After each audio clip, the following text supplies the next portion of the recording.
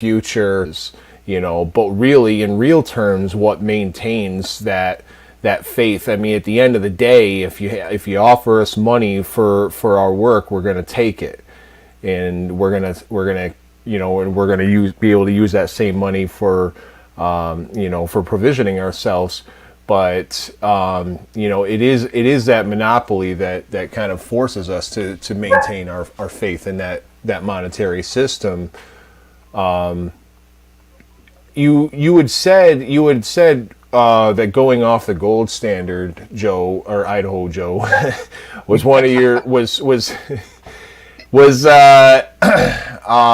to you I forget the wording that you use, but to the detriment of the country, maybe, perhaps. I don't know what your Close precisely your to view the is on that. detriment So of our financial structure. Now, the thing is, we've done the central banking. We had hard currency. We had backing. The Confederacy had their backing. They used whatever. Of course, once the Confederacy lost all value because all of the assets that backed the Confederate money were absorbed by the Union, which means all that paper money that represented silver certificates or gold certificates, no longer valuable because the Confederacy no longer existed and no longer had possession of the silver to back those certificates. Right up until 1907, whenever it was, Nixon decided, you know what, our central bank, the Treasury, our Federal Reserve, whoever it was that was in charge of our money, that following what was the banking accords prior to World War II? The banking accords prior to World War II or just after World War II? Just after World War II, because the U.S. entered into a bank where we were. Federal Reserve and Treasury Accord. Is that what you're talking about? Yes, I think so. Anyway, we went into some post World War II accords that said the U.S. would become the reserve currency for the world under specific terms. One of those terms was that we would always have a gold-based or silver-based currency. Yes. Yes, remember? Yeah, remember that. In order for the U.S. to be the reserve currency, it had to be backed by something. Yes, by gold. Yeah, it was backed by gold. The interesting thing is by 1970, the Treasury and the Central Bretton Woods. Yes, thank you, Delbert. Appreciate that. The Bretton Woods Accord. Yeah, there is that too, Lena. But the Bretton Woods Accord. Now, by 1970, one of the things that we come to realize is that we were actually using MMT in practice because we were no longer backing them. We were printing the money as we needed it. We were fighting a war, so we were printing money. We were in Vietnam. We were printing money because we needed money to pay for the war. We printed more money than we had to back. Actually, what we were doing was running deficits, Right. to pay for the war. Okay, but we had gotten to the point even by then that we weren't printing money as much as we were issuing reserves. The reserves are electronic money, basically. Right. So we were using electronic money even back then. Exactly. Okay, yeah, so it wasn't so much the printing, but it was creating money beyond the gold that we had to back it, because we had promised, to redeem the money in gold at $32 an ounce, and we were running out of gold. And the French were making a run, on our gold, because they disagreed, with our Vietnam policy. Okay, and so they were making runs, at our gold. Okay, and Nixon was afraid of a default, so Nixon took us off the gold standard in 1971. He did. It was a very simple move. He closed the gold window, at the Federal Reserve. Okay, and he said, we're not going to exchange your money for gold anymore. We will exchange your money for other money if you want, but it's not going to be gold. And so that's how, okay, he ended it. And this move by him was actually following Franklin Roosevelt. But Franklin Roosevelt Yes. closed the gold window domestically in 1933 because he also was worried about, running out of gold. Mm-hmm. So Nixon just did the same thing in Yeah. 1971. And that's what brought us to a full fiat currency. But that's one of the things we bring back to what Sam mentioned, the monopoly on force. Now, money, our currency, if we're only allowed to use one specific kind of currency, the government has the monopoly on that soft force. In much the same way that the government, whether it's local through the police or whether we have the federal military reserve capabilities, you know, the government has the monopoly on force, the monopoly on violence. They are allowed to create any reality that a politician decides is the thing to do through our institutions. And that includes the institutions of race, the institutions of our finances, the institutions of our economy, the monopolies that we center and control things through our too big to fail organizations. We take a look at Bank of America, too big to fail. The irony is Bank of America has gone on and it's failed how many times? Thing is every time Bank of America fails, It's we gets bail bailed it out. out. And in the process of bailing it out, we lose small banks, we lose small credit unions, and all Yes. of them get absorbed into the one institution that repeatedly fails. So we're taking these small community banks, we're taking these small savings and loans, and we are consolidating them into organizations with the worst practices. Mm-hmm. Mm-hmm. Because Yeah, that's what's happened, Joe. That's what's happened. that's what our Absolutely. institutions have been doing. I'll piggyback on that. I think that it's happening not only in the banks with the banks, it's happened in every vertical integration that you want to speak of. Healthcare is the same issue. All of Absolutely. corporations, these huge, huge institutions like Amazon that has wiped out ma and pa. And I mean, we can keep going, but I think that that truly is exactly what has happened because we have also gutted the ability for the corporate, or I mean, for the governmental agencies to regulate. We've either Yeah. underfunded them or deliberately sidelined them, given them a puppet head that just runs interference and keeps everything, you know, contained. We have not. I mean, I'm an accountant by training. Ended up going into banking.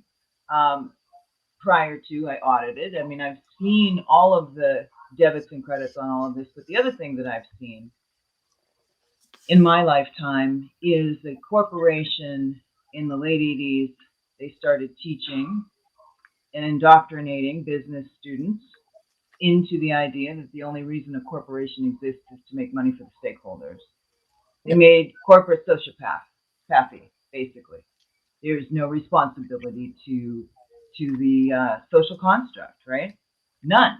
There's no reason for a corporation to do anything now that supports society, which in the past that was not the case. A corporation could not run roughshod all over society without there being sincere and severe uh, consequences for doing so. Oh yeah. So, so I don't I hear what you're saying 100% when it comes to coming off the gold standard. I personally don't have that much of a problem with us not being on the gold standard. What I have a problem with is this idea that there are such things as free markets, truly free markets. Not here. We don't have them. We No. don't No. have we don't even have the ability to have small business competition because you can't get a loan. you can't afford to start up at 11.5%. And oh, by the way, you've got to pay for healthcare. I mean, it just goes on and on and on. Well, it's worse than that, because it's one of the things you step in and you go, okay, I'm an entrepreneur. I want to start a business. Okay. I decide I want to do a bicycle delivery service. Okay. Now, I can't get a small business loan because of what's involved in it. And my main competition happens to be Amazon, because Amazon just got 10-year free land grant, tax-free status in the state, for 10 years to set up their own fleet of delivery trucks, complete with all of everything else that goes with that, their warehouse, their distribution center, including removing the laws that prevent them from dumping when they want to run competition against targeted, they've gone through and they've succeeded. And here I am, I'm trying to run a bicycle delivery service, and there's 10 Amazon trucks, delivering. Not to interrupt, but target demographic. we got a video sent in from someone who couldn't be here today. I want to play the video real quick. It's just 1 minute long. So this guy is running for Congress, and he sent us in a video because he couldn't be here today. Hi, I'm Daniel LeBeau, and I'm running for Congress in Virginia's 6th Congressional District. That's the Shenandoah Valley, from Roanoke up to the state line in the north. And I'd like to wish you all a very happy New Year. And may I make my suggestion for a New Year's resolution? I think we've already heard from some MMT proponents, but I am suggesting that everybody learns MMT as soon as possible this year. You can read Stephanie Kelton's book, The Deficit Myth, and Warren Mosler has some information online too that's great. You could read that and then get in some discussions with people on Twitter and the other sites, and that will really help hone your knowledge. Because if you're going to promote progressive policies, and I know you are, leftist policies that benefit the people, you need to know where the money's coming from to pay for it. And so this will really help you. There's so many things that are wonderful about learning it, and it gives you power and gives you confidence when you promote your good policies. And secondly, I'd like to ask a favor. If you would go to my Facebook page, we have a little issue going right now. The Democratic Party is showing themselves, and I'd like you to see it. I'd like you to like the page and or the post and give me a little support. And keep an eye on my page for the next few days, and you'll see what develops. Thanks a lot, and have a happy New Year. I love how we ended asking for a favor. What's that? So let me say, What was and what did because so there was a bad echo in the beginning. Can you repeat what was his name again so people know who he is, where to find him? Danny LeBeau, I think. Is that it? Okay. yeah, Danny LeBeau. That's right. Okay. Danny LeBeau. Yep. Tommy And LeBeau. he brings up some very solid points, because MMT is exactly the theory of money that we have to work with if we're going to succeed under the system we currently work on. The way we handle our money now, the way we work the fiat currency, how we need to balance it. We stick with the fiat currency means of conducting finance and measuring our key performance indicators. And now, one of the things that was brought up is money really the thing that we want to do? Is that really the key performance indicator that we want to? Because we were talking about gross production. Gross production, net production. How much is it we produce as a nation as far as income, as far as value? And it's interesting because I don't know how much we actually produce in value here in the United States. We have no manufacturing infrastructure, or very little.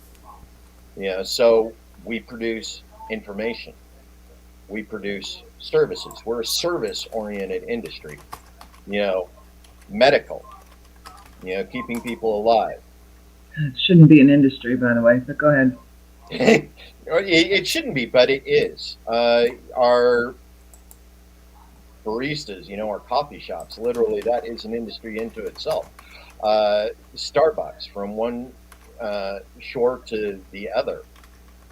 DoorDash, delivering, how much do we actually produce in real production versus just moving information around as a nation? How capable are we in the trade skills to where we can go in and we can produce the houses that we need for people to live in? We have a housing crisis all across the United States right now. We do not have the skilled labor necessary in order to build the quality of houses that we need in order to sustain housing for the next 20 years even. How do we measure that against our key performance indicators, against our gross domestic production? Because I can throw data around all day long. Data doesn't put a roof over I think that's a very important question, Joe. And I don't think there's an answer for that question right now. Well, and I think, Joe, not to interrupt, but since we're talking about key performance indicators, which, by the way, I am not a fan of, because most people who throw that crap around don't even know what they're measuring. And yet they got this KPI that's going to tell you all this stuff about what's going on, and it doesn't tell you anything. But anyway, KPI's in the green. I'm good. Right. No, exactly. Exactly. So I think that one of the things that MMT does is it forces the conversation of what's wrong. And what's wrong right now, in my opinion, is that we are measuring gross domestic product and looking at that and inflation indicators and unemployment and all of that. But it's all structured around big business, and it's all structured around the private sector, which we're talking about the top of the private sector. I mean, I think the private sector has its own macro and micro, and it's all trickle down, and it ain't coming down. We're not getting any of it, right? No. And the other thing too is, gross domestic product based on how much goods and services are transacted, right? Based on a price, which is not regulated, right? Like, now I'm going to get into healthcare here real quick, and I just want to drive this point because I want to see what you guys think about it. Healthcare costs so much because it is run by the insurance industry. Okay? Yes. They own it, not in every case, but in most cases. They're either major partners of, or they own hospitals, which are what for them? Cost centers. And it behooves them to keep the cost of those cost centers down. What does that do?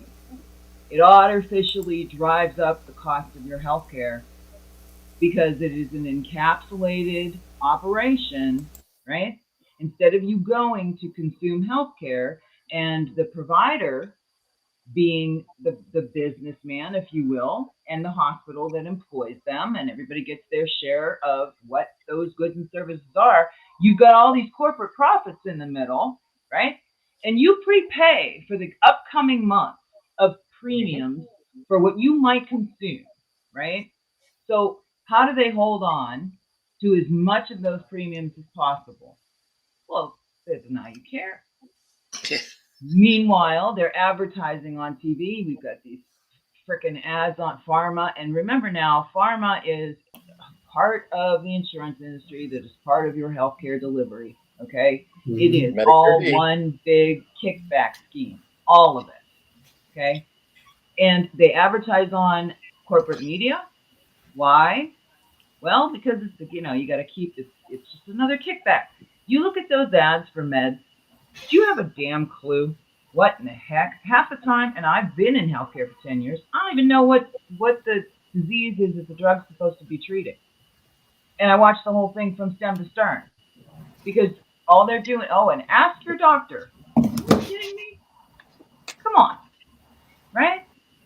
So what I'm getting at here, though, is when the costs of something are artificially inflated, and when I say artificially inflated is that there are no cost constraints on massive corporations right now. None. No. right? And to them, that hospital, again, how do I keep the costs of that cost center, right? I don't want that cost center to blow up on me. How do I keep those costs down?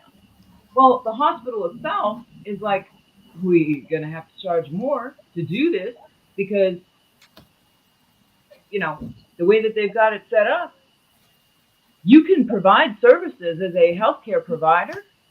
And then the insurance company will come back in months later and say, hey, you know what? We're going to do an audit. We're going to reach right into your electronic transactions. We're going to take out 6 months worth of revenue. And you're going to have to come through an audit. And you're going to have to prove to me that even though you provided these services in good faith and we paid you, now we're going to make you prove that you did it the right way. Right. This is what's going on. So our GDP, in my opinion, doesn't mean anything. Because we don't actually know. Okay, what GDP is it's a measure, okay, of activity. Mm-hmm. Yeah.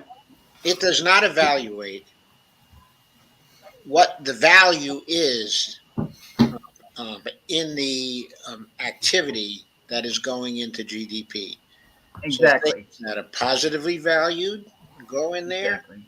Things that are negatively valued go in there. Exactly. And they ordered they add it all up, and then the higher number is the better number. Mm-hmm. Really makes means nothing. very little sense. Okay, and many of us have known this for 60 years now. Mm-hmm. There were critiques, okay, of GDP in the 1960s and 1950s as an indicator that should not be used, okay, in economics. No. Mm-hmm. But Mhm. that indicator was advantageous to too many people and too many businesses Corporations. and governments. And so they pushed the use, okay, of GDP. One of the reasons why they pushed the use of GDP is they had a way of measuring GDP. Exactly. And the more intuitive ways. aspects of value, the more real aspects, okay, of value, they had no easy way to measure. Well, And even though since then more work. there have been techniques, okay, which were developed to measure those aspects, okay, of value, they are not as easy to use as the economic techniques.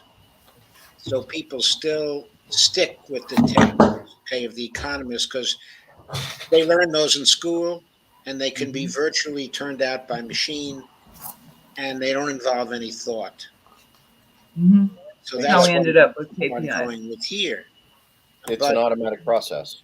Yes, it's an automatic It's easily done. process. They And can it's- put it on automatic. They don't have to think about it. Well, but they do think about it really hard, Joe, because they skew it and they put out things like 20% of the American economy, GDP, is healthcare.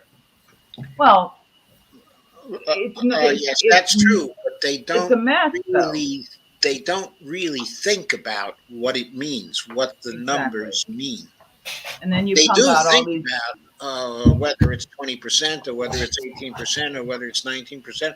They talk about that all day long. But it's garbage. It's garbage. What we are producing is garbage, and that is what we've lost. Is what value are we putting out there? And I'll tell you right now, the corporations don't give a crap because all they care about is making more money. All they care about is staying on top. Stephen Hale's program, a lot of Stephen Hale's program is going to be about this and about different kinds of indicators to measure progress. Right. Yeah, I'm really looking forward to one of that. the most important things about it. That's wonderful. really I can't important. wait. What does everybody think about what Bob Wobbable is saying here?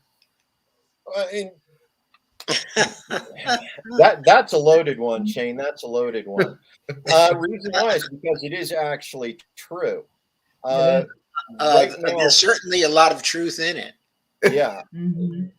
Most of the industry, most of what we buy, this consume, is manufactured overseas. It's not necessarily China. We have textiles coming out of Vietnam, Cambodia, Southeast Asia. You know, we got other disposables coming out of Mexico. I mean, what is it? Last 20 years, 70% of the global heroin has been produced out of Afghanistan. You know, we continue Opioid to, crisis. yeah, we consume, and it's all imports that we're consuming. Our trade deficit is through the roof. Yet somehow we are still considered the richest nation in the world because we still have the money to buy this garbage.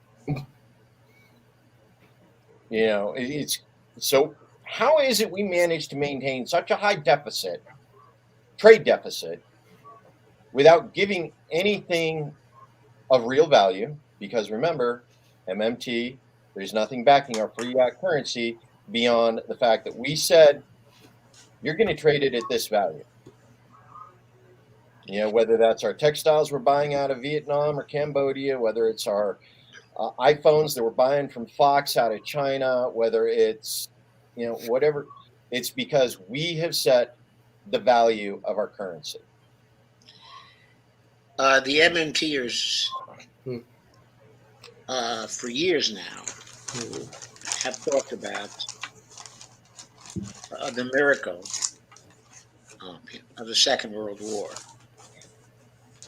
where we ended the Second World War, Yes. and all the Japanese wanted to do was to ship us goods in return for our electronic money.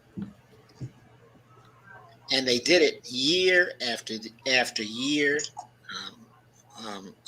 after year, and they've kept on doing it. Mm-hmm. Okay, and if we had imposed a peace upon them, requiring them to do that very same thing, they would never have done it. But they did it out of their own free will, sending things that were of material value to us for nothing but our electronic money. Here's a question, Joe. If is Japan a monetary sovereign according to MMT? Well, yes, Japan is a monetary sovereign right now. So what do they need with the U.S.'s money if they're monetarily sovereign? Can't they just use their own money? What do they want with our money? The exit of World War II is the Bretton Woods Accord, and that money was backed, even though it was electronic money, it was backed by gold. And that was the thing we were discussing from the end But of the since war, 1971, it hasn't been backed. right up until 1971, and we had a lot. Japan did exceptionally well as far as rebuilding itself as a nation up until 1971.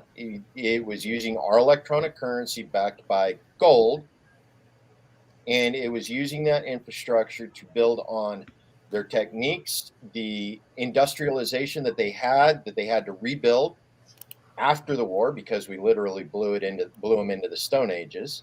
But they had all the lessons learned from the industrial technology before, so that they were able to build second, third, fourth generation equipment models. They were able to take what Henry Ford did with the assembly line, upgrade it. It's one of the reasons why once Japan started selling cars in the United States, the Japanese models took off because they were better produced. They were more solidly constructed, you know, and they provided things that our own industries no longer did, because one, we were getting ready to go off the gold standard, and two, we hadn't upgraded any of our equipment since the end of World War II.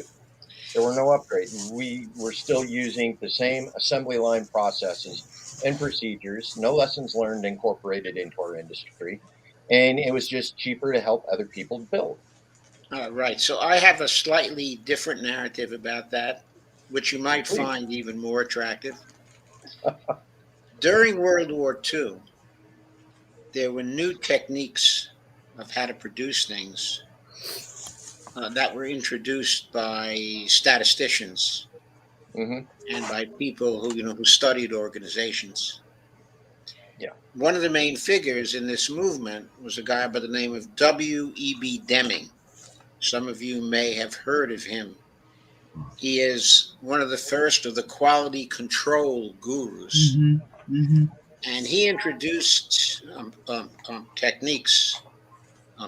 He and his professor introduced techniques into to war production in the Second World War that were immensely effective, but they were connected to the government and to regulation by the government.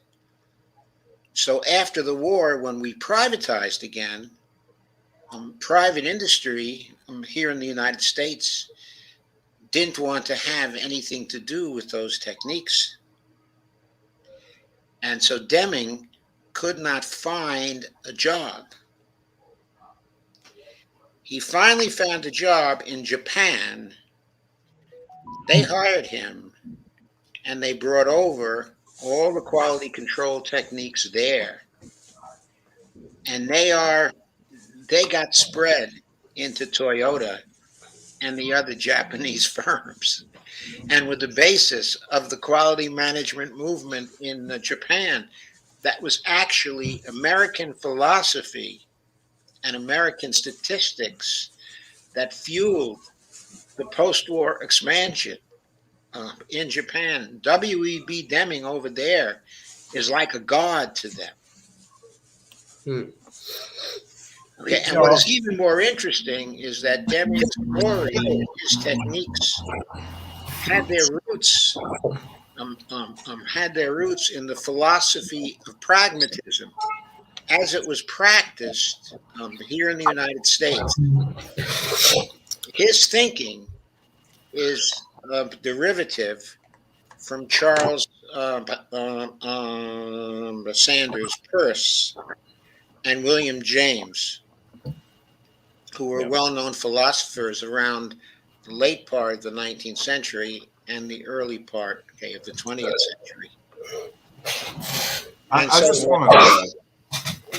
And that's solid, Joe. That's solid. And it's one of those things. It goes back to the indication of the failure of, yeah, I'm a libertarian, but I'm going to slam capitalism an awful lot. Reason why is because capitalism is not the free market, like Lisa mentioned. Okay, capitalism is the thumb of capital on the market. That's what it is. So when you turn industry over to the money, it all becomes about the money rather than the market. Yes. So there's no market, and it's never existed, and that's one of those things. And in World War II, like you were stating, we had all of this great opportunity, production capacity based on American ingenuity that was ready to catapult us from our post-World War II golden age into the age of empire, which is a different connotation now than it was then with the Empire State Building. But we were ready to catapult into that cultural empiricism, and we gave it away. We started chasing the almighty dollar faster than we were chasing the culture that would have created, freedom and liberty for all, because it was there for us. We had the means to give everybody a job with a 30-hour work week, so they had their weekends, and everybody was getting the kind of things they needed without excessive consumption to give us the society that we believed was going to happen when, Hanna-Barbera came out with the Jetsons. Well, I feel like Idaho, Joe, that when the Lewis Powell memo was drafted and disseminated in 1973, and it kind of brought together the multinational corporate heads, they really they assembled like a football team and launched their assault. And, interestingly enough, people may remember when Jimmy Carter was running for re-election against Reagan, when Reagan and Bush were running for the nomination of the Republican Party, it was actually George Herbert Walker Bush who was making fun of Ronald Reagan's economic plans as calling it voodoo economics. And that's where we first heard about the trickle down economics. But I mean, That's if we true. trace what happened through, what we saw was the immediate offshoring of you know, production when it comes to textile work and all types of production, including more free trade agreements. At the same time, you see hundreds to thousands of miles of railroad line taken out of service in the United States. At the same time, when to call back to good old Nihonjin in Japan, there they, you know, in 1964 they began their first service with the Shinkansen, the first high-speed rail network in the world. And they've made constant improvements to their Shinkansen, but they also have freeways. They've also got record-breaking suspension bridges that they've built across the Akashi Straits outside of Shikoku. You know, I mean, their advances in engineering span, you know, a number of disciplines. And, you know, as per the yen and the issues with the Japanese stock market, of course, you know, they've had a number of issues as well. But, you know, I would be remiss to not acknowledge, you know, the 400-pound gorilla in the room, which is the petrodollar. And it's, you know, I feel like the use of the SWIFT banking system constantly as a stick in the carrot and stick foreign policy of the United States when it comes to doling out sanctions has, you know, by restricting certain countries' access to the SWIFT banking system under certain financial sanction regimes of the United States, unilateral sanctions in most regard.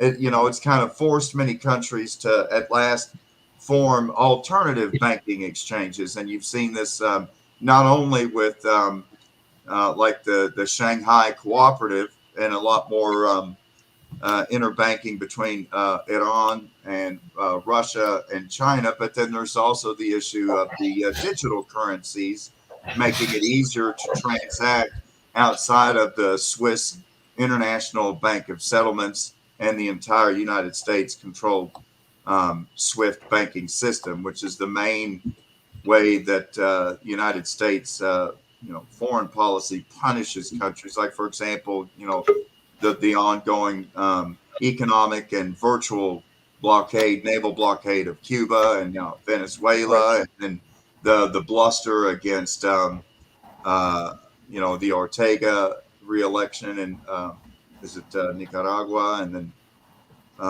you know, we're seeing we already saw that in Bolivia. So it seems like there's so much more money invested in the corporate privatization of the military industrial complex and our foreign policy. The proof is in the pudding and what the legislative sausage being cranked out in the terms of these ever growing astronomical defense expenditure bills. You know, I mean, each successive National Defense Authorization Act has all kinds of treats and cookies for, you know, Adam Schiff's favorite Raytheon and Boeing and all the others. And every now and then they sneak in special treats like Section 1021 that Chris Hedges took issue with, that called for the indefinite detention of American citizens if they're de-citizenified, or I don't know, defrocked as a citizen, excommunicated as an American. I don't know. It turns out we still have land. Expatriates, exiled expatriates. Expatriated. Yes, that's it. Yeah. That's the term. You're expatriated to Club Cuerno Bay because we still have land in Cuba. It was our first foreign base, and that's our longest foreign base. Expatriated. Yes, that's it. That's the term. You're expatriated to Club Cuerno Bay because we still have land in Cuba. It was our first foreign base, and that's our longest foreign base. We got feedback somewhere. Yeah, there's a big echo there. I mean, I don't know. That's the term. You're expatriated to Club Cuerno Bay because we still have land in Cuba. It was our first foreign base, and that's our longest foreign base. Yeah, there's a big echo there. That's the term.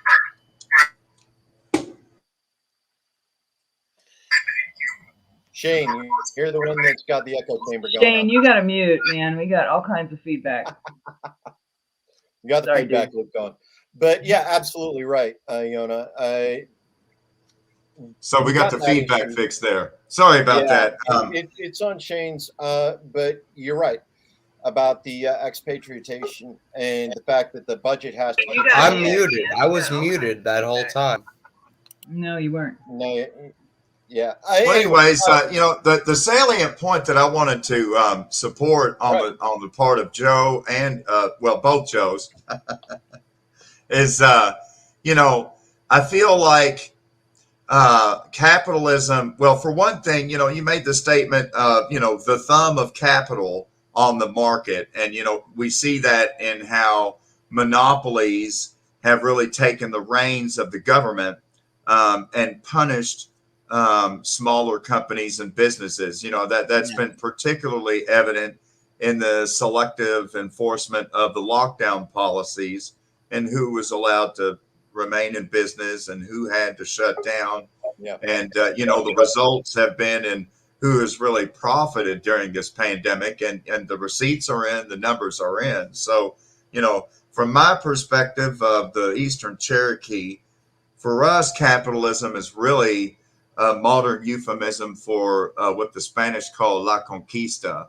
And the great capitalists of today are just basically modern conquistadores. And so for us, it's still the thumb on the sword. It's still the commodification of all living life and really the erasure of intrinsic value. And I mean, it's for us, it's a system of death and emptiness. And I feel like a lot of people, they describe it as, running on the corporate treadmill or the rat race or just a draining experience because it's a very linear experience. Whereas for us, everything is a cycle, everything is an orbit, a rotation, and we think in circular or 3D fashion.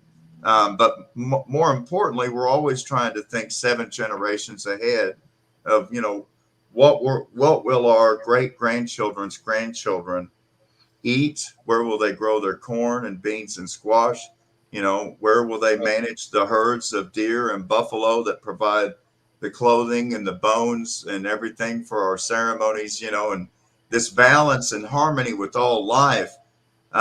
It's just everything is so upside down for us, and I feel like it's almost like the magnetic polar shifts in world. And I don't mean to take it off the rails, but the point I'm bringing forth is, we look at that the earth owns us. We don't own the earth. Property owns us. We don't own the property. Our children and our wives own us.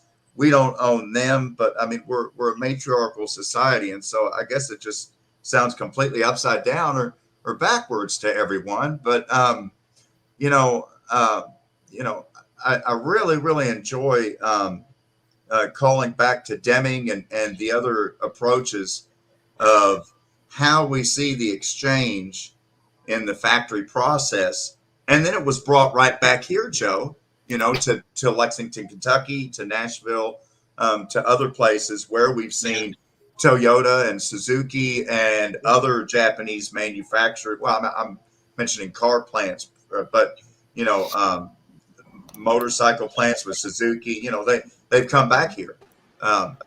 And so it's been an ebb and flow with that innovation and then incorporation of that innovation. So I definitely pick up on what you're saying there, Joe. All right. So I think on that note, the hour is done, and we have It is. It is. panel. And One so of the things I wanted to bring up real quick before we sign out is, Yona, you're absolutely right about the conquistador. We are in an empire that is going through a cultural process of deculturalization. We are stealing the individuality out of our communities. We are creating assembly line automatons to fill a role in empire. And that is going to be the death of humanity. It's the death of culture, and there is no cultural perpetuity in empire.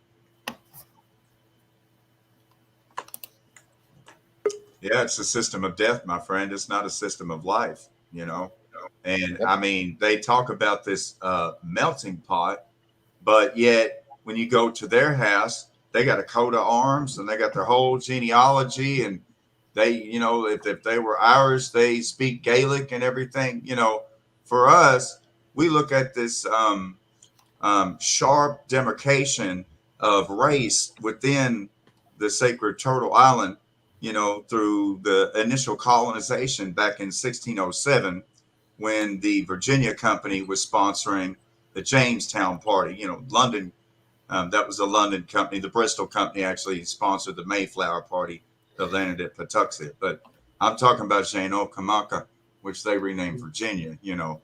And when they arrived in Virginia, they finally led to two different rebellions. In 1623, the Powhatans, led by Chief Wahun Sanaka, or they call him Chief Powhatan. That's Matoaka's father, Matoaka, known as Pocahontas. In 1623, they burned down many of the places, and there was a peace conference. And the first doctor ever brought to America, trained at Oxford, class of 1605, his name was Dr. John Potts, and he prepared a punch to toast to all their health, 200 warriors plus, like 205 or something.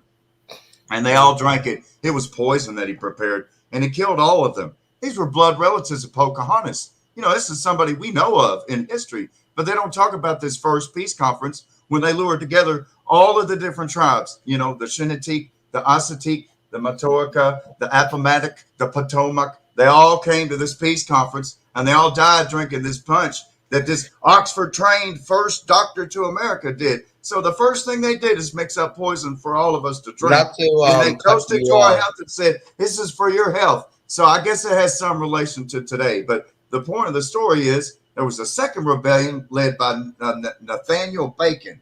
He called it the Army of the Poor.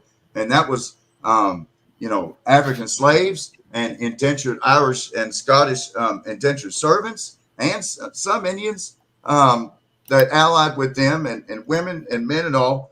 But, you know, it was a socioeconomic underclass, and they went to every single master's house from plantation to plantation and burned it all down. And for the first time in American history, after this revolution in July the 4th, 1676, there actually was an equality and a kind of new America, you know, a fledgling democracy for about 3 or 4 months until the ships arrived from England.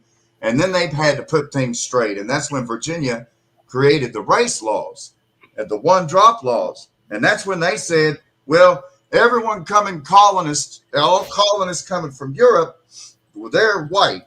And all tribes here in America, they're red.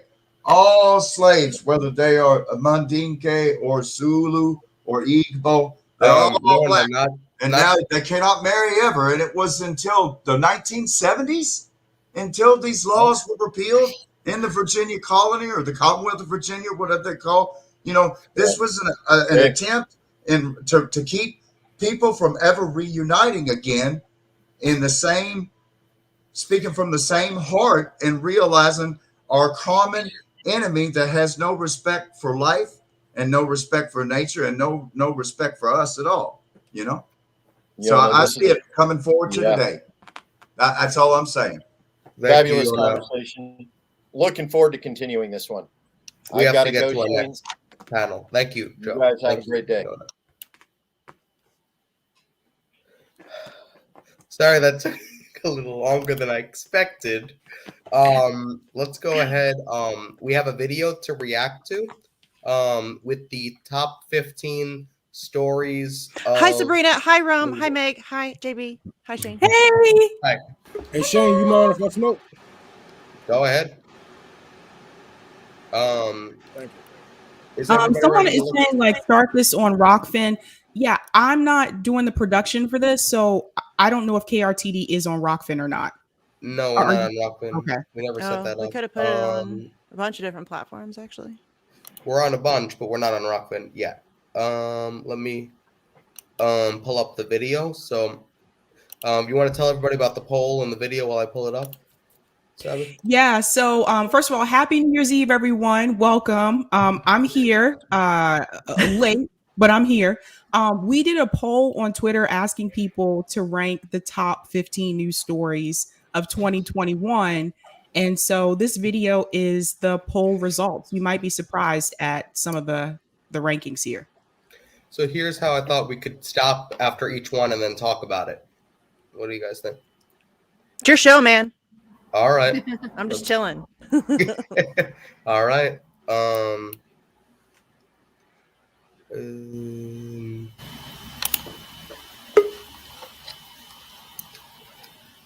Let's go ahead.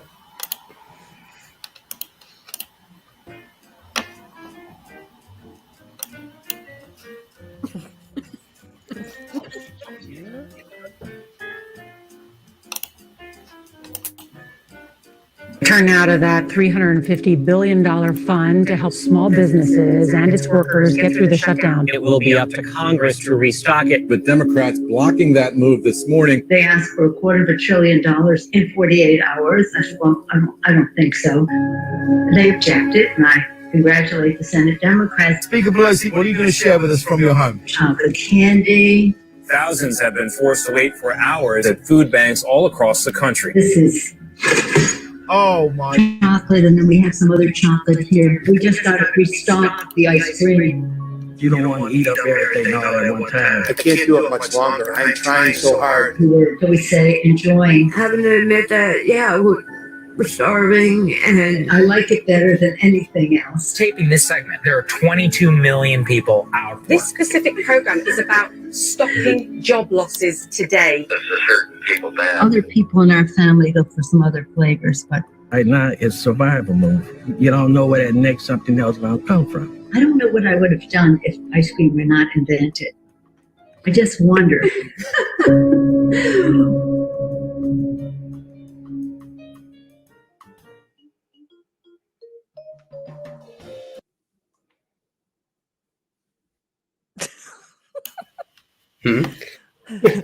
Is this the part where we get to roast Nancy Pelosi for being an out-of-touch cretin? Because she's insufferable. Yeah, she's garbage human being. I mean, they all are. But she's just particularly blatant about it. I mean, bragging about your ice cream that she just had restocked. Notice she said, we just got it restocked, which is code for I don't grocery shop. So my people restocked my fridge for me. My $24,000 fridge. You know, she's Let garbage. them eat ice cream. Yeah. And the fact that Donald Trump is so able to use that effectively against them. Mm-hmm. I mean, and anybody's going to be able to use it against them because it's terrible. How many people can afford a fridge that costs more than some cars? I think she has two of them. She does. Yeah. Why does she have two?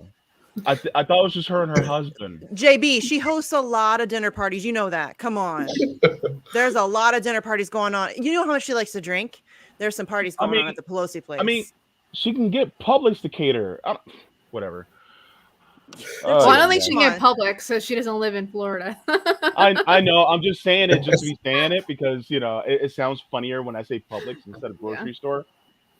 But yeah, I mean, Kroger. Kroger. But she's so out of touch. The fact that she doesn't even realize that there are refrigerators that are cheaper than $24,000. Oh, she But you'll realizes. also do the job. No, she realizes. I mean, this it's a status thing. Yeah. It's 100% a status thing. I'm pretty sure those are old refrigerators by now. I'm pretty sure she upgraded probably her kitchen and everything. Probably built a new island and all. So. Yeah. And she has Also, why do servants that get her the things from the fridge. You know, who needs that much ice cream? Just weird. It's just weird. It is weird. She is older, so I'll give her that. Older people do like ice cream, but she's still a psychopath. Yes. You know, she's like at a certain point, like, man, you got to look at these people like they have been in office so long, they know what's going on, and I don't know if I was in power, would I be able to smile again, knowing what's going on, you know, and having this data at, you know what I'm saying, at my fingertips anytime that I want. If I can actually see how many people are starving or homeless in my district itself, let alone around the world, because she is one of the most powerful women in the world. As of right now. You know, as much as she likes chocolate, you'd think she'd want to treat black people better. Oh no! Oh, JB went there. How she gonna get her child? Look, no, they don't want to do that because then you treat the black people better. Then they're gonna start building their own little factories and whatnot. Then we're gonna charge the, you know what I'm saying, up prices for you know what I'm saying, for our cocoa beans or whatever the hell it is that they need. You know, so yeah, keep them down, keep them slaves. That way they work for low wage. Amen. Yep. That's 100%. Can't say it better than that. We ready for the next? Indeed. Yeah, the hell with Pelosi. You forced me to watch Nancy Pelosi like 3 times today now, Shane, and I don't appreciate it. I'm just saying. I'm just going to say it out front. Prepare extra videos, so I just was going with the ones in the library. Okay. Yeah. But Loving like her 3, maybe 4 times. I don't remember. It might be 4 times, but I am offended by this. Okay. I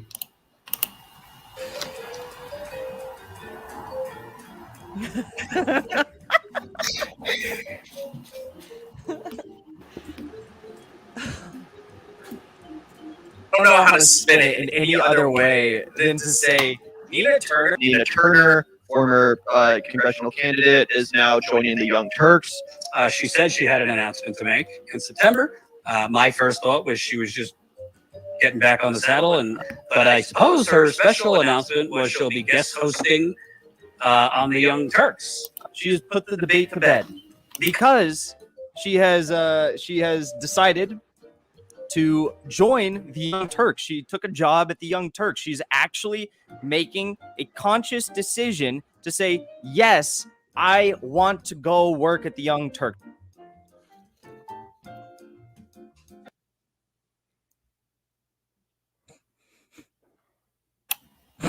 Oh, that's a bad one. Do you guys remember how much shit I took for calling her out?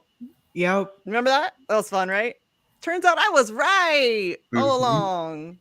Well, she signed that contract a couple of years ago, which I think she could have broken, but then she got into bed deeper with them. Isn't she doing a podcast for them now behind a paywall?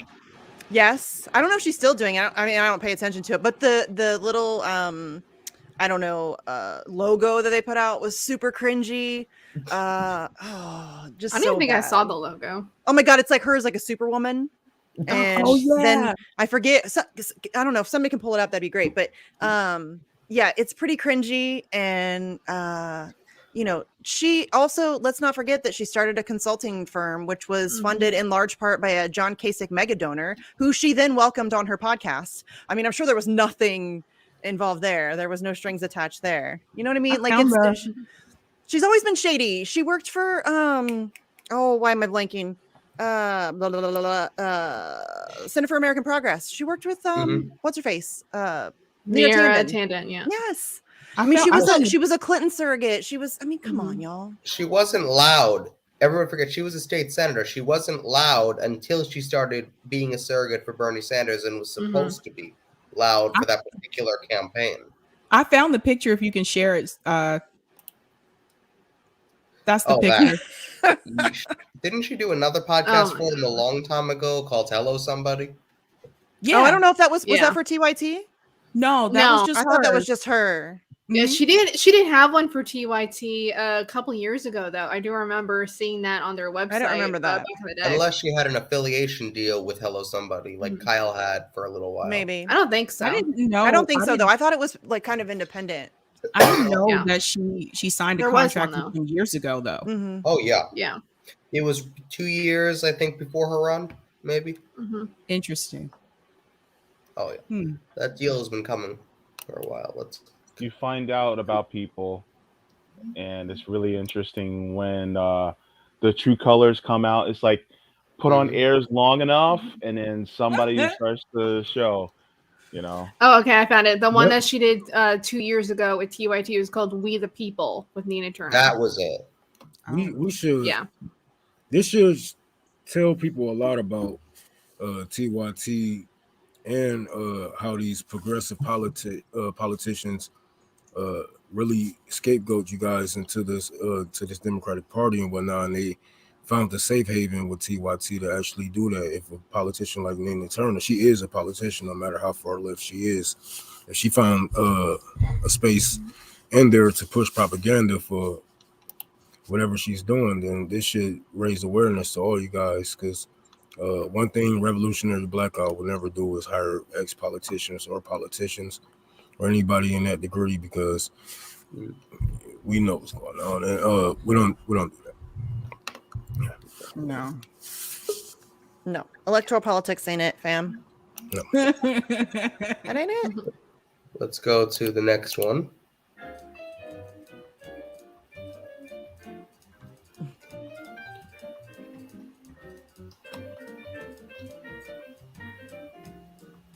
Jake answering a question from a viewer about Kyle Kalinske. He's no longer with TYT. Let's expand that video and play it in its full entirety. Matthew H.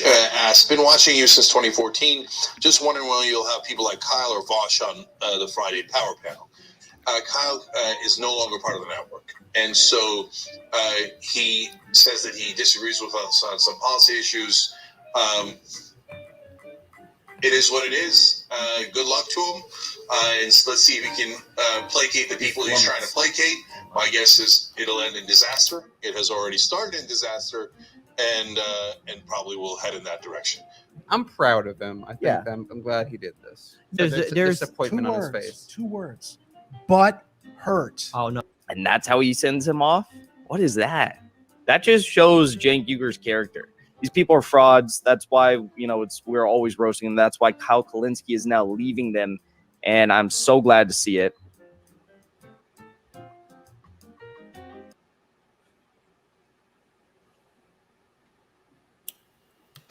Yeah.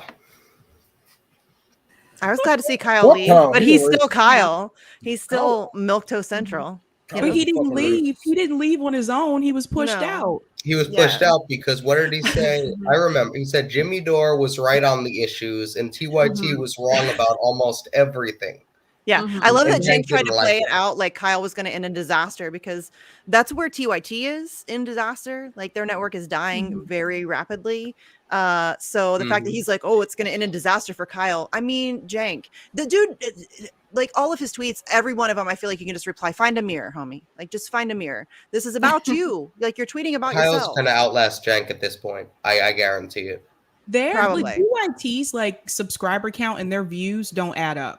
No, of course not. It's not real. That's not real. That's not real. You can buy subscribers, bots, I think, on Amazon. Well, or and eBay, they're protected by the algorithm. They're in kind of that mainstream algorithm, the corporate media algorithm. So that saves them from losing subscribers and from having subscribers purged. And it, you know what I mean? It boosts them up in the views. Well, because they sold out. If they didn't sell out, they wouldn't be given this preferential treatment. I blocked them multiple times. They still pop up on my damn YouTube every fucking day. Yeah. Yep. I mean, as far as their subscriber count, I think a lot of those subscribers are just people who were followers of TYT, but just probably don't even watch anymore. As I know, I'm like, I still have TYT on my YouTube. I'm still subscribed only because I still want to see what the hell they're saying. That way I can see what's going on. I follow a lot of people that I don't really watch, because I want to see. Well, they have 5 million subscribers, and they'll get like 200 viewers on a live stream. Exactly. Yeah, it doesn't make any sense. No, that's clearly inflated. I mean, it's all inflated. It's a lot of dormant subscribers and a lot of fake, a lot of bots. And their main show actually is outperformed by some of their other shows, by some of their other hosts, believe it or not. That's not surprising to me at all. Some people just like that one guy who does a show there. They're like, I'm gonna watch him. I don't care about the main show. I don't want to see these people. I just want to see this one person. Yeah. When I used to watch, I only watched for aggressive progressives. I didn't watch the main show. I couldn't stand them. Well, Ben Dixon's a part of TYT, but on his channel, he has like over 100,000 subs, but he gets the same number of views I get. That doesn't make any sense. No, something doesn't add up. And you gotta remember, like, they was popping around the time the vote blue, no matter who. They get on these trends, so it's easy to get followers through certain hashtags, especially on Twitter or whatever. Clickbait shit. Yeah, culture war, drama, all that stuff. But that shit never lasts. You know what I'm saying? That shit never lasts because you're not actually fighting for anything. Because these people looking for that type of news that you call that you are reporting, they're going to be on to the next thing or the next hot thing. You see how fast they get on the Jimmy Dore thing, and everybody had to get on the Jimmy Dore thing, and everybody had to get on this and that just to keep their just to keep their brand moving, just somewhat, because everything is stagnant right now. We are the only ones that's actually growing on the left. You know what I'm saying? Our organizations are actually growing on the left without electoral election going on right now. And all they had to do to keep their heads above water, they had to do one simple thing: not say anything about forced the vote. Either support it or shut up about it. Because the second that Anna Kasparian opened her mouth, she ignited the war with Jimmy Dore. If they would have shut up about it, they could have kept their viewers. They could have kept their somewhat progressive status, and they could have been quiet about it. I don't think they would have kept their viewers. It would have gotten pushed. I mean, Jimmy Dore was pushing it openly. Yeah. Well, no, lots I of know people that. were. Brian Joy was, or they did their job and went against us. yeah. No, that's true. But I think they would have been in a much better place if Anna Kasparian just kept her mouth shut. Yeah. Yeah. I mean, basically, the only thing that they have, the only thing that I ever see them talking about is shit going on The View. It's like, I don't give a shit what Meghan McCain says. I don't care. It's I don't TMZ. care It's at all. political TMZ. There's a It couple of is. those channels you know out what there Anna that only deal Kasparian's- in like Twitter drama and gossip and all of that stuff. They never cover anything You real. There's ever a couple of those see- channels out there. You It's ever see unfortunate. the progressive voice, I think he calls himself? He went on with Anna Kasparian. She's like, "You're my guilty pleasure. You're like the TMZ of the left." Yeah, there's a couple of those channels. There's a you can put it like this: TYT support is like being a sandbox. It's like being in a sandbox filled with mud. It's like, yeah, they have a Talk about Misty wide Air, amount nigga. they have a wide amount of support, but it's very soft. Whereas we're standing on a concrete block. It may not be as wide, but it's solid. And the thing is that's because of what we cover. And so I honestly think I'd rather stand on that concrete block than be in that, box full of mud. So So let's go to the next one.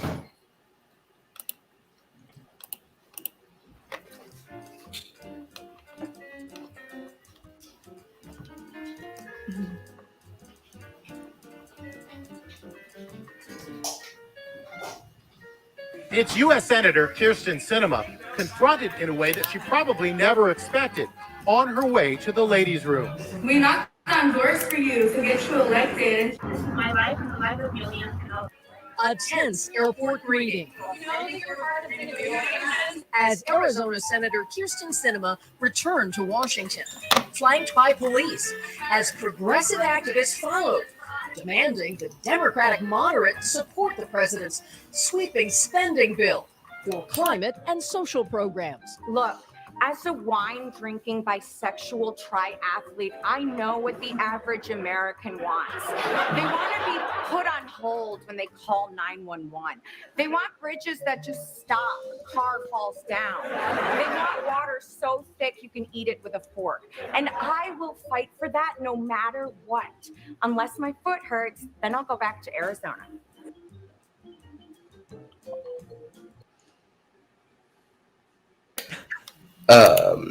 She's a Green Party activist, by the way. Everybody. No, she's come on. I mean, she is, but well, she was a Green Party activist. Yeah. Everybody forgets that. Yes, She they're all was playing for roles. she was for $15 minimum wage too. She was pushing for that. Was. And then when she got her power, she thumbs down y'all. And motherfuckers that's like how she it Sean always Connery goes or something. down. That's how it always goes down. I don't care who you are. People get mad at me for saying this. Listen, I love some people who are running for office. If they win, which is very highly unlikely because our elections are completely rigged, but if you are to win, you will either assimilate yourself, you will either comply and conform, or you will be pushed out. That's it. That's how it works. That's it.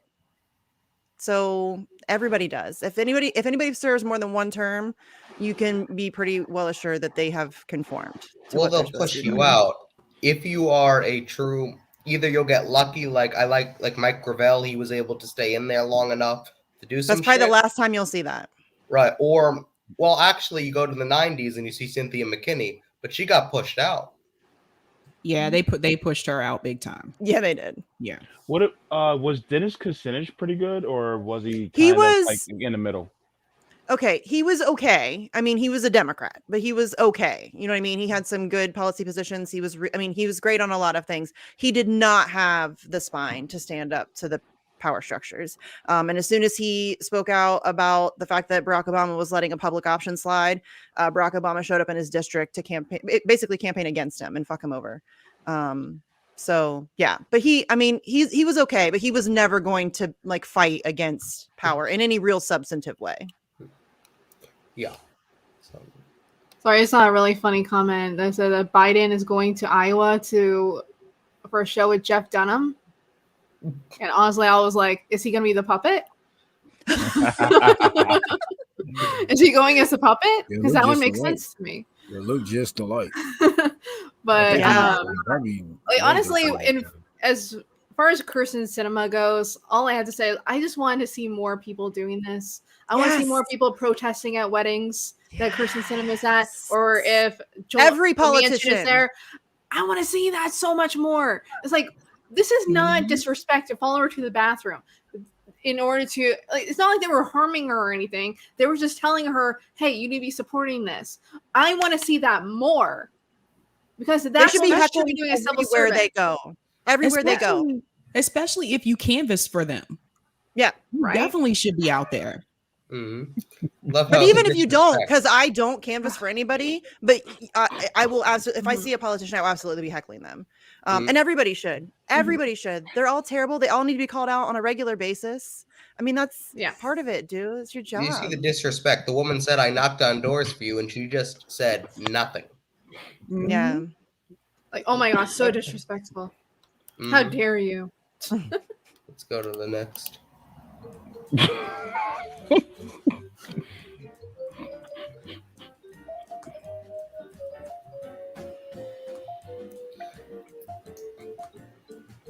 Hello, Virginians. My name is Princess Blandon, and today I am grateful to announce my candidacy for Governor of Virginia as the nominee of the newly formed Liberation Party. I saw a video of Princess on Twitter. I think it may have gone viral. It was one of the first things I saw that day. And she is speaking about what happened with the governor debate in Virginia. On the ballot. And what did you just do there? I just made it very clear that I am a candidate to let Virginians know that their censorship of my candidacy is racist. It is very sexist. It is very oppressive. And it's a form of voter suppression. Their goal is to make sure that Virginians don't know that I exist, so that they feel that they have to choose between the lesser of two evils. How are you being censored? They will not allow me to participate in the debates. I made it on the ballot. They have an already made base. I had to work 10 times harder to get on that ballot just to be told that I'm not allowed to debate. I have to come and sit in the audience. I mean, that is a bunch of bullshit. That's exactly what it is. Do you think and then no police come when this man is literally physically pushing against me. He's taking his big body and he's pushing up against me. Not one police officer comes. We're not going to sit here and talk about it. I was told that this is for the business class. Well, guess what? Those are two millionaires. I made less than $1,500 during the last reporting. She argues her campaign speaks to voters who feel left out by the two major parties. And they feel that nobody's listening and nobody cares. And so it is definitely a breath of fresh air when they see that there is a candidate that is fighting for all of us, for all working class, for all marginalized community members, for all of the oppressed people.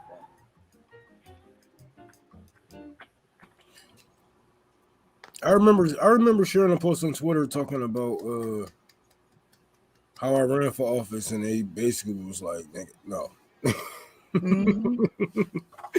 Like, but it be like that. And some people make it through those, it's hard. It take a lot of money, tens of thousands to get even up there, so when I saw that was heartbreaking. But I was happy as hell when Sabby actually got her on the show. I watched that whole thing live.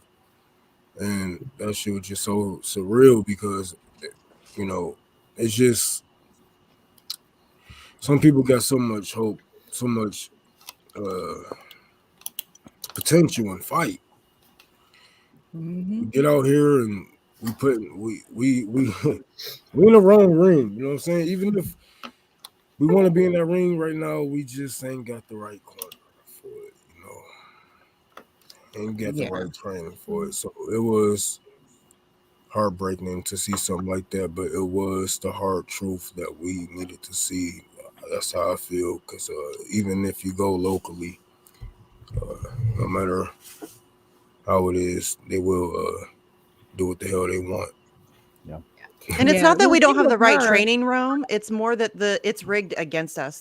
There is, Yep. we know, like we have the training. We know how to operate within the system. It's just rigged against anybody who actually gives a shit and wants to do something for the people. And it's always going to be that way. Somebody like Princess is going to be pushed out, but she's never going to be allowed to get elected. And if she does happen to slide through, like I said earlier, she will be forced to assembly or she will be pushed out. They will get her out within the next election. Either she will play ball with them or they will make sure that she's out of office very soon. And they have the ability to do that. Seriously, our electoral system is rigged from top to bottom. I mean, even locally, it's very difficult to find somewhere that's not completely corrupted. And so it can't be reformed. We don't have the ability to get inside of it to reform it. We do not. And I know that a lot of people still think that we can transform the Democratic Party. That's never happening. That is never happening. And the faster y'all let go of that, the faster we can move on. Yeah, They- what was interesting about her too is that she met all the requirements and she showed up that day to debate and they were like, yeah, you can't debate, but you can talk to the press after. And I'm like, what the hell? Like, I mean, she look met what all they the- did to Tulsi. I mean, and I know people are going to be like, oh, but Tulsi, okay, and that's fine, but you can't deny that what happened to her in the primary and Mike Gravel Yeah. too Mike was Gravel, yeah. totally fucked up. What was You their know, excuse for Gravel? We only have 20 podiums on 2 nights with there's 10 always people an each. excuse, and they can literally, because the Democratic Party is a private corporation, can do whatever they want. That's been And they said in said it. court. They That's said been we said in can. court. They said we can So rig our yeah, elections. we can rig pick our our they don't candidates. owe you anything, so they can do whatever they want, and so they can just change the rules. They can just be like, oh, Tulsi made it through the things to get onto the debate stage. Okay, well, now we're going to add this thing on that she has to now accomplish in 3 days or whatever it is, and they can do that, and we have no power whatsoever to change that or to. Well, they're afraid because the last time a third-party candidate made it onto the debate stage was in 1990 something Ross with Perot. Jesse Ventura. Ross Perot. Well, Ross Perot, but I was going to say Jesse Ventura locally, and he won the governorship. Yep. And Ross Perot almost won the presidency, and those were within a year or two of each other. That Yep. scared the hell out of them. He took 20% of the vote. Ross Perot did. Mm-hmm. Yeah. Wow. Yeah. And that was I after honestly being think, slaughtered in the media. Yeah, I honestly mean- think that if they had let Jesse Ventura run as the Green Party candidate, I think he would have slaughtered a lot of that. I think he would have taken a lot of he that. polled at 15% without being a candidate. Yeah, how he's He a would have nice taken guy. so much of that vote. No, Howie was a terrible candidate, and Yeah, I they said he was need a nice to guy. I didn't say he was wreck a it. good candidate. I mean, I don't know. I've never met him, but Well, I have. I know he I Russiagate. He smeared Assange. He dead named Chelsea Manning. Like, I have a lot of issues with Howie Hawkins. Not to mention the fact that they were not trying to win. Did you see the informational? It was like pixelated. It looked like my kid made it. I'm like, you guys aren't serious. This isn't a serious campaign. This is a joke. It was sad. I believe I also heard a lot of like about turf that. shit coming out of the Green Party with Howie Hawkins leading it. Well, he dead named Chelsea Yeah. Manning on Primo show. Like, straight up dead named her. Yeah. I was hearing a lot and of like turf smirked about it too. And I'm like, you know how I get about my whistleblowers? I was like, what is he talking about? no. And then Yeah, tried to there like were poo bigger poo it off that people. he was tired and hungry. Well, eat a fucking Snickers. You know what I'm There saying? were- Like, there you were don't get to dead definitely, name like- people. There were definitely bigger people, more popular people they could have went with. Yes. Well, they could have. And look, I met the guy a couple of times. He's a nice guy, bad candidate. And nice does not win elections. I liked Ian Schlackman. I would have worked for Ian Schlackman, even though I don't believe in electoral politics, just because he's my homie. By the way, know? I haven't seen this video, so I didn't know I was in it, so it's kind of funny. But I haven't seen this, so I this haven't is no seen it time either. for me. None of us This have was- seen it. Yeah. This was Yeah. made by Jimmy Sunderland, the executive deputy director at Jimmy. KRTD. She's great. She was up until 4 a.m. Eastern. She's on Pacific time, but she was up till 4 a.m. Eastern last night working on this video all at the last minute. She put a lot of work into it. So, Yeah, but She's cheers to great. Princess Blanding. mhm. Cheers to her. Mhm. Yeah, I just want to say I don't. They're gonna try to do to whoever who's third party the same thing they did to Sean want. They're gonna Mhm. try to do that like multiple times as much as they possibly can because they just don't want to see anybody actually on the left have any power because then that means that it will be attractive to actual people, to working people, and then it will have that power slip through their fingers. right? Even consider what happened. I believe it was in South Dakota, where the people actually voted to get rid of corruption in their state, and then their House and Senate voted to basically overthrow that law. They got rid of the corruption in their state. There is no winning. There is no winning in any of this shit. Or even here in Florida, we voted in order for felons to get back their voting rights, but then they found a little trick involving money that they owed in order to keep them from voting. There is no winning because they can just do whatever the hell they want. And they can just change the rules exactly whenever they want. Yeah.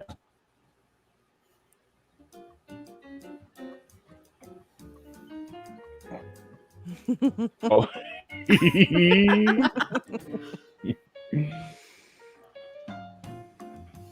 Chris Cuomo was one of CNN's most popular anchors. I love you very much. Thank you for coming on the show. But after multiple women accused then Governor Andrew Cuomo of sexual misconduct, Chris Cuomo Why did does not nigga look like acknowledge the the Green scandal Goblin? on his show and was later found to have advised his brother's team on its response. My phone was lighting up on Tuesday with calls from CNN staffers, some of whom said Cuomo should have been This fired right away. motherfucker with the They nominally indefinitely suspended him for information that he was basically doing Oppo research on his brother's accusers, using his connections to get more information, to get ahead of the story. He was helping his brother craft the responses. So he was very, very directly involved with playing defense for his brother when his brother's a politician and he is supposed to be a journalist or a reporter. So he's not doing his job. It was all completely inappropriate. And you know what? That CNN allowed it to go on just shows how complicit and unprofessional CNN is.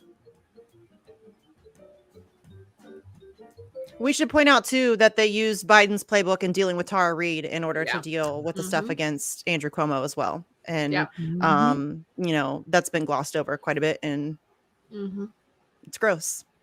He's not a journalist. Come on. Did anybody think he was a journalist before this? No. Really? No. Dude's a teleprompter reader. That's all he does. He's not a journalist. He had the same expression every time. He does. That's the Botox, I think. And the other dude looked like Penguin. That's all I think about when I see those two guys. I'll be laughing because man, and he need to cut his hair and stuff. Oh God. Oh, that's good. Yeah, that dude. Come on, he's not a journalist. They've always known that they're corrupt. Nobody that works at CNN is a journalist. Nobody that works at MSNBC is a journalist. Nobody that works at Fox is a journalist. There are elements of journalism that I think most of the time accidentally happen on those networks. But that is propaganda. It is state propaganda essentially, because corporations own our government, corporations own our media. It's a clusterfuck of corruption, and we're all being screwed by it. Right. I mean, they said they're infotainment. That's what they said. They're infotainment. Yeah, like Tucker Carlson, Rachel Maddow. They were in court, and they actually said they cannot be taken seriously because they are not actually news. And don't forget, Tucker Carlson and Rachel Maddow used to be buddies. Rachel Maddow calls Roger Ailes her mentor. It is a big club, and they're all owned and operated by the exact same people. It's the exact same people that own our politicians. It is corporate. It is complete corporate capture. And what you are getting fed by, and this is why. See, I'm going to get hyped up here, but this is why I talk about narrative control so much, because that is the fucking front line. When they control the narrative, when they control the story, you cannot effectively combat against that unless you are able to also disseminate information and try to combat that. And they're trying desperately to take away ability to do that too. Right. And that's let's not even forget that both Chris Cuomo and Anderson Cooper both come from power. Anderson Cuomo is a Vanderbilt. He's a Vanderbilt. Anderson Cooper. Yeah. Anderson Cooper is a Vanderbilt. And he's a Chris CIA Cuomo is a Cuomo. turd. Yeah, I mean, yeah. Chris Cuomo is the son of Mario Cuomo, the former governor of New York. Yep. Yes, this is like talk about nepotism. And can we also please mention that Mimi Rocha, who went on to MSNBC and said that Bernie Sanders made her skin crawl, refused in Westchester to go after Andrew Cuomo. Well, of course, that doesn't fit her team's narrative. It's the same way as Alyssa Milano crying about "We believe survivors," and then when Tara Reid comes along, she's like, "Go Joe Biden." Fuck you. You don't actually care about women. I mean, it's the team mentality. It's this tribalism where if my team does it, it's fine, and if anybody else does it, it's the worst thing that's ever happened on planet Earth. And it's infantile, really. The Cuomo's have had a rough year. They started out on a high, though. Yeah. They started out the year on a This high. morning, Andrew Cuomo, New York's politically pugnacious governor, calling it quits after an investigation by the state attorney general documented multiple sexual harassment allegations made by 11 women. This is not to say that there are not 11 women who I truly offended. There are. And for that, I deeply, deeply apologize. There are generational and cultural shifts that I just didn't fully appreciate. And I should have. No excuses. And I think that given the circumstances, the best way I can help now is if I step aside and let government get back to governing. And therefore, that's what I'll do. People said, back in my days.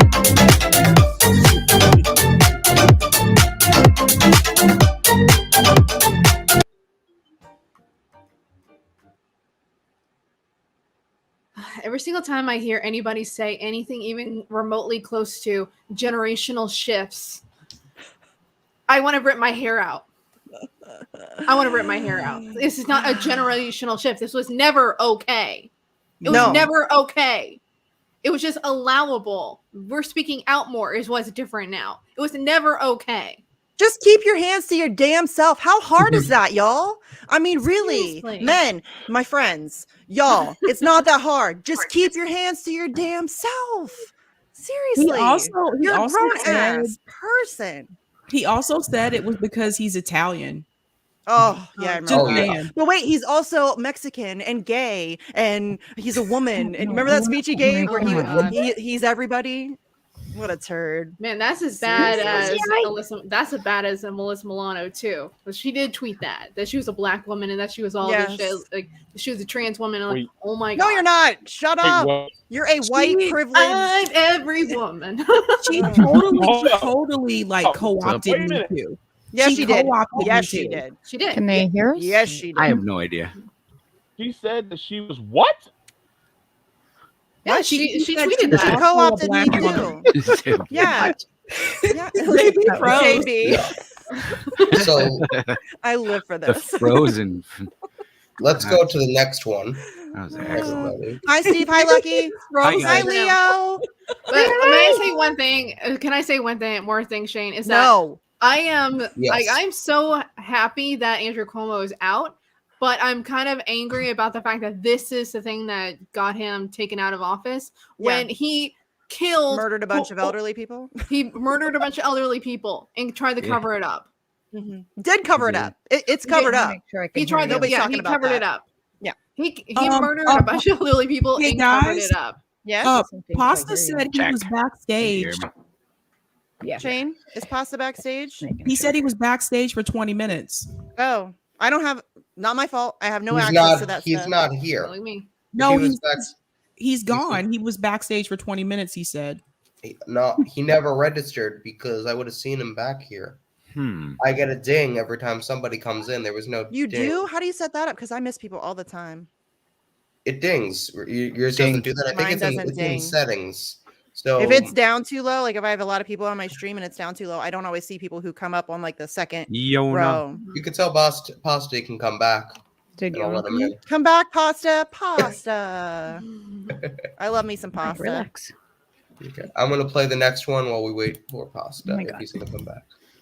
If you see Pasta backstage, then let him I know. will.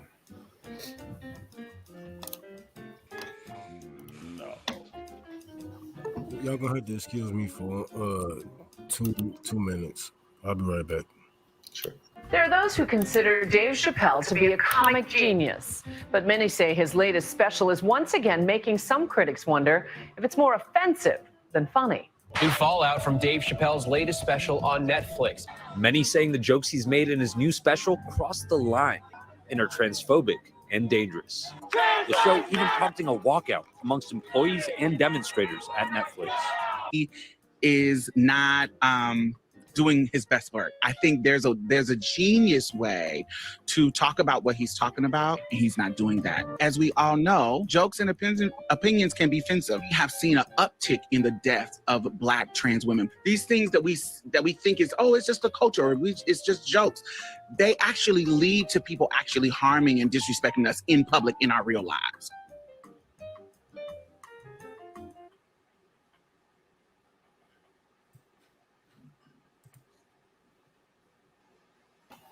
Okay. Misty, can you message him really quick if you? Pasta? Yeah. Okay. On it.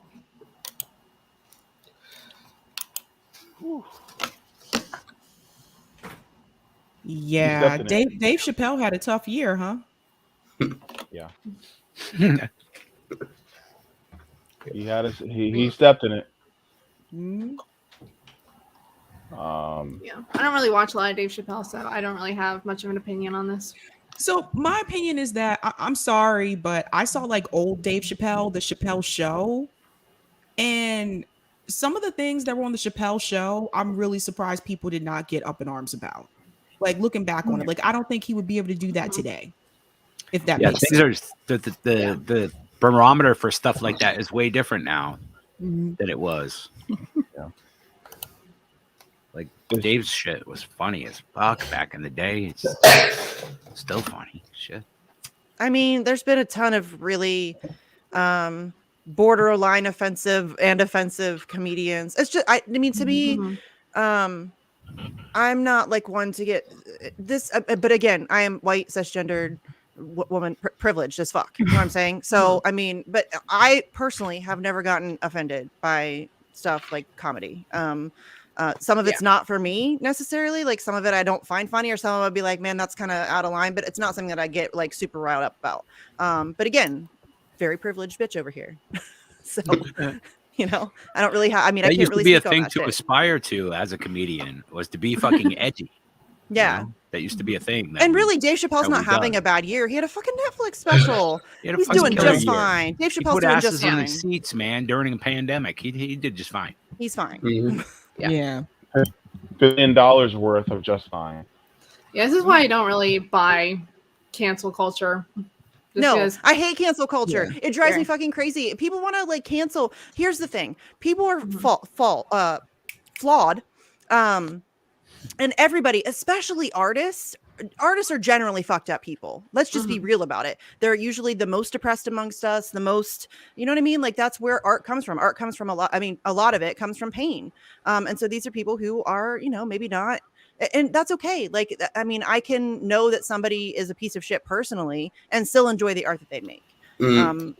Here's an interesting one. Now, don't attack me on the electoral Senate analogy, but there was the $1,200 check attempt by Sanders and Holly. And a bunch of people were saying, I don't like Holly.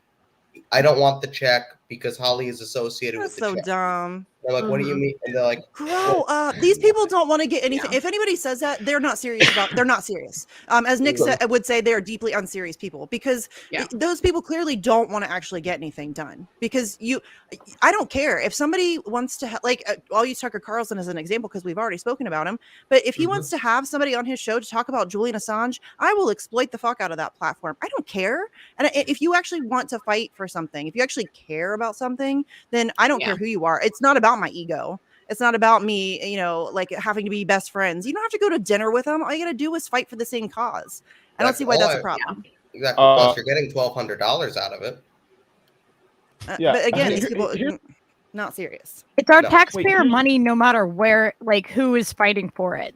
Yeah, you know, it's still our taxpayer dollars. Like, well, it's not taxpayer dollars.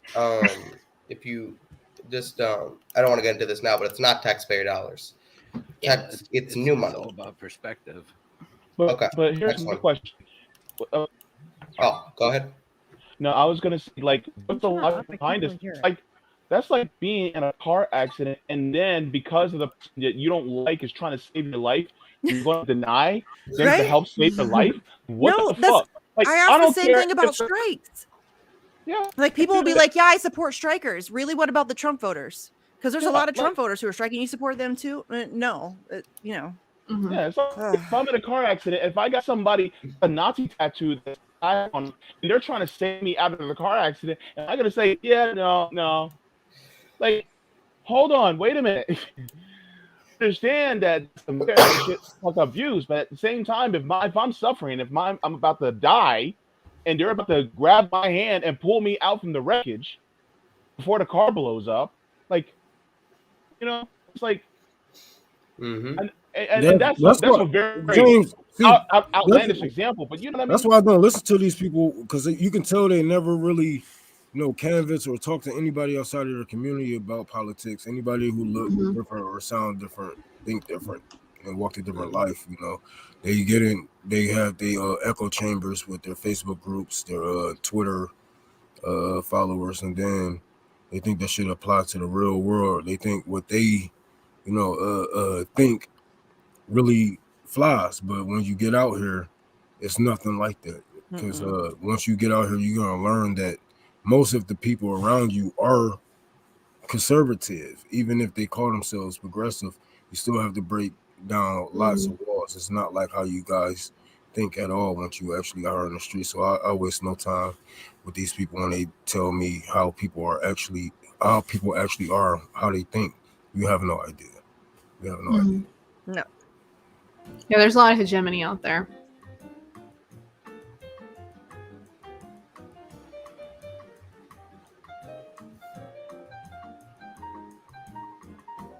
If you were hoping that we'd have one of the most important fighters elected to Congress, because Nina Turner lost. I have my opinion about why Nina Turner lost, and for those who are watching, I do just want to say, like, I am not happy that Nina lost.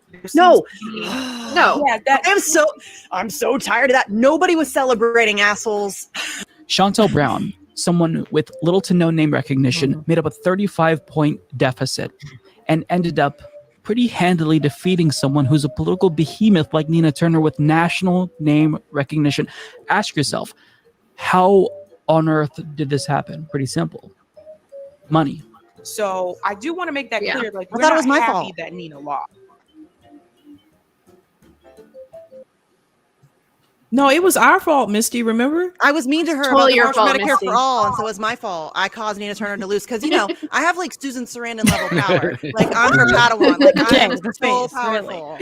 You guys, I am some dumb bitch in Ohio. I have no power. I have no influence. I have like a moderate Twitter following, and y'all are like, yeah, you caused me. Shut the fuck up. All these motherfuckers was mad as hell. They was so mad because they lost jobs and they lost something to talk about and be like, yeah, see, we told you get just vote harder and we can get more people like Nina Turner. Like, no, it didn't work. First of all, Nina Turner was nothing exciting. But She's I a Democrat. Nina. She's I text Nina that morning. I text Nina, and I told her, you lose some, you win some, you lose some. And she was like, yeah. Like, well, it is what it is. But she wasn't even taking it. Bottom line, she wasn't even taking it as hard as these other jackoffs was. I swear. no. Well, she got her new job at TYT's, and she's good. Oh, of course she's fine. She's always going to be fine. She's solidified herself within the structure. She can run. She can have consulting firms and podcasts, and all she's Right set. there, it's fine. She's I good. wanna go Listen, there. you got a fan. Huh? I do. Yeah. Another one of my trolls. Where? No. Who? No, An this is a actual fan. fan. Oh, hail Who? Misty. Oh, Chad. Hey, Chad. Yeah, I like Chad. Chad's good. Good dude. I thought it was going to be a troll, honestly, because it's always a troll, you guys. It is always a fucking troll. Misty, your trolls have found me on my channel, Oh, and lucky, they come I'm over so there sorry. too now. I honestly have the dumbest trolls, so I do apologize because it's bad. I think they might multiply. They might be multiplying. It's is all right. It's kind of multiplying. I think amusing. It's like the You know, we alts of alts of the same like 5 people who are like obsessed with me for whatever fucking reason. Get a plant. I'm not that interesting. Well, Misty, now they find me not, they find me like a fun I'm target. sorry, So you're getting my know, cast off. I wish they I were think it's smarter. funny. If they were clever, at least it would be like entertaining. But they're really dumb. Well, Russell, who we got? There's Mr. Denise the troll. Oh my God, Mr. Denise. He was funny for Is a it while, but Melissa? Melissa Green? Melissa likes to say Green. I exclude Asians on purpose, and I'm out to sabotage Ed. I don't Yep. even I don't even know Ed. I don't know. Who's Ed? I got the same thing, huh? Yeah. At least we They're- can be confident about one thing. It's just a silver lining that Nina Turner doesn't have a chance to point us now. That's true. 'Cause she said she was going to. I mean, at least she was upfront about her mediocrity. You know what I mean? Yeah, that's if what you're I gonna said. be mediocre, at least lead with it. Be like, yeah, I'm gonna suck. Oh, but Democrat. vote for Oh, me. sorry. Yeah. She would have just gotten all the protection, like all the other, squad members. Mhm. Yes, but they couldn't have it because they need the numbers to be a certain way, so it can't have it right now. All right. So the next story.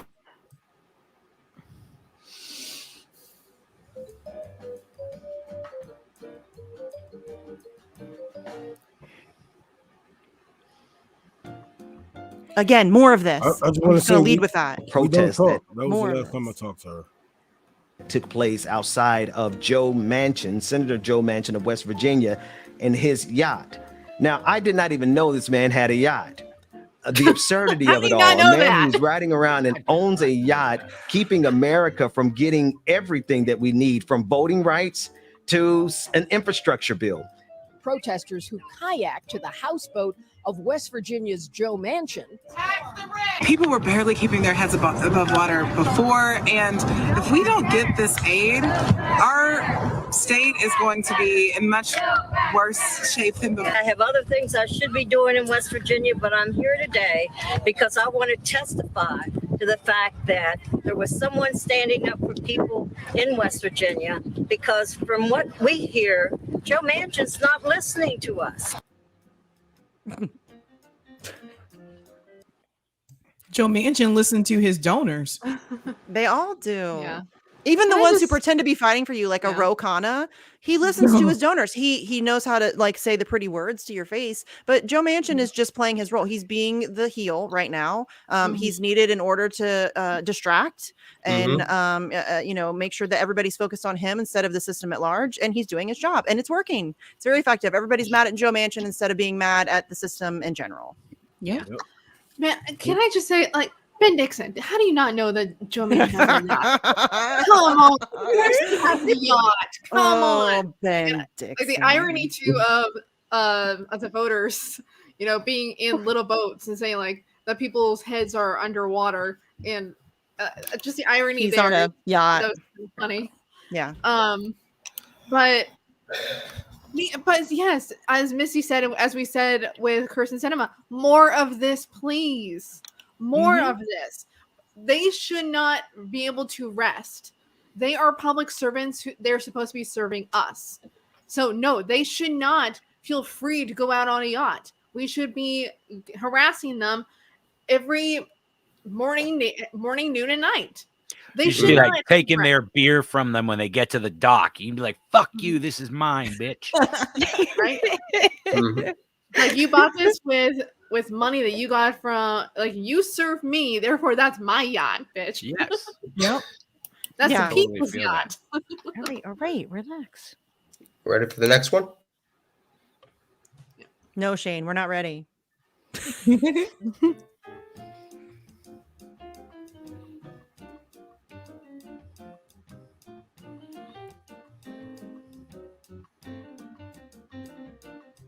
Boss makes $1, I made a dime. That was a poem from a simpler time. Now the boss makes 1,000 and gives us a cent while he's got employees that can't pay their rent. So when the boss makes $1 million and the worker makes jack, that's when we strike and take our lives back. We'll take care of you. When you have a two-tier system, it creates a lot of animosity.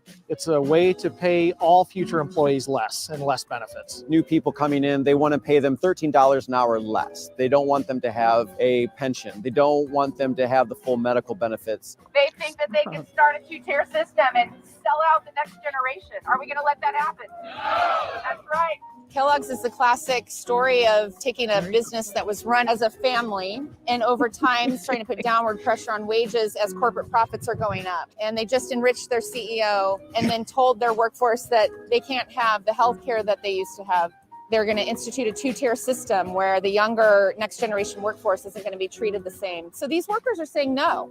They're drawing a line in the sand and they're saying enough is enough. More of that too, please. Yeah. Yes, thank you. Much more of that. You can't go on the Please table. and thank you. Yeah, I think Rome if had anything, him on. My God. Yeah. Yeah, Yeah. I had them Yeah. on Revolutionary Blackout. I had the union The leader strike on stuff? there multiple times. I'm going to get him on there again pretty soon. Hopefully, so we can try to figure out how we can fight for better wages. Because as far as right now with the deal that they had took, it isn't enough. It isn't gonna last, and so we got to come up with a better striking plan, whatever it is. Now that we got more eyes on it, more independent news coverage on it, I think that we can get this right because I believe the mass media, they made it more about just a one hit and done type of thing, but they didn't want to give it too much power because this pandemic, we got a lot of people talking about general striking, revolution, socialism, communism.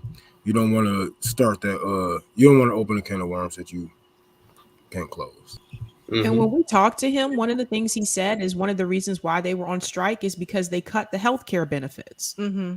So, I asked him, I was like, is it just mainly like liberals or Republicans? He was like, no, we got everybody. So again, Well, the reason why they don't want to cut the healthcare benefits, and it's another reason why we don't have healthcare in this country, is because it then makes it harder for you to strike, and it then makes it harder for you to fight for your rights. And then, and also, you have to look at the military aspect. That's a great way to recruit into the military. The top two reasons why people join the military is that they can't find a job and they need an education. And I mean, that's why we don't have education. That's why we don't have a jobs program. Oh, and healthcare. Those are the top three. So those are that's a huge part of the reason why we don't have those three things: healthcare, jobs, and education. Because never get they use that housing. yeah. Oh, and yeah. I Nico mean, they said use all of earlier- these things. We have a Nico was poor in the draft. military It's a and poor he said, draft. Like it that's how they get everybody in. Yeah, Nico was in the military and he said earlier on in the stream, he was like, how are you guys alive? Yeah. Because he has some good healthcare. I mean, as a veteran, he does have decent healthcare. And he said even their healthcare has been like stripped away systematically. And that's how they do it. We talked about this earlier too. It's not like they don't come full frontal. It's a totalitarian tiptoe. They push you a little bit. And then once you start to complain, they back off just enough. And then once you've gotten complacent, they push back on you again, and they keep pushing you further and further and further. And then the next thing you know, 20 years later, you don't have shit. You have no rights. You have no money. You have no job. You have no house. You have no, you know what I mean? And it's it's like the frog in the pot analogy. You know, that's where we're at right now. It's called death by a thousand cuts. That's what it's called. Yeah, like honestly, if there's anything positive, like there was not a lot positive that came out of this year. But if anything positive did come out of this year, it was the fact that we really saw labor starting to fight back. Yeah. And, it's really with all the strikes that we saw this year, like seeing labor start to fight back, like, that has been probably the brightest light of this entire year. That's the only thing that has given me hope at all this year. That's the only thing that's given me hope. And honestly, I really want to see that continue. I mean, we're still in the middle of this pandemic, y'all. People are still fucking suffering.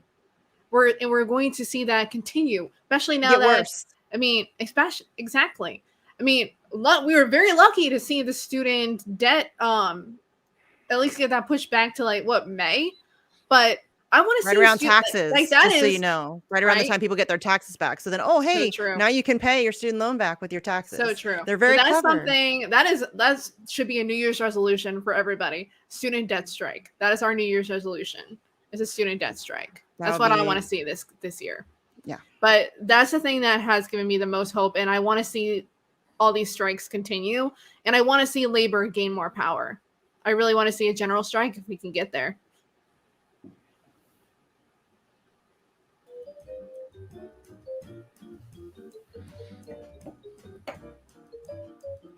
Speaking of.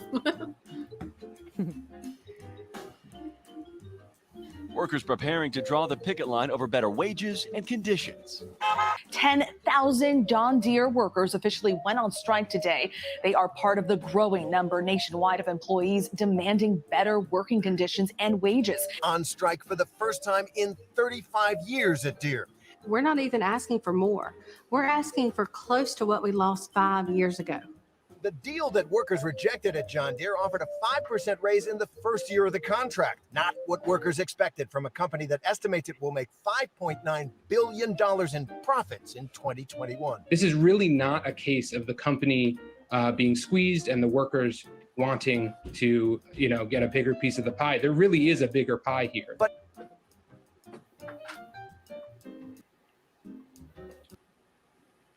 that's just straight up wage theft, y'all.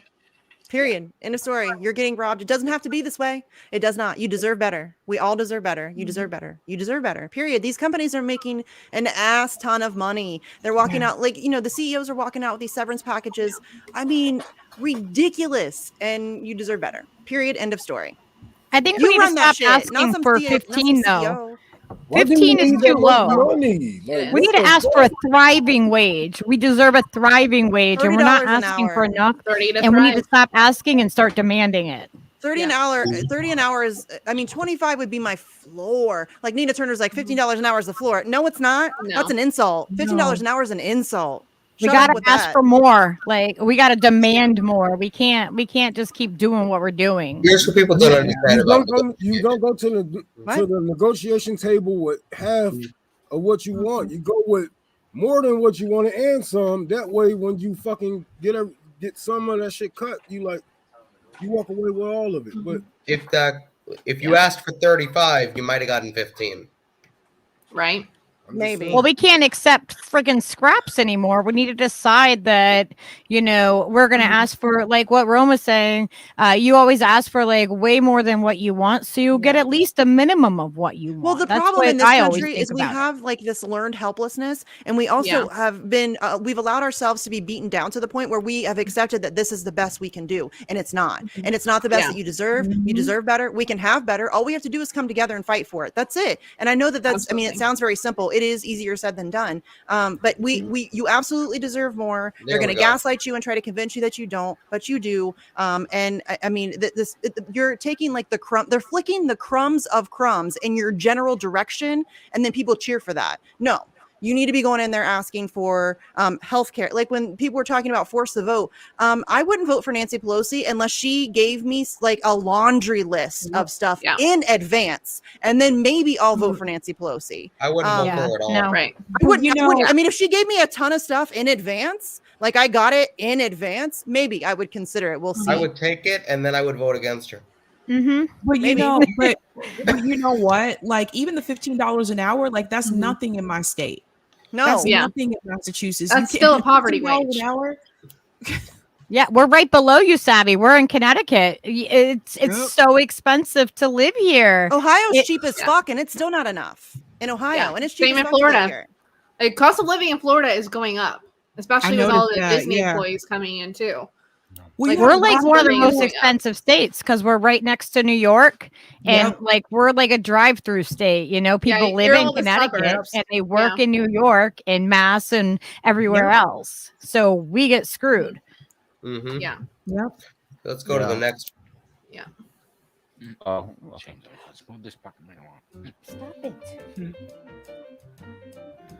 No better.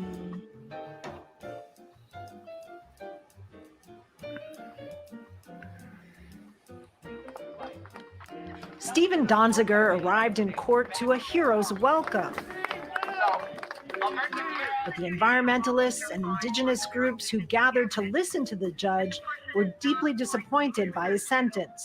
6 months in jail on charges of contempt of court.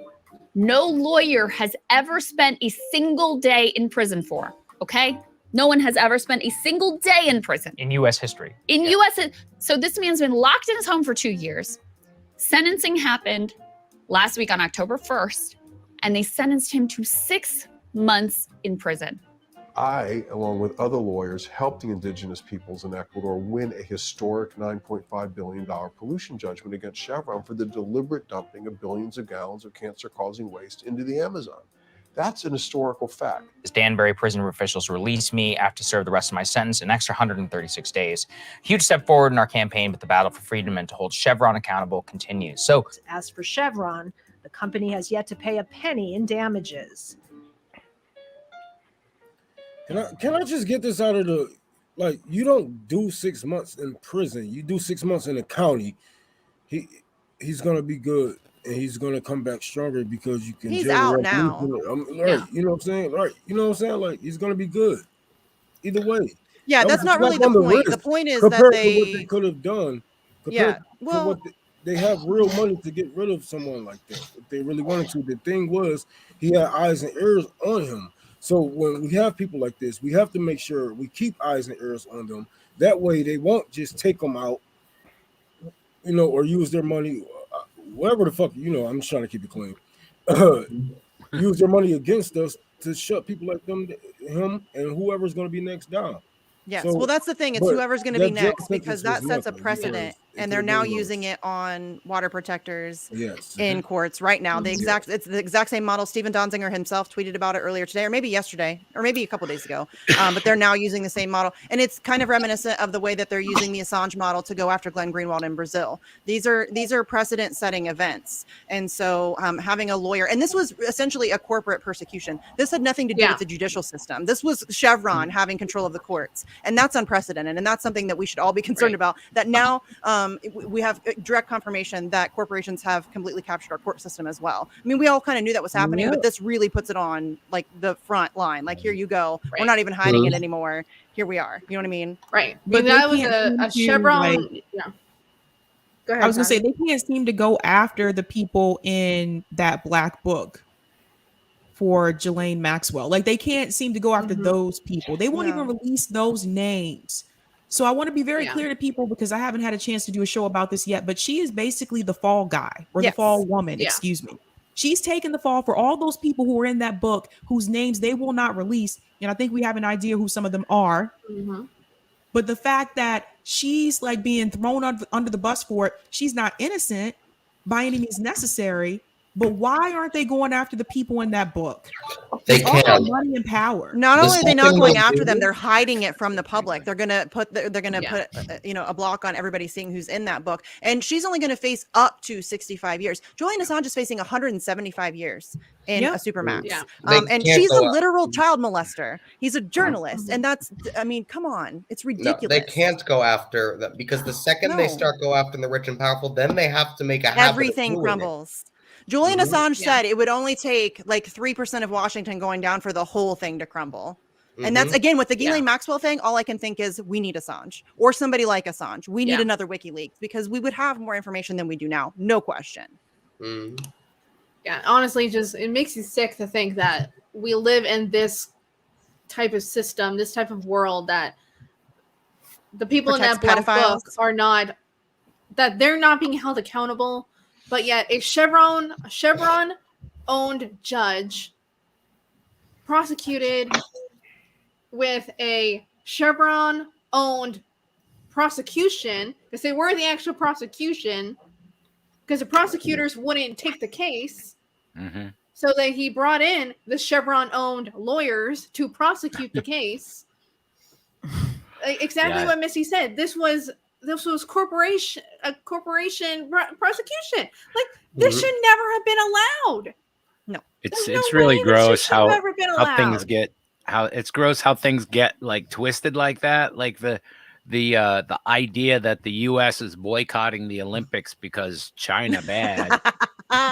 Meanwhile, all their fucking coaches are getting fucking pedophile charges and shit left and right. Like, come on. Thank you. They did the same thing going after him for imprisoning a journalist. Anthony Blinken's once again like, oh, you like journalism, blah, blah. Free Assange or shut the fuck up. Okay. Journalism bad. So I just sent out a tweet and I said, if only they had the same energy going after Ghislaine Maxwell and her cohorts as they did the whistleblowers. So if only they had that same energy, but they don't. Why? Because, well, it's them. It protects them. They are them. It is them. Mhm. It's you know. Yeah, but let's go to the next one. We're almost Somebody to needs number to one. someone needs to protect Chris Hedges because he named names Oh, at that rally. God damn it! And I love him anyway. He is ballsy, man. Obviously, I mean, you guys know I love journalists, unbelievable journalists. I mean, and then for him to go out there and just like yell out names into a microphone. Oh, it's so good. Those are my Yeah, people. That was fucking positive Like, vibration. like I always say, your eyes and ears make you dangerous, man. As long as we listening to them, Yeah, people, protect Chris Hedges.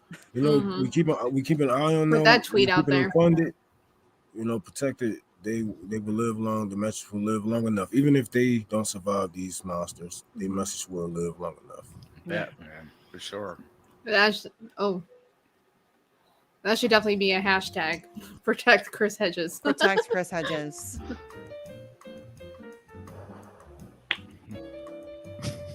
Speaking of. The jury began deliberations today in the federal sex trafficking and conspiracy trial of Ghislaine Maxwell, the former girlfriend of the late disgraced financier Jeffrey Epstein.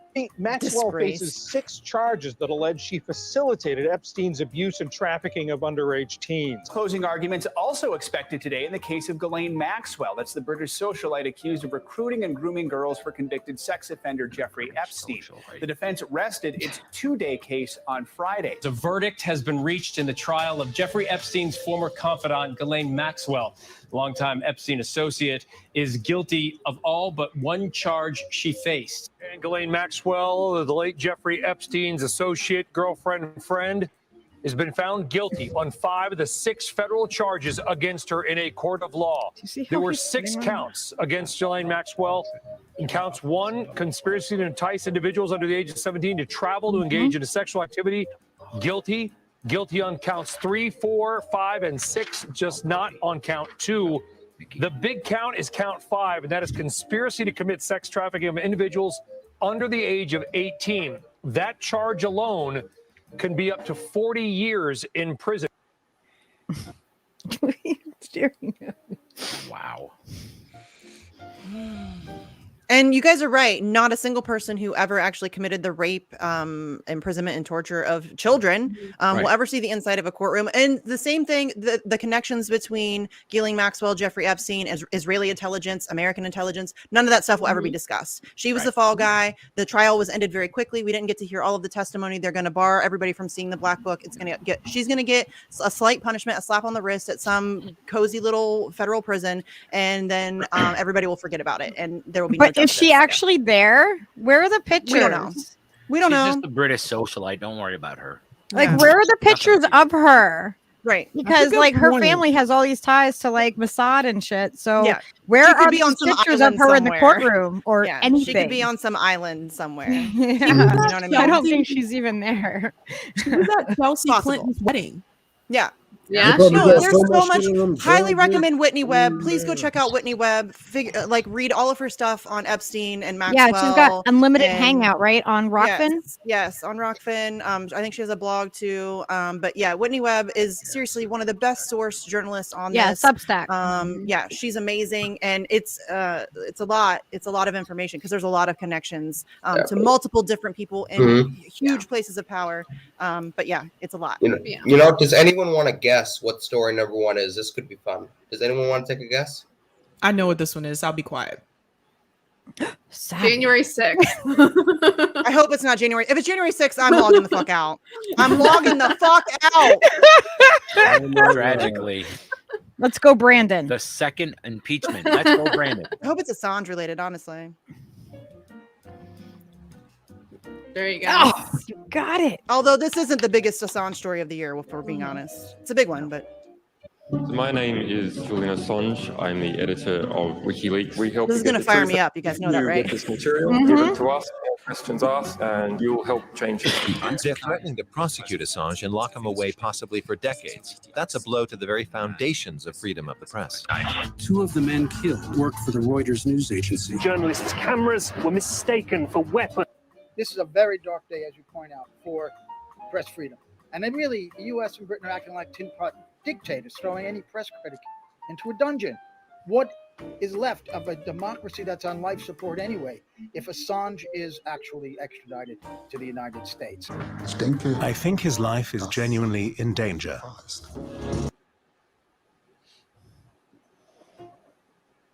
He's dying. That would be a yes. His life is genuinely in danger.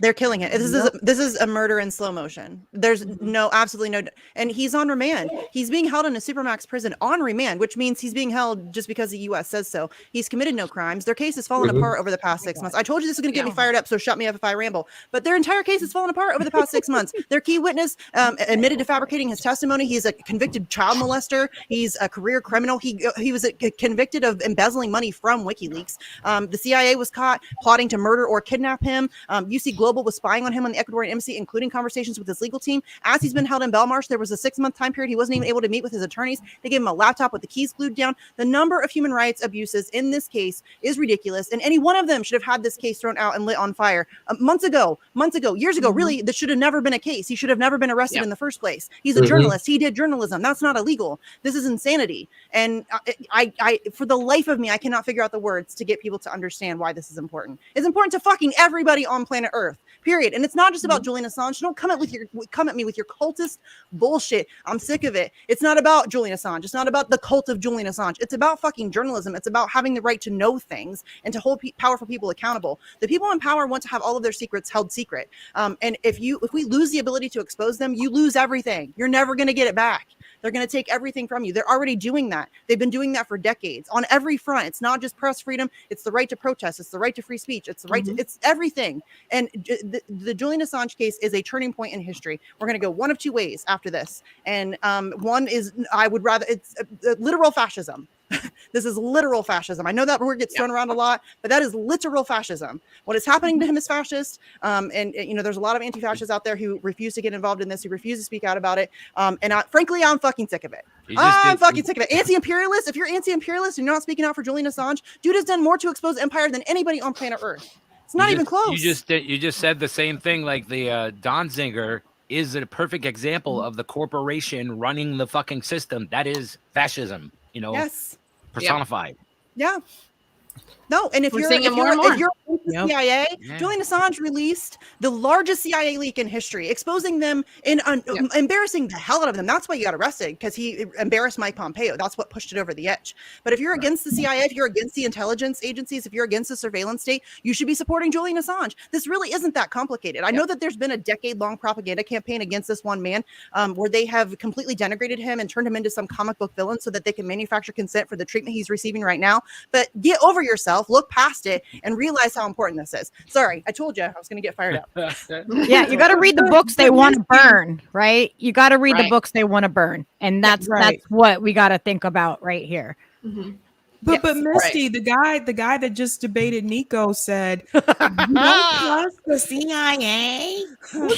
We're all spooked, Sabby. Why should you trust the CIA? That wasn't a parody. I'm sorry. The CIA, which has secretly overthrown like how many countries?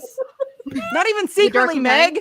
Not even secretly. They just do that shit out in the open now. Secretly. I mean, come on. Secretly. Did Rome fall out of his chair?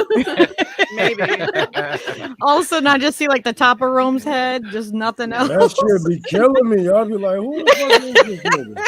But seriously, I am true though. Like, you want to trust these CIA? Like, how the hell they get all these? Like, they gotta be ops. Ain't no way. Like, I know.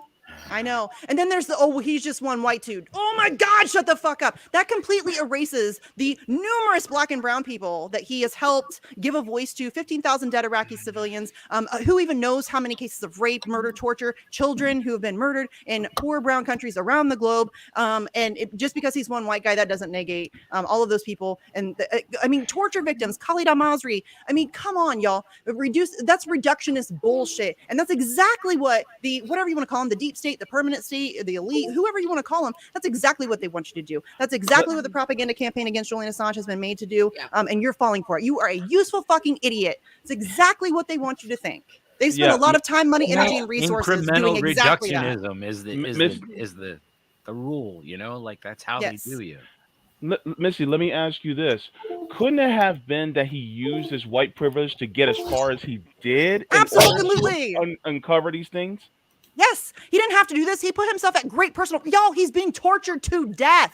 This is if you're gonna be an ally or whatever, that's the kind of fucking ally I want to be. I want to be the one who uses my privilege to put my neck on the line to expose things that are happening to people. Are you joking? Like, to me, yeah, okay, he's not a communist. That's another thing that drives me nuts. People who are like, oh, he doesn't follow my particular ism, so fuck him. Really? An innocent man is being tortured to death by empire, and you're just like, fuck it, I don't give a shit. I mean, it's gross. It's gross. I want nothing to do with that. I want nothing to do with that. If that's your mentality, you're broken. You're broken. I mean, look at what he exposed. Come on. Yes. We wouldn't know about this shit. Nobody has done more to expose empire, to expose capitalism, to expose corruption, to expose all kinds of shit, environmental corruption, corporate corruption. I mean, you guys, he has broken more stories than all other journalists combined. That's not hyperbolic. That's legit. And he's never. And how many has he had to retract? He's never gotten it. Misty, what's his retraction rate? Not one word. Not one fucking word has ever had to be redacted. So I want to play something here.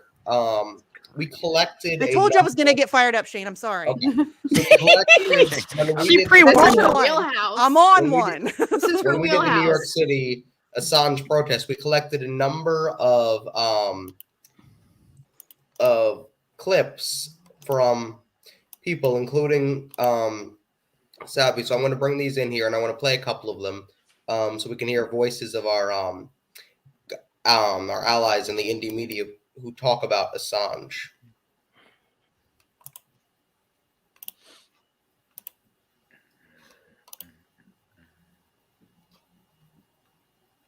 Hello, my name is Aiden Hill. I use they, them pronouns, and I'm a former Berkeley mayoral candidate for the last 2020 election. As a member of the Green Party of California, I offer my support for Julian Assange and all whistleblowers around the world. We must protect freedom of information, freedom of press, as natural human rights. WikiLeaks was and is a fundamental source of information regarding corruption within the world governance.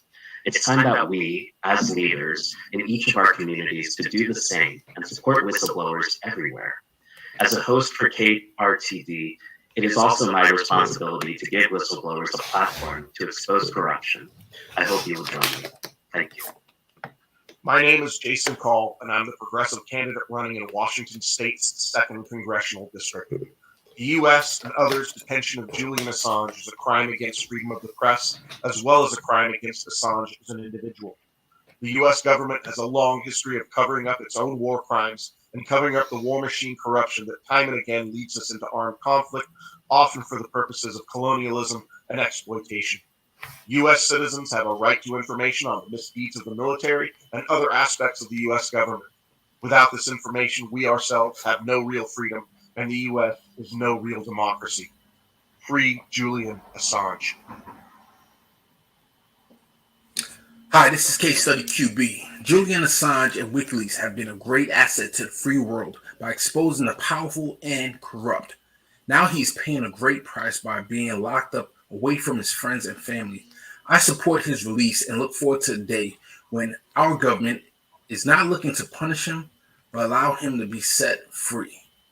Free Assange. I'm Shahid Buttar in Oakland at the Grand Lake Theater, and I want to just reprise a few of my comments from the rally for folks who weren't able to make it.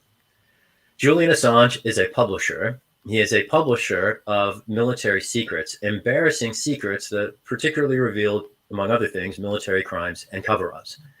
That is to say, the prosecution of Julian Assange is a persecution by a military-industrial complex suppressing transparency to insulate secrecy, and ultimately, what is at stake in his prosecution and persecution is not just the rights of an individual defendant, which are certainly implicated. At stake in the prosecution of Julian Assange is the public's right to know, your right to know, with Julian Assange to military custody. Democrats are as complicit as Republicans here. This is an imperial project. Have any interest in press freedom or the public's right to know about corruption and fraud, transparency, and hold the Biden administration and Trump? My name is Dan Whitfield. I'm a Democratic candidate. exposed. And I'm here to talk a little bit. I'm Daniel. I'm a co-host of Hard Lens Media, and I'm here to talk a little bit about Julian Assange. Julian Assange is a very important person in the modern era of politics and journalism and publishing. He did nothing but do what he was supposed to do as a publisher, publish documents that were given to him. And what was his crime that he did? Nothing. He did the job that all of us try to do. Instead, he was put in prison. He's been tortured. He has been otherized. He was just useful to people in power as long as he was on their side. And the second that he flipped, they went against him. Assange did nothing wrong. Assange did everything right. He needs to be seen as a hero. And we shouldn't be in a position where we might see him as a martyr. He should be let free. He should be free because he did nothing wrong and he's done everything right. He has done everything that all of us wish to do, and he's never had to take a word back. Because that's the kind of publisher he was. Hi, my name is Delilah Barrios. I am the Green Party Governor of Texas candidate, and I am trying to voice my support for Julian Assange against the smear of him by Netflix.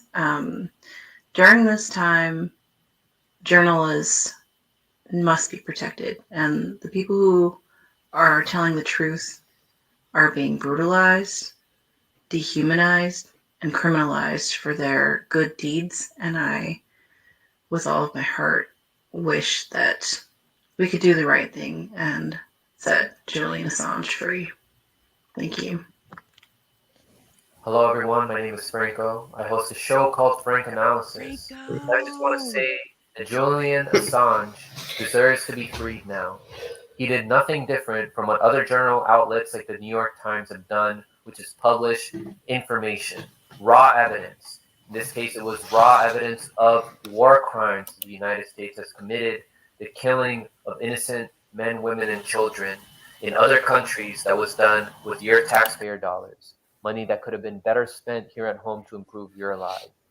Imagine if you can't bring evidence of somebody killing a family member of yours to court just because that person was someone in a position of power. You cannot have real freedom if you cannot challenge power. And WikiLeaks has not only exposed crimes committed by the United States, but they've exposed crimes committed by other countries, other sources of power as well. Free Julian Assange. Hi, my name is Gloria Jones. I'm an independent activist and co-host of the show, which is a part of the MCSC network and independent media family. And let me just say, not to lose sight of what's important here, exactly the fact that WikiLeaks is an outlet for the people that's exposing the powerful and giving us the information that we deserve to know. And in this line of work, they have had a 100% record of veracity, of truth. I mean, what other outlets can claim that? Certainly not Netflix, who's trying to smear WikiLeaks right before Julian Assange's extradition trial ramps up again. And certainly not any of the mainstream media outlets that serve as stenographers for a genocidal empire. So let's not forget that. Fuck Netflix and free Julian Assange. This is Howie Hawkins. I was the 2020 Green Party candidate as a publisher. Use leak the press freedom to go free. Hi, everyone. Shane's like, skip. Independent skip. Left Media, the home of independent left news, Leftists Today, and How Did We Miss That?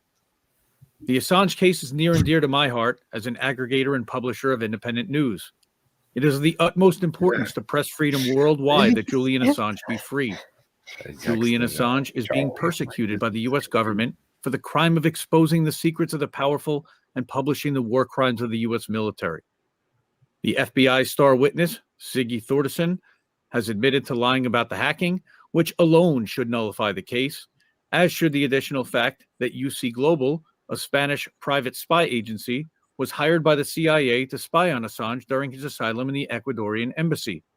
That's undisputed, thanks to the David Morales case in a Spanish court, where sworn testimony detailed the lengths at which the U.S. intelligence community went to kidnap and capture Julian. The ultimate goal of the U.S. government is to silence him and send a message to publishers worldwide. The press is free as long as you don't report on U.S. crimes. They intend to have him stand a secret trial in the U.S., where he would likely be sentenced to 175 years in solitary confinement in a supermax prison for publishing documents. Oh, and they're true, and nobody can attribute any of the leaks to causing one person being killed. The United States has brought its full weight to the table and have consistently and repeatedly illegally pressured other sovereign nations to intervene. But this kind of pressure is exactly why he must be freed. The U.S. government made this political, which turned it into a persecution. There is so much more that I could say, but all I have left to say at this point is, free Julian Assange. We are all Assange. How's everybody out there doing? So, my name is Joe Evans, and I am here on behalf of KRTD Media, and I wanted to make a statement about my support for Julian Assange and to register my disgust with Netflix over the current media attack on journalism, not just here in the United States, but globally. So, as a libertarian candidate, have a great day. Hello, I'm Joe Firestone. Publishers from providing the people with information about domestic criminal acts by officials of the state, espionage to punish them for content and emerging fascism. And I'm here to speak about a hero. Stop the attempts to extradite him. Stop shredding the Constitution. Free Assange. Hello, my name is Kit, and I'm the co-host of Hardlens Media, and I'm here to speak about a hero that the whole world needs to know about. And that person's name is Julian Assange. Julian Assange is a journalist who set a standard of what it means to hold those in power accountable. He's being wrongly imprisoned at the Belmarsh prison. He's been tortured and separated from his friends, his family, his loved ones for far too long. If he is extradited here to the United States, that's it for free speech. That's it for the real free press. He has committed no crime. He is not a villain. He is a hero. And again, he is someone who sets an example of what it means to be a journalist, to stand up to those who are doing wrongdoing and corruption. And we cannot, and no longer afford. Governor and a host on KRTD been challenged. Assange is. My name is Sabrina Salvati. I am the host of Sabby Sabs podcast and the co-host of the Fred Hampton Leftist podcast. What is happening to Julian Assange is utterly disgusting. Julian Assange is speaking the truth. He reported the truth. And to see someone who is a journalist being punished for telling the truth, it is very upsetting. And it shows just how far censorship is going in this country. And it's problematic. Journalists should be able to report the truth. Every day, I watch commentators on CNN, MSNBC, and Fox News spew lies. And they're never reprimanded for it. But we have a journalist who shows the truth. And they're being tortured for it. This is not acceptable. Julian Assange should be free. Hey, this is Joy Marie Mann, otherwise known as Savage Joy. Julian Assange should be free. It's that simple. As a journalist, I cannot fathom going through what he is. He is being punished for something that is completely legal and should be legal. He is not a hacker. He is not someone devious. He is someone who only published information that was given to him. That is what journalists are supposed to do. So I challenge any of these MSM companies to show a 10-year perfect record of never having to retract a story. That's why he's a danger to them. That's why they're doing this. Free Julian now. This is Steph Zamorano from the Jimmy Dore Show. What's happening to Julian Assange, what's been happening to Julian Assange for the past 11 years, should outrage us all. The founder of WikiLeaks is languishing in Belmarsh prison, not because he's a terrible man who committed a monstrous crime, but because the leaders of the most powerful countries in the world are making an example of a man who has revealed criminal secrets of our governments. And what is of equal concern to me is how so many people have adopted for themselves the official government policy on Assange instead of doing some critical thinking on the matter. Wake the hell up, folks. Julian Assange matters, and we should all rise up together and ensure his safety. My name's Jerry Vassilatos, and I'm the oldest member of the Hardlens media team and host of Chicago Corner. As the oldest member, I have two stories to share here that I hope put this current crisis in perspective. When I was growing up in the 1970s, I remember a brave man named Daniel Ellsberg who uncovered the Pentagon Papers, which exposed U.S. government decision-making regarding the Vietnam War and our leaders outright lying to the public and Congress. Those lies resulted in hundreds of thousands of American troop casualties. Ellsberg was considered a hero for this whistleblowing. I also remember a brave pair of reporters named Woodward and Bernstein who, during their tenure at the Washington Post, when the paper actually stood for something, blew the whistle on the crimes of the Nixon administration, leading to the first resignation of a U.S. president in our nation's history for covering up crimes related to the Watergate break-in. Woodward and Bernstein used an anonymous source to corroborate their reporting, and they were considered heroes for their whistleblowing. We are through the looking glass now in modern times where a figure like Julian Assange, who should be lauded as a hero with a Nobel Peace Prize and freed, is now the target of jackals and stooges dispatched by our U.S. leaders and Justice Department to suppress the same kind of whistleblowing that is essential in a modern democratic society to expose the knowing lies and rank corruption of our system, whether committed by Democrats or Republicans. That we're even out here today. Why are they ignoring the work of Wilson? And I'm information so that they have all the power. So that's a lot of them. There were so many of them. I had to skip through people. But I love that. That just made me very happy, Shane. Seriously. Do you want me to send you that? Yeah, I'll listen to it when I'm sad because I'm not gonna lie, the stuff that I do like this, it's not like it sucks. There's not a lot of wins. We don't get a lot of wins. It sucks. I called in as many favors as I could to get that thing made. Yeah, we need to get lots more of that. We need lots more people. Yeah, that's good stuff. We need lots more. Like that's the only thing that they've proven we're not gonna be able to do this in the courts. Like that was ever an option. But I mean, I think that they've proven that now where they've now gone back and have decided that Julian Assange can in fact be extradited to a country who was just revealed to be plotting to murder him, because that makes sense. It's totally logical. So yeah, we're really in a bad spot right now. We are really in a bad spot right now. Julian Assange is this close. I mean, they're already killing him. He's had too many strokes in the past several months. One of which we have a picture of when he was the October 27th appeal hearings. So he's dying. They're killing him. They are killing him. And as much as it's not about him, it is. His life is absolutely worth fighting for. He has provided a massive service to humanity. And again, I just wish we would appreciate and support our truth tellers in the moment instead of waiting, because I forget who said it, but somebody said that Daniel Ellsberg was a hero, considered a hero. Not initially.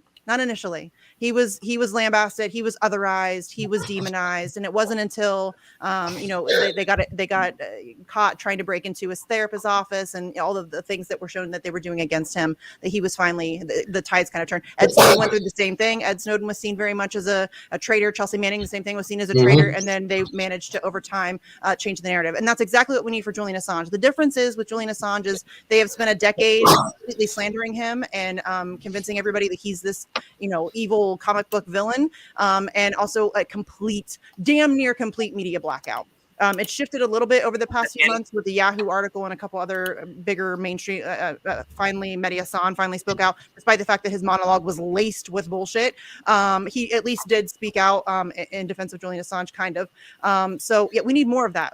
That's what it's going to take. It's going to take mass public pressure. We can't get there without a shift in narrative, and that's going to take a lot of people having a lot of conversations with people and getting real information. In my experience, once people are exposed to the reality of what's happening to Julian Assange, it's very easy to turn them and get them to be to recognize what's really going on here. Nothing about this case makes any sense. They don't even have a case. They Nothing don't. about this makes any sense. None of it is right or just or fair or anything, and none of it. So I mean, this is we need so many more of these videos of these people. So I just want to say, I played this outside of the New York City Netflix building. This 25-minute compilation. The guy came out. He said, before we even started, he said, I support. He's like, what are you guys doing? We're like, well, we're protesting Netflix. And he said, oh, this is against Netflix. And we're like, yeah, you're releasing that documentary. And he's like, listen, I support free speech, but I'm calling the police. That's some funny stuff right He calls there. the police. They don't even do anything. They just keep walking around and circling. And then at the end of the protest, they come up to us and they say, hey, what was that? Why did they call the police? And we're like, I don't know. Are you guys just breaking it? No. All right, we're going to go in and yell at that guy for calling us here and wasting our resources. Nice. Well, we should also clarify what exactly the Netflix documentary is, why people were protesting. There was a video made in 2013, a movie made in 2013 that is crap. It's absolute garbage. It's a lot of the, the old 2013 style smears against Julian Assange, almost all of which have been completely debunked, thoroughly debunked, as have almost every smear that's ever been launched against him. And so Netflix, 2 days before the appeal was set to start on October 27th, they decide that they're going to launch this documentary. I'm sure it was accidental, complete coincidence. I'm totally sure. So it was just another way that they could smear Julian Assange very close to an important court date. They want people to hate him. They want people to think that he's a rapist and he's dirty and he doesn't take care of his cat and he smears poop on the walls and he's a hacker and he's a this and he's a that. That's what they want you to think. They've done a really good job actually of completely demonizing this one. They've spent a lot. I don't think people realize they've spent a lot of time, money, and resources destroying one person. And it's because he is such a threat. It's not just him. It is WikiLeaks as an institution. But if Julian Assange goes down, I think Shane said this earlier, that it's not about silencing him. It's about silencing us. It's about the chilling effect that this will have. It's about the fact that this will scare people. And not just journalists who are going to publish these things, but also whistleblowers. People were going to think long and hard before blowing a whistle now, seeing after, what Chelsea Manning had to go through. She was tortured. Julian Assange is being tortured for publishing it. That's how this works. It's about the chilling effect. It's not really about Julian Assange. It is because he is the best at what he's done. There is no debating that. There's just not. There is not a better journalist on planet Earth. And to have a 100% record of accuracy over the entire history of WikiLeaks is beyond admirable. Again, we should point out that this isn't Julian Assange writing like a blog, or this isn't conjecture. It's not his opinion. It's not some talking head on a panel. He gives you source documentation, 100% verifiable source documentation. And he allows you then to read the information and do with it what you want. And journalists have been using his work for the past decade to win awards and make lots of money and write books. And they will continue to use WikiLeaks work. I've said this before, because of the nature of what WikiLeaks does, we will be using that information for decades to come, because I've said this on multiple occasions. Something will happen and there's a WikiLeaks for that. If you go and you search the person who just happened to pop up in the news cycle, you can go search WikiLeaks and there will be information about that person. So for decades to come, we'll be using the information provided to us through WikiLeaks. And again, he should be celebrated, not tortured. Amen. Amen. Hey, and Misty, I have to get everybody up, but if I don't get my ass upstairs in the next 10 minutes, I'm gonna get cussed out. Almost New Year's. My kid's still woke, so I do my daily thing. We got a couple more minutes on my son's birthday. Yeah, I woke back up. So I'm gonna go chill with him for a minute. Cool. It's good to see you, Rome. Yeah, it's good to see y'all. I'm glad. Good to meet you, Rome. It's good to meet you too. I'm glad to see you again, man. Good to see you, Rome. Yeah. Yeah, you need DMs, slide in my DMs, You too, Steve. We all can work together. It's all like I always say, And even if we're not in the same page, you know what I'm saying, not in the same book, we're in the same library. We are taking a step forward to. We're in the same library. I like that. You know what I'm saying? Yeah. Hell yeah. Every step is a step forward, and I always want to remind people that no matter what you do, that's enough, because that's more than what these people have way more power than you are doing. So Word. Amen. You know what I'm saying? Like, you're doing a damn thing. I'm proud of y'all, and I'm proud of how far we have came in this little of time, how many minds we have changed in this little of time, and we showing people that you don't need to be a professional to actually do, you know, what they claim that they do for us. So I love y'all, man. Oh, we love you. Happy New Year. Yeah. Send New a Year. happy birthday. Yeah. Here, say Leo sends a happy birthday, okay? Leo. In a minute, it's gonna be my birthday. I'm gonna be 30. No. I'm gonna be 40 January 12th. How about that, bitches? Oh my god, we had the same birthday. Oh my god, no, shut up. I love Yeah, that. I'll be 34 that day. Nice. What day? You know what? I'm gonna amend something January I said 12th. earlier. Yeah. Steve is on the 3rd. That's so funny. All these Capricorns. But I'm gonna All amend right, something I said I'll see earlier about the fact that the only good thing that has come out of this year was all the strikes. Another good thing that came out of this year was the growth of so many of these channels, these independent news channels. Yeah. You know, like seeing so many new voices come on YouTube and on other platforms speaking these truths. Like seeing all this growth that everyone's had this year. I'm so proud of everybody. And We need it. Yeah, we need it. That's how we need combat it. the narrative control, y'all. That's the only thing So we got if left. any- They're trying to take it, but that's all we got left. Meg, there was a question about your shirt. If you were wearing a Where's Waldo shirt, I just wanted to let you know. It kind of looks like it. It was cute. It was a cute thing. Jade said it. Oh. Her boy's birthday is. Sarcasm is just I need it. Oh, that's I don't awesome. need another shirt. I Hey, have my the Carter reverse Bastard sneeze shirt boys are on together. See that? Yeah. Jay reverse so funny though, sneezes just Misty. like Leo. I just want to say, I put the Assange compilation in the chat. If anybody wants it, there's a link there. Nice. I'll seriously listen to that when I'm depressed. I'm not kidding. Yeah. Okay. Yeah. That's What so are your funny though, bonus? Misty, that we have the same birthday. We'll have to stream together that day. Yeah, it's Wednesday, so I have a bitch that day. So There I'm you gonna have a go. birthday stream. Hey. Yeah.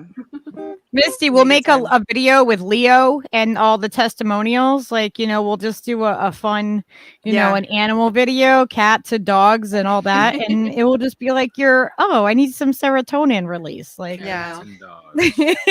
You should Listen, you should just follow I my am dog known. on Instagram. I am known for inventing my wins because shit sucks, and so sometimes you have to just make some shit up. And like for Yeah. example, there was one that I took credit for, which was getting Ryan Knight to cover Julian Assange. I didn't know if I had anything to do with it, but I was like, I'm gonna take credit for it because it makes me feel good. But then I was on his show, and he told me it was confirmed I was in fact the reason why he covered Julian Assange, and I'm like, look at that, bitches. Power That of was me. suggestion is powerful. Yeah.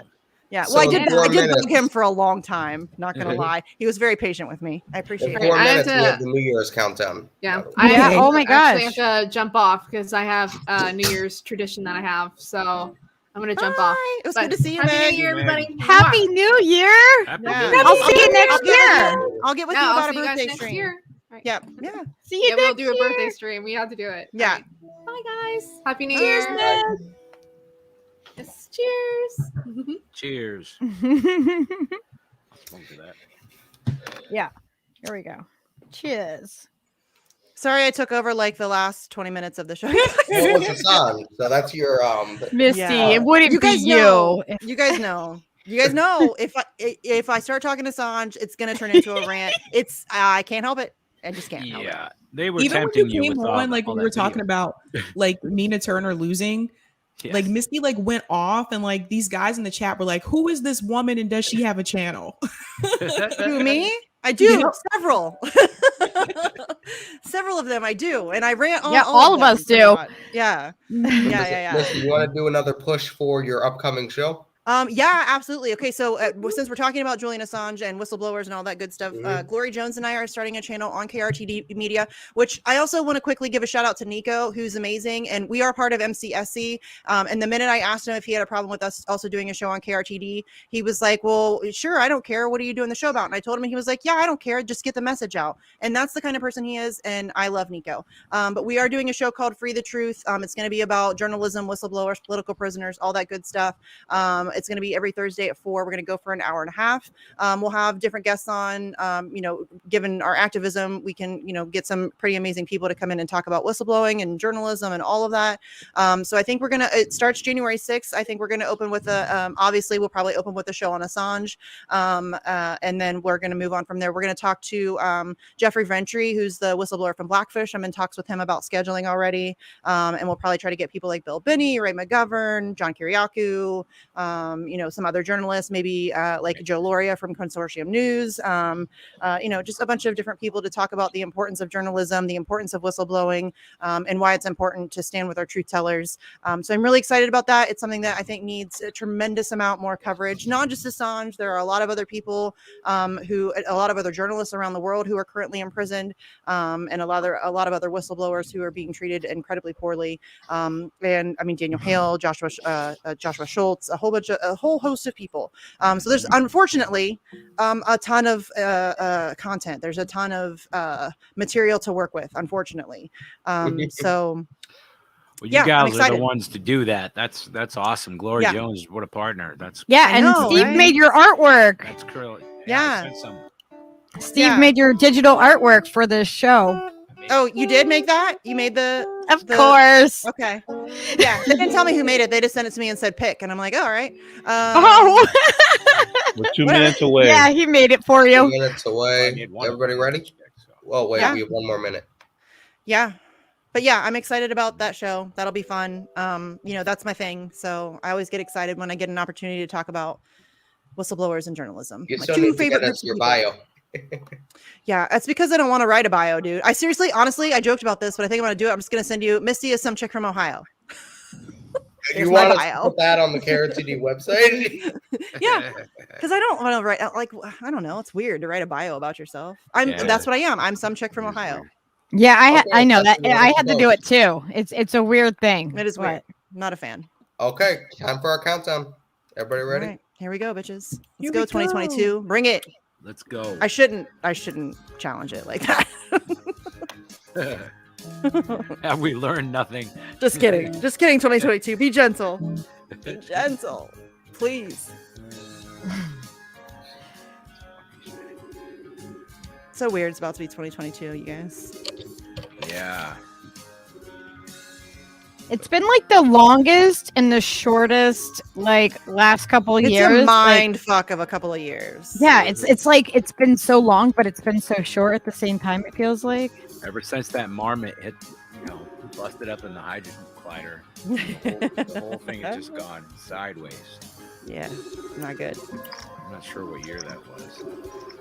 1999. I think it was David Bowie. Ever since David Bowie died, things have been fucked. Oh my gosh, you have to see what I got Steve for his birthday. 6, 5, 4. I don't know. Maybe they're not showing you all here. 1. Happy New Year! Happy New Year, everybody. Happy New Year, y'all. Happy New Year, everybody. I hope your 2022 is way cooler than 2021. Yeah. Cheers! Say Happy New Year! And let's free Assange this year, shall we? Shall we? 2 Let's seconds. Yep, they're going crazy outside. You gotta see what I got Steve. Check this out. It's, you just said David Bowie. This is like the little tiny synthesizer thing. And it's a David Bowie one. Yeah. Cool. It's weird. He'll have to show you what it does. Weird electronic stuff. It does weird stuff.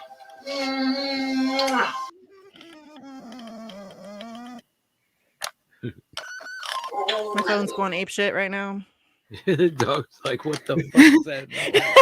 Yeah, Leo's like, what? We made it. It's next year, everyone.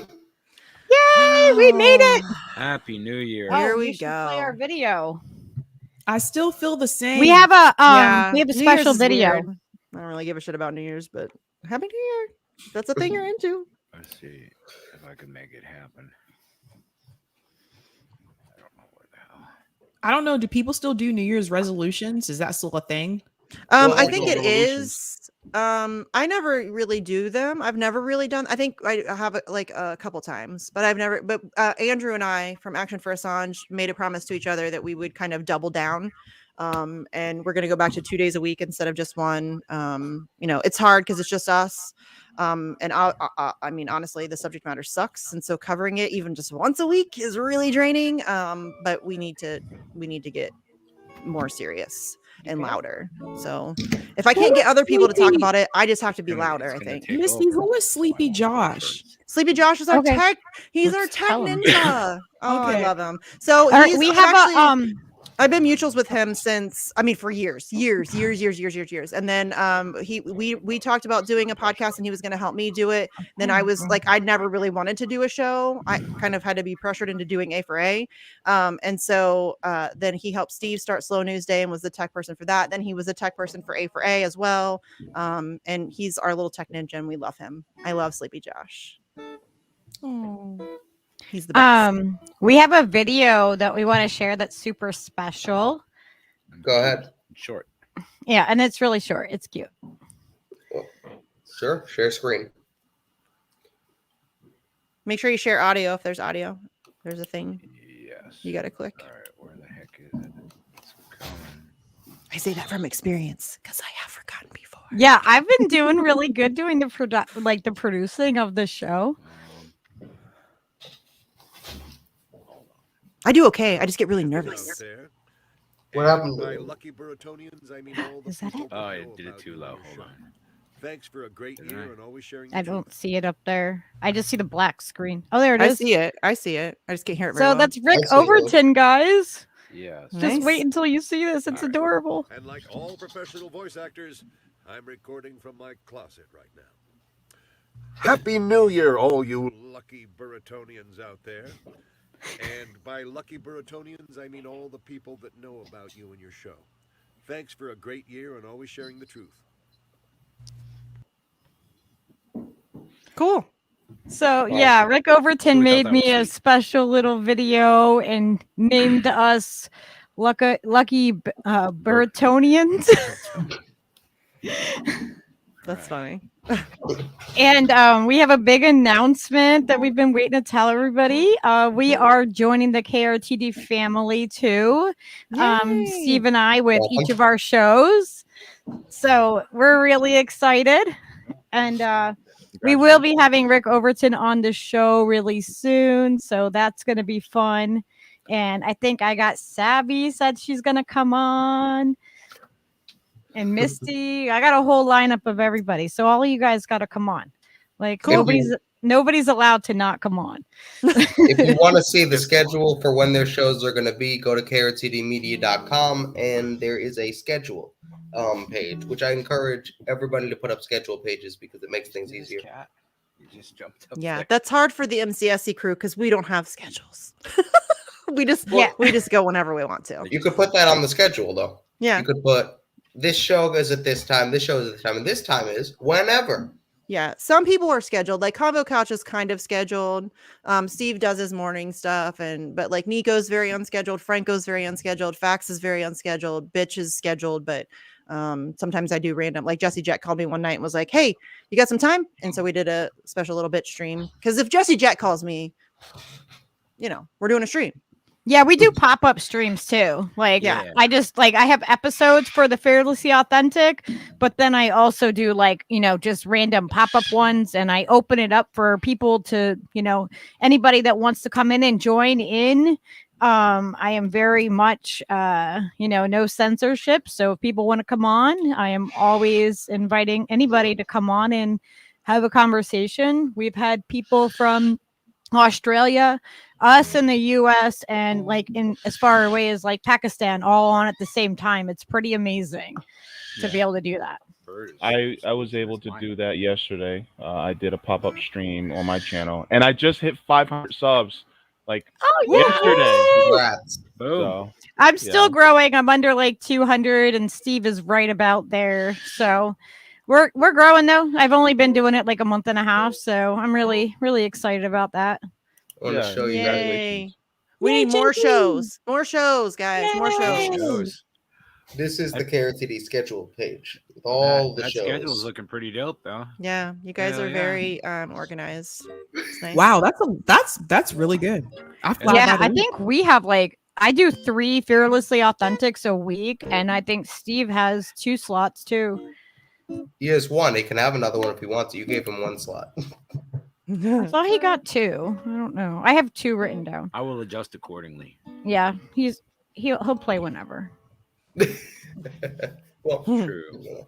Yeah, this is our website, everybody. So. And my bio will be there eventually once I get it. Yeah, I know. I have. I wrote mine up. Steve didn't do his. I'm yet. paying a team of people to I'm come up literally with some good considering lies. finding somebody that likes me to write it for me. Because Yeah, that's the best way I Hey, figured. you should have Oh, Glory yeah. you write like my yours. music? Oh, cool. Glory Here. did a great Yeah. job on her own, That's so it. I should make her write mine. Yeah, 'cause- she's a good writer, obviously. So Yeah. that's the thing. Steve's a good writer, but Steve's an asshole. He'd put something smart alecky in there. Yes. Yeah, You know he would. totally would. He'd call me Mindy Moneybags or some Yeah. bullshit. You know. Start some weird mythology. Yeah, That's what he would do. he really does love Putin, guys. But it would. So I got another Um, big announcement. I was going to wait, but I'm going to go ahead and share it. KRTD Media is now registered as a nonprofit. Everybody. Wow. Yay! That's exciting. Look at all this fun stuff for the new year, guys. We can now start applying for grants and try to start paying people. Nice. See? That is awesome, Shane. That is awesome. Way to go, dude. Congratulations. Oh, I have yeah. goosebumps. That's amazing. I'll tell you what it means. It means more meetings. Okay. Well, no, it really does. I think somebody I think just said who is this? Yipper99 said another ethnic women's at the end of January. Yes, there'll be another one, Yipper99 in January, and that topic will be intersectionality. Love yeah, it. It'll be fine. Yeah, that was a good We panel. have a big announcement too. Actually just confirmed the first guest today.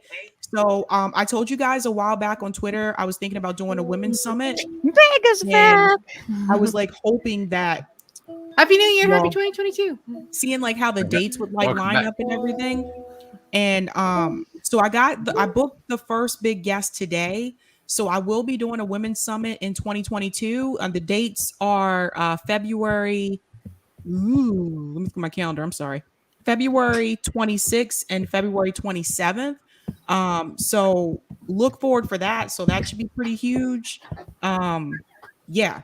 So I'm trying to book I'm trying to go ahead and book the people that are probably the hardest to get first, just because they have really busy schedules, and then I'll branch out and invite everybody else. So it should be good. I hope it'll be good. How many people? Yeah, I'm sure how it many will women do you plan to have there? Do you know? Oh my God. I asked people on Twitter who they would like to see. I got like over 50 people, and I was like, some of these people are way beyond my reach. Like people were Don't like, you love it when people do that? people were like, you should have Chris Hedges on your show, and I'm like, yeah, I'm not that cool, you guys. Yeah, like people said Angela Davis. I can try, Yeah. but she might be really hard to get. Yeah. Susan Sarandon also might be really, really You hard could get to get. Susan Sarandon. I think You I got a could link get for Susan you to Sarandon. 100%. You I could got get a link to Susan Sarandon. I'll text you about that. A lot of us know people. We just got to reach out and branch out and see like who knows who, you know? Yeah, no, that's a good point. But a lot of people, and I'm doing 4 different panels. One is women's health. One is violence against women. The other one is women's activism. And the other one is women in the workplace. And that discussion is about wages and promotions and et cetera. So, Yeah. Have you considered booking Steph Zamorano? Should be good. she's on my list. Steph will do it. Yeah. Steph is awesome. Yeah, But some of these names that people threw out, I was like, who do you think I am? We got suggestions coming in the chat. Rose McGowan. I can get Rose. I can get Rose for you. So Yeah, I want to get Rose on too. Yeah. Tara She's Reid. awesome. She'll come on for sure. Tara, I can get Oh, Tara Reid. will. Yeah. Tara will totally do Tara it. came on my show. She'll go on yours. Yeah. Yeah. Some people That sounds like a- Speaking of which, she wrote an because, amazing piece about whistleblowers today. Go check it out on RT. some people are hard to get just because I can't find any contact information for them anywhere. That's when it's good to know somebody who knows somebody. I got a very big list I've collected over the last year and a half. Just send me a name and I can look it up in my database. I might have it. Cool. Thanks, Yeah. guys. I appreciate it. Yeah. That gives me an idea for trying to do something for LGBTQ. Yes, do Oh, it. yeah. Yeah, whenever you should totally do that. Yeah, if I bring my show back in April, I want to do something for Sexual Assault Awareness Month. Mm-hmm. Oh, and I'm going to be doing some stuff with Jimmy, that works for KRTD. We are going to be doing a series of taboo topics, like a late night taboo topics with the Fearlessly Authentic. So that's going to be really interesting. We have some cool stuff planned. And look, it's Yona. Yona comes on and co-hosts with me all the time. Lucky Burrito After Dark. Okay, I have to go, you guys. My kid's still awake, and I need to go. See you, everybody. Deal with him. So yeah, thanks for having me, though. you. This was a lot of fun. Bye, This was so Misty. much fun. Happy New Year, Misty. Happy New Year. Hold on, Thanks, Misty. Look, thanks for Misty. letting me rant about Julian Assange forever. I'm Misty, sorry. before you go, why don't Thank you for ranting. ask about them Julian. if they're up trying to figure out how to free Assange, because that's fast. Do what now? I said ask them ask your kid if they're up trying to figure out how to free Assange. Oh my God, they're sick of hearing me talk about it. Are you kidding? They're so tired of hearing me talk about it. They my kid, dream my and kid they the say, other day, "Assange!" we were talking about how people say that I'm Mindy Moneybags and that I'm an Assange cultist. And she was like, okay. Like, you got the 2 pictures of Assange. I could see that maybe you're a cultist. She's 11, mind you. But she's like, Mindy Moneybags, I don't get it. And I'm like, I don't either, but I get a lot of money from Putin. So, and she loves my Putin mask, which is back there somewhere. Back there. There it is. Putin. It's really hard to quantify how much of an impact Julian Assange and WikiLeaks has made to the entire world, to so many countries. So much information has been brought forward of such vital interest to the public at large. And a lot of it is stuff as that we may not such, even realize how important it is yet. well, I think it's a testament to how powerful his journalism has been, to the lengths at which this saga that began with the bogus charges in Sweden and leads all the way still to the punishment by process in Belmarsh, the more they punish him and try to make an example of him, that shows how much he really is a threat to them still to this day. They're terrified of him and the truth, as they should be. Happy New Year. But you know what? Like, they can try to silence him, but then there'll be someone else, and then another I person. hope and so. another That the next person's going to think long and hard before getting into that, Sabby, because of what they've done to him. And that's the intention. That is the process by punishment. They're trying to create a chilling effect across journalism, period. And if they are able to extradite him, that essentially gives the United States global jurisdiction over information and journalism. That means they can go and arrest anybody, anytime, anywhere for publishing, saying, and that's not just limited to journalists. You got to remember that they define what equals journalism. And so it could be any one of us, and it could be anybody from any country. Julian Assange is not American, and yet we're charging him under our laws and affording him none of the protections of such. We want to have our cake and eat it too, and it's about silencing dissent, period, and about preventing them from being exposed. And it's incredibly dangerous. Anyway, I'm going to stop ranting because I've ranted enough, and thank you guys for having me on. I It's all appreciate it. true. You're Yeah. totally true. You're not ranting. I mean, you may be preaching to the choir, but it needs to be said. It really does. Misty, before you go, the Assange playlist thingy is in the chat. Okay. You might want to copy the Yeah, link. I'll download it. Cool. Thank you, Shane. Thanks, guys. It was good to see everybody. Happy New Year. Happy New Year. Love you. Misty. We'll see you See soon. me, Misty.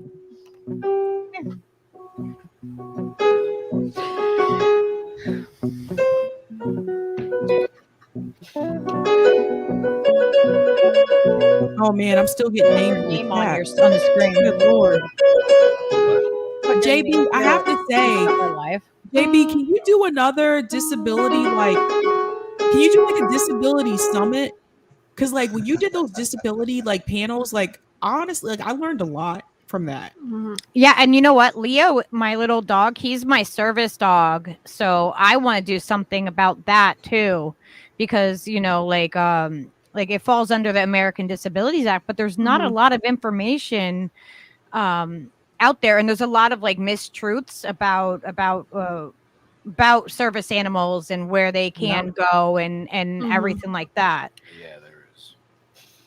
I had to deal with that like for my job at the university, because like some students would think that they could just like bring in, they're like, well, I have a comfort dog, and so it's for emotional support. And I had to explain to them like, but the university doesn't really consider that, like you can't bring your dog into the classroom. It has to be a service dog. And then they have rules over like what they consider to be a service dog. So it's all this paperwork and stuff that they have to go through. And then by the time you get through the paperwork, then it's like the semester's already over. It's crazy. Yeah. Well, the American Disabilities Act covers it and protects service animals, but the thing is that there is no federal registry or ID for service animals. So there's no way to prove it unless you have the official like doctor's paperwork and stuff, but you don't have to share that information because it's private medical information. In New York, it's like it's such a messed up system because the states do something different than the federal, and it's like it is so messed up. Statewide, they do things vary in every different state. It's not bad. New York has the federal law trumps all of the state laws. So, and what she just said is the federal law, you know. You're legally only allowed to ask 2 questions per federal law, and the American Disabilities Act covers that. I have a lot of information on it, but yeah, you're only allowed to ask if it's a service animal and what service they perform.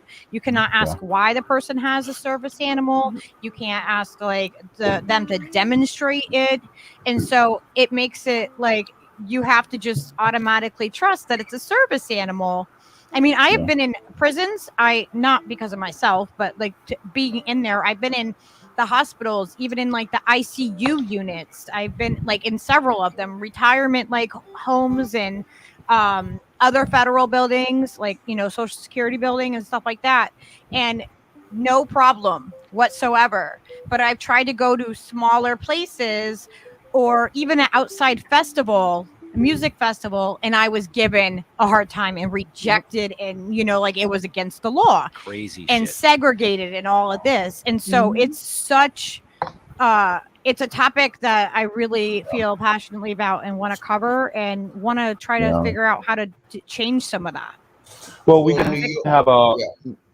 have a disability summit sometime in the future. I can probably host that one would of be those, amazing. you know, so we can do that because I've done disability panels in the General Strike Summit as well as did a disability roundtable a few months ago. So I think that's something that we can actually get into, so that we can talk about things like that, as well as one of the things that I definitely love to talk about is the amount of a living income that we should get, those of us who are disabled and elderly, but we don't get it in the United States.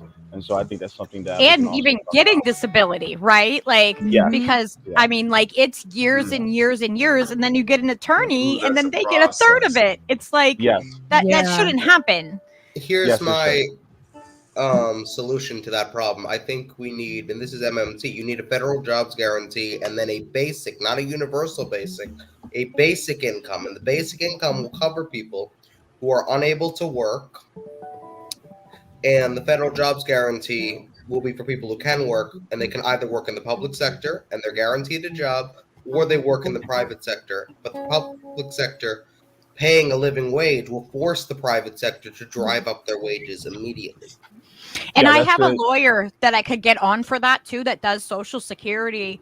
Like he's a friend of mine, and I bet you I could get him on to come on and talk from like an attorney's point of view, at least to cover. I mean, I don't know if he knows like if it's universal across everywhere, because it's, you know what I mean, if it's federal, but I mean, he's a Connecticut attorney, a friend of mine. So I think I could probably get him on too, which would be really awesome to see from, you know, the point of view of an attorney, you know. We could definitely. It would seem when you look at the current tax policy that there is a rather benevolent social safety net for, paradoxically, the most profitable corporations when you look at how much money is given out at the federal level in tax refunds every year. I mean, it's stunning. It's stunning. And yet, when it comes to people that are suffering in Appalachia and single wide trailers, or, you know, in Section 8 housing, in the big cities, or, you know, down on the reservations here and out west, it's like just completely forgot. I mean, you know, people are talking about our senator upriver from Huntington here with his yacht and everything, Joe Manchin. And I hear the phrase all the time, rising waters raises all boats. But, you know, I'm thinking of most people that I know, people I work with, people I deliver food to, you know, the water's already up to their nose. Some of them, the water's already over their head. I mean, how many And they people, already sold their boats years ago. you know, Oh, and they're this adding ever anchors. They're happened, like people couldn't even they're afford a adding weights to it. $400 emergency, most people, before this happened. And now, you know, I mean, people are suffering and they've been forgot, I feel like. You know what I'm saying? Definitely. Yeah, 100%. No, you're absolutely right. You know, and I appreciate what you just said, the Yona. Especially, you know, I wear, you know, a couple different hats. I wear the hat of being gay. I wear the hat of being black. I also wear the hat of being disabled.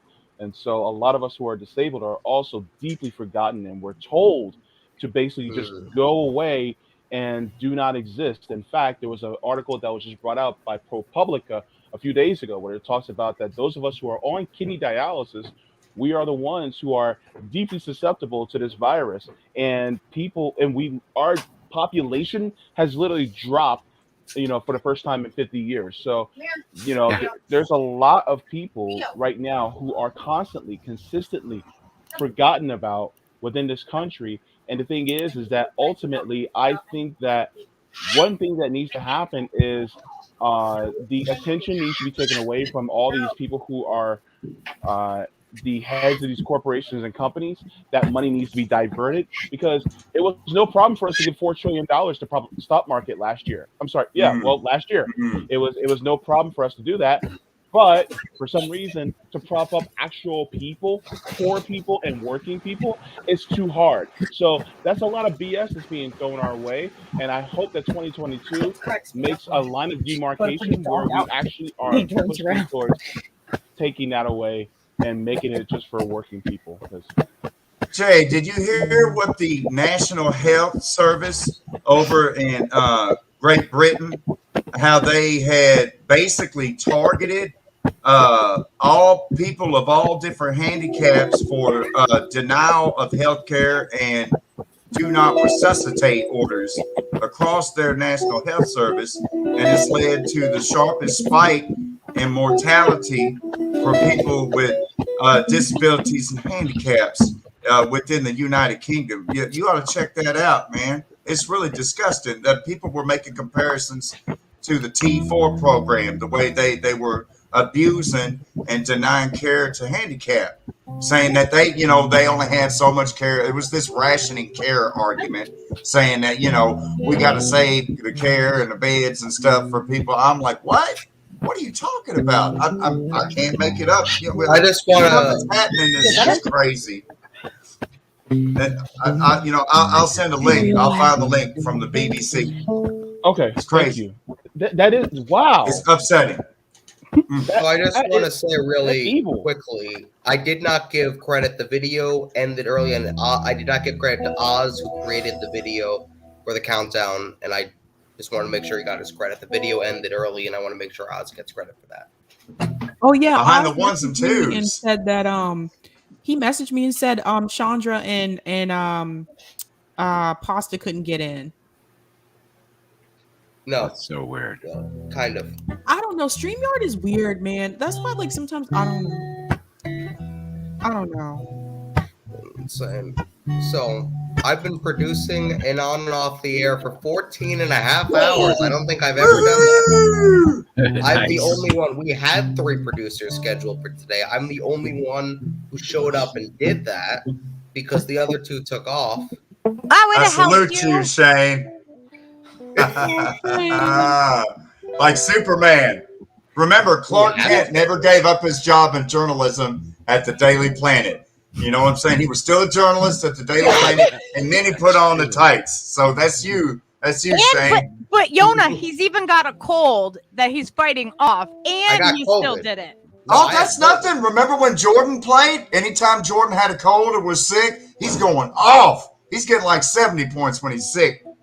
Y'all, anybody remember Michael Jordan? Anytime Michael Jordan plays sick, watch out. Watch yourself. Shane is like that with COVID-19. He's just like, fuck you, Rona.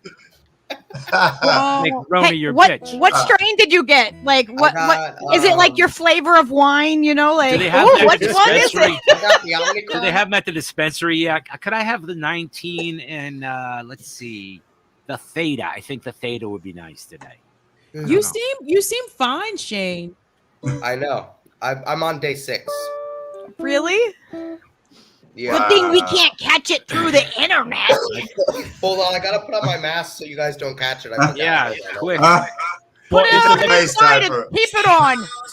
If it's electronic, then it might be called the Omicron or the Unicron. Or the Look out, turtles! Here comes Shredder. Wait! Did you call it a unicorn?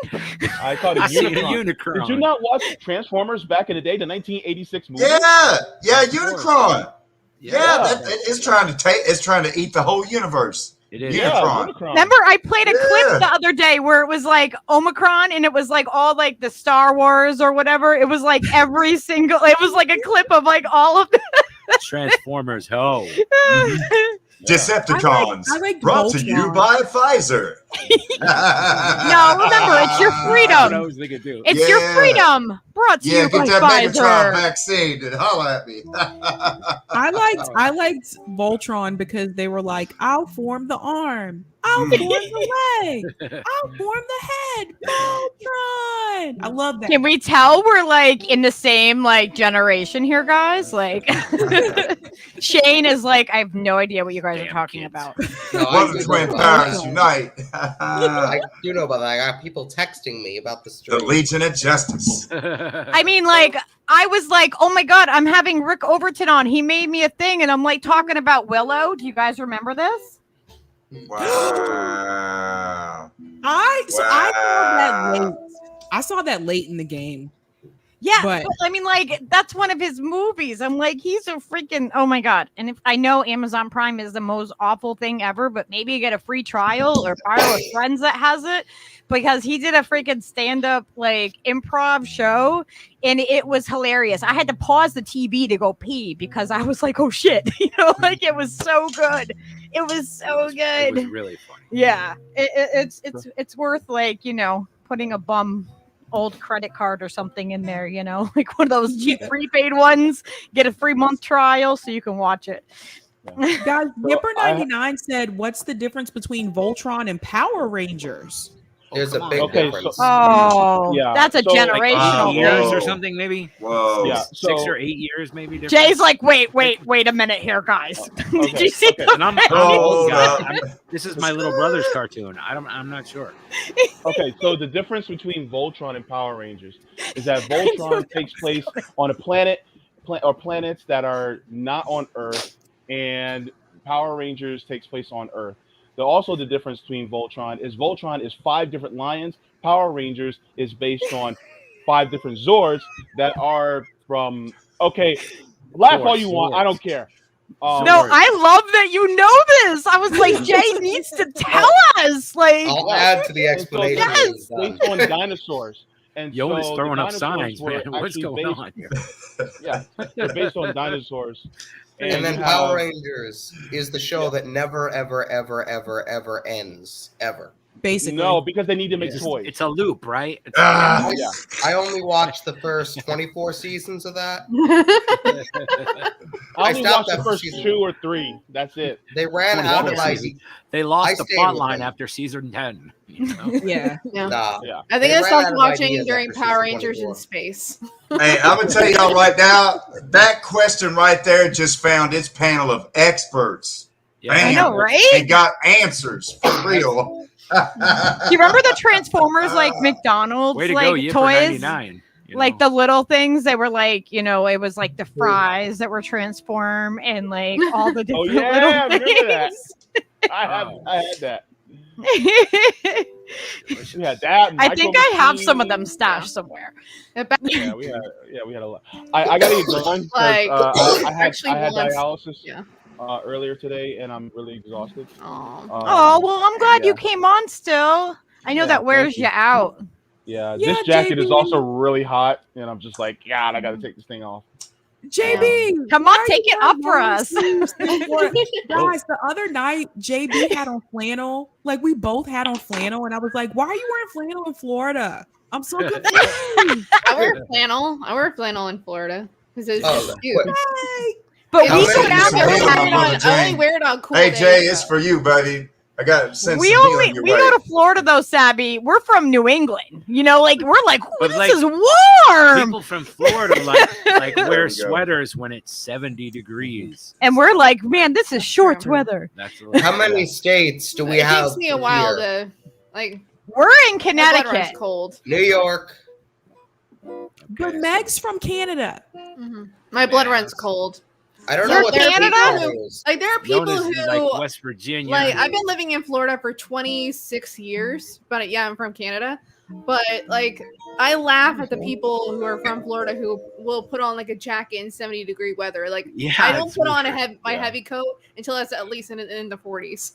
Yeah, Right. me too. Until then, I'm like in a sweater like this. Until then, I'm still in a sweater. hoodie in the like under 40s. Like, Yeah, yeah, I went- we're just I you went know. to school down I there. wear and a was- t-shirt and shorts all year round until it gets under Yeah. 20.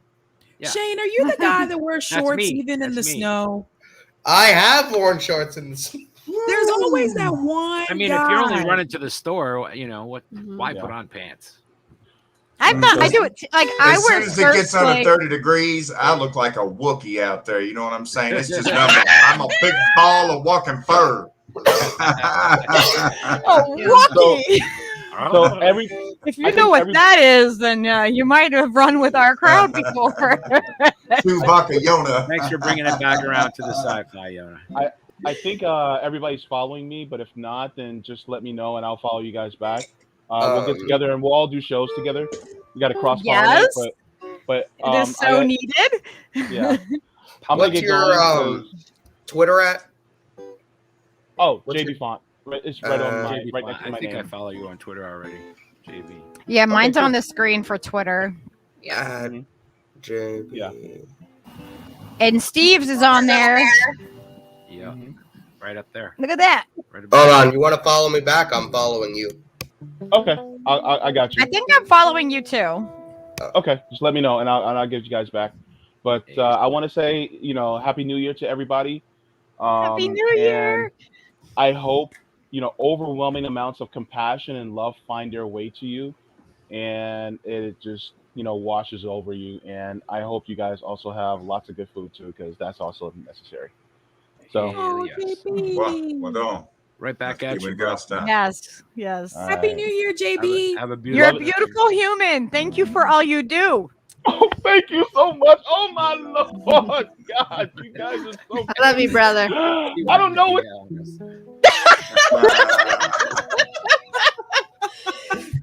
Feel And the love. going out in J fashion. There he goes. That was beautiful. Oh, that was fantastic. And there is Super Shane still running the marathon like Forrest Gump, coast to coast. I know. son. He's like Running so long, lucky. he's growing a beard. He told us, he's like, you guys are taking over. I am not producing anymore. You guys are taking over this. Well, I told them they can do a show at 1 a.m., but they're going to produce the show at 1 a.m. I'm not doing another 5 hours. No, I know. Yeah. All I right, know. Shane behind the ones and twos. Yes. Boom. Yeah, and I've 14 been hours on and and off counting. the air. Oh my Yoda God. and I have done like 8-hour streams together. They've We have found done Shane in the 8-hour chair, streams. asleep. And then Yeah. Yeah, we've done streams Yeah, till I I put- passed out. I put Yoda to sleep one time. Only Yeah, had one Yoda person did. show up for the pre-show, and people are like, "Oh yeah, I'll show up for the pre-show." Nobody and we added an extra 2 hours for these people who said they were going to show up to the pre-show. They don't show up. I'm sitting here showing videos for 2 hours, waiting for people to join the pre-show. When I got one guy who joined, and then it's ridiculous. I wasn't trying to host by myself. Hey Shane, man. Well That's the done, thing, like though, when man. we did the General Strike Summit, like sometimes like last minute we had to shift things around. Oh yeah, You know? that usually happens with events. I just don't like it, but it happens. We were finalizing the schedule 3 days before the thing. Mm-hmm. Moving people here, moving people there. This person is better with this person. Let's let this person move.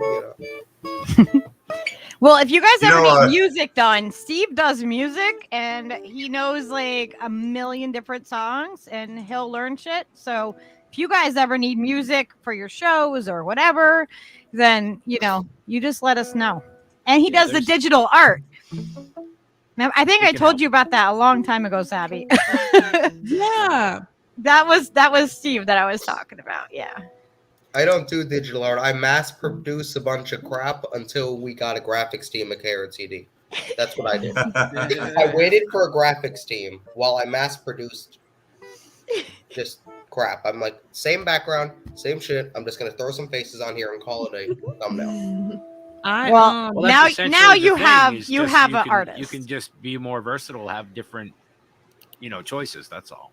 Well, That's all that is. we have 3 artists now because we got you, we got Jimmy, and then we got Fran. So we got 3 artists, which means I don't have to attempt art anymore. I do like the physical art. You know what I mean? Like Physical art I like. They're the digital artists. I'm like I create with my hands and carve and do all that, but Steve does the digital stuff, so it's balanced.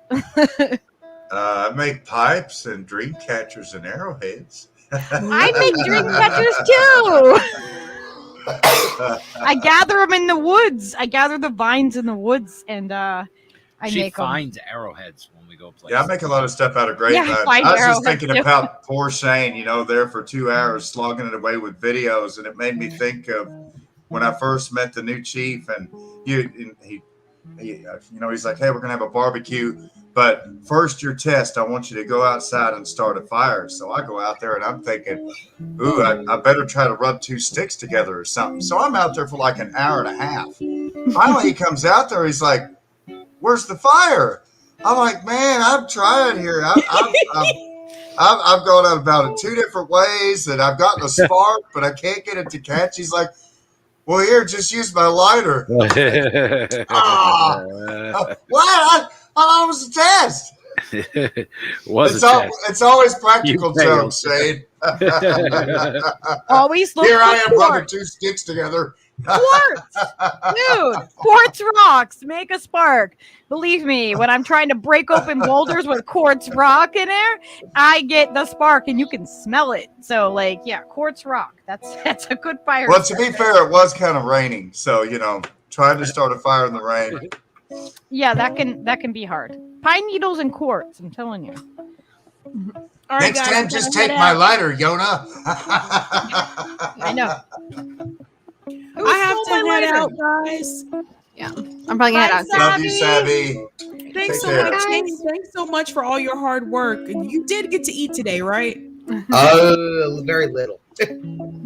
Aw. Eat some food, bro. Eat some food and go to bed. Get a sandwich, man. I know. Grab your kitty cats and go to bed, and get warm and comfy. You need it. You need some rest. It'll be I had a couple of perfect. snacks. I had little hot New Year's Eve hot dogs and. You know what you need? It's called Sambucol. It's elderberry syrup, and they have it at most chain stores now. But that stuff is worth its weight in gold. It will boost your immune system and it will kick it out. I've used it for years, and it's only elderberries. So It'll have you saying, "Oh my god, oh my god, it's gone." I want to see the How It's Made episode Bye, for Sabby. hot dogs. I'll get in touch so we can do a show. Sabby. Bye, Sabby. I will. Happy New Year.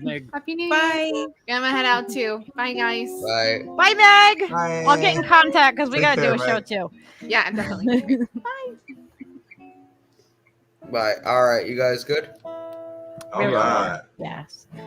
We're gonna do some music for a little bit, and then we're gonna jump into a fearlessly authentic show. By the way, what did you guys think of the music that we had earlier today? I thought everything was very cool the way it worked today. I thought it was good.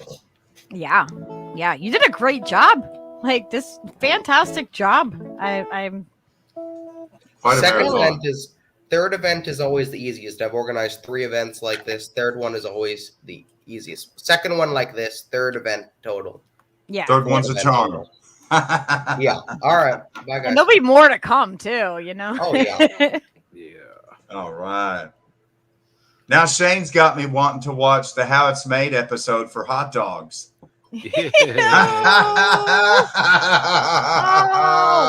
I haven't. When it gets in the big pot, it's mixing it, and then it goes to the little robot penises on the assembly line. The little into tiny links, ones. and, Yeah. I and have then, not and then it eaten goes a hot into the dog. links, and then it boils You it. can go as long as you like, by the way. Oh yay! Sweet. Just put the link in the chat and let people come in if they want to come in. That's the only thing. Yeah. Well, that's how I roll. I wrote a brand new song today, Lucky. Well, hang on. I got to tell you about a hot dog thing. I haven't eaten a hot dog since I was 10 years old, and I'm very proud of that. And I was forced to eat that one, and I didn't want to eat it, but that I have resisted hot dogs since then. Yeah, I don't hot dog thing I want to tell you. I'm like, I am proud of my non-hot dog eating. Now, I'm not going to lie. I do have a soft spot for white bratwurst, vice versa. I used to when I ate meat, because I used to get it in Trenton, New Jersey, when my grandmother lived down there on Brown Street, and we would go down and we would actually go to the deli and the bakery for everything, and we would go to the butcher and we would get some brats and yeah. We cut So I it up grew and up fry it on eating top of those. sauerkraut in the same skillet and eat it with fried cabbage and the bratwurst that's browned on each side where you cut it up. Man. We also do that with Polish sausage. Kill both sides. Yeah. All right, so you boys gonna do some music? I want to hear you on a song. All right. Well, this is, I think it's called 7 Directions here. Let's see if it picks up for me here.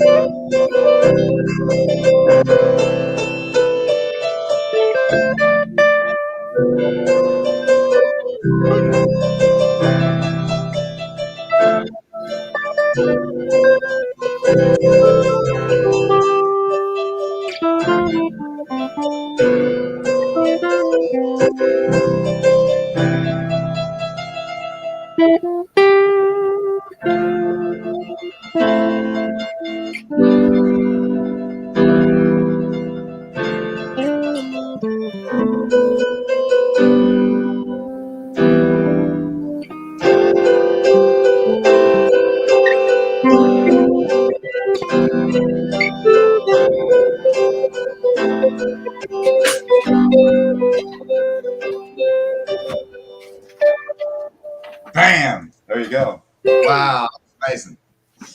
That was cool, dude. Yeah, it just came out of nowhere, like about. It was on my lunch break, actually. Just all of a sudden, well, actually, I was listening to the KRTD feed, and I think her name was like Lele Wolf or something, maybe. Hmm. I don't know. She was singing like some Elton John that Shane requested, and all of a sudden, I just like she was playing "This Is Your Song" by Elton John. Yeah. And I just like started riffing on that, you know. And by the time I got done, I wish I had like Elton John glasses on. You know what I'm saying? Like the really sparkly kind, you know, the kind he's wearing when he's doing Crocodile Rock, you know. Yes, sir. All right. Whoa, hey, Doobie. Ooh, it's a Doobie snack. Doobie snack. Ruh-roh. Wow, you were totally vibing on that, man. You immediately ripped the melody right out of that, dude. Yeah, well, I heard it, and I'm like, oh, I know what he's doing. That's right there. Okay. And it was like just really pretty fucking lines, man. Yeah, well, it's singing about Une Fanahi. That's our Cherokee word for the Great Spirit or the Creator, right? Basically like God, right? Une Fanahi. And then you say Galanati Ehi, up in the sky world, right? Basically like our Father who art in heavens, basically what you're saying, right? And then Eladi Ale Ahni, below and within, right? So that's the 1, 2, 3 directions, up, down, within. And then the chorus is Jiganfla, Jiganwa, Kalanga, which is north, south, east, west. So that's all 7 directions. That's why it's 7 directions. It's just a prayer song. That's beautiful. I like it. Yeah, wow. We were vibing on that, man. There was a vibration going on. I was feeling it, man.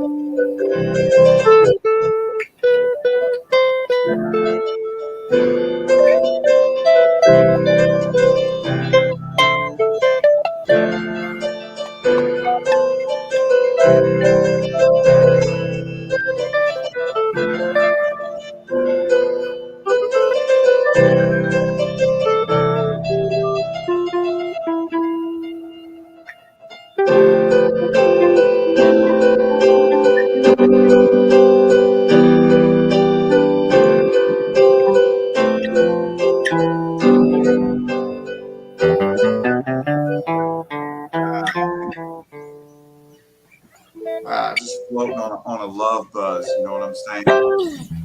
Positive vibrations, and the thing we have to keep, you know, we all have to focus our energy together because it's going to get worse, but then it's going to get better. It's going to get better. We are making it better with the one love, speaking from the one heart. Just facts.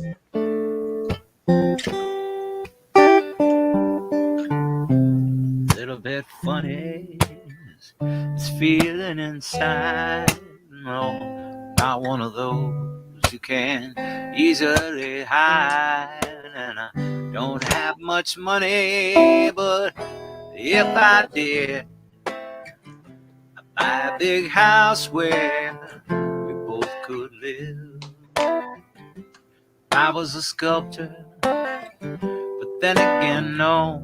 A man who makes potions in a traveling show. Well, I know it's not much, but it's the best I can do. Yeah, my gift is my song, and this one's for you.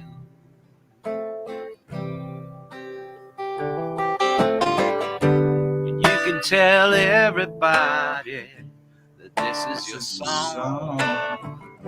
It may be quite simple, but now that it's done, well, I hope you don't mind. I hope you don't mind. I hope you don't mind that I put down in words how wonderful life is when you're in the world.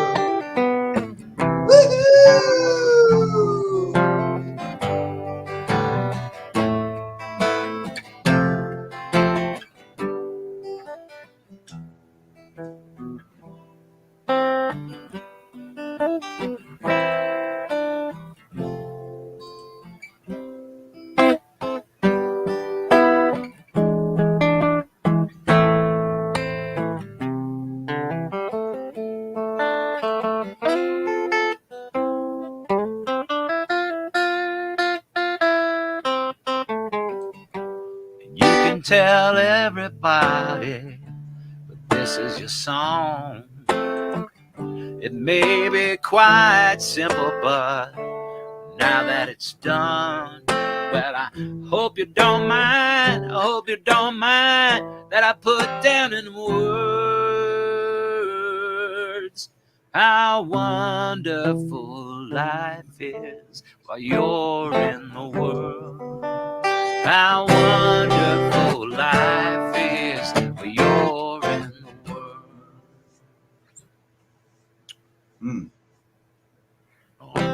I sat on the roof and kicked off the moss. Well, a few of the verses, well, they got me quite cross. But the sun's been quite kind while I wrote this song. And it's for people like you that keeps it turned on. So excuse me for getting, but these things I do, see, I've got. If they're green or they're blue, well, anyway, you know the thing is, what I really mean is that you are got the sweetest eyes I've ever seen. You can tell everybody this is your song. It may be quite simple, but now that it's done, hope you don't mind, hope you don't mind that I put down in the words how wonderful life is. You're in the world. How wonderful life is when you're in the world.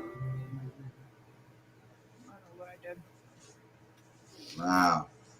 I think you have to add me back. Made me think back to that poem. You know, I'm just so grateful for all the love and animals in my life. You know, I've gotten to kind of form a relationship to almost every cat and dog in the whole neighborhood for like a 10-mile radius, giving out my treats. And hell yeah. you know, I mean, it's so cool now. Like even the nasty pit bulls that used to bark at me now, like she was like, we knew you were bringing the pizza to the door, because he immediately dropped to the floor and quit barking.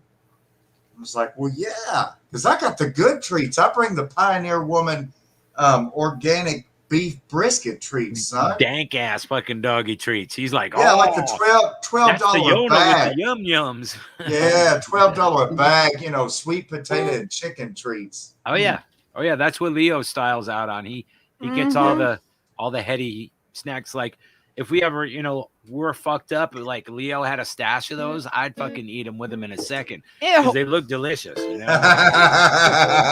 And they don't Lucky even says, smell ew. bad. And he won't be coming to kiss me afterwards. Like, honey, I made meatballs. What did you make them out of? Sweet potato and chicken. Yeah, right. I don't think it would even make it that. I don't want meat. Well, here's the thing: like dogs and cats are picky. Yeah. Like you know, I've gotten some treats.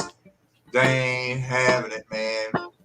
And you know, they're like organic and everything, but they're like they wasn't having it, man. Then I got with the Pioneer Woman.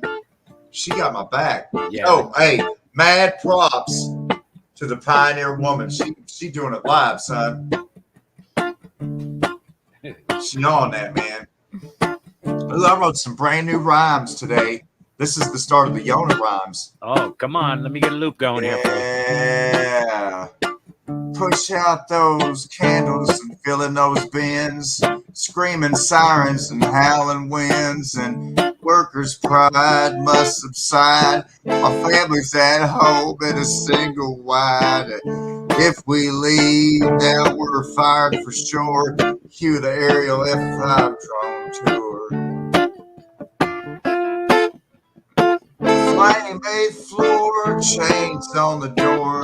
Triangle shirtwaist, give me some more. Bodies slamming into the sidewalk. Now Greenwich has got running talk in the Lower East Side. That's where the history hides. Down the wormhole. Down the wormhole. Down in a hole. Push out those candles and fill on those bins. Screaming sirens and howling winds. Workers' pride must subside. My family's at home in a single wide. If we leave now, we're fired for sure. Cue the aerial F5 drone tour. 20 scattered in the parking lot. Candles on top. Workers that got caught by the wall. At least the profits didn't fall. Spent 3 hours peeing in a bottle, keeping up with my quota. Amazon to the throttle. Then the winds came and blew it down. Now I ain't got no job in this town. Throw your flowers on the ground.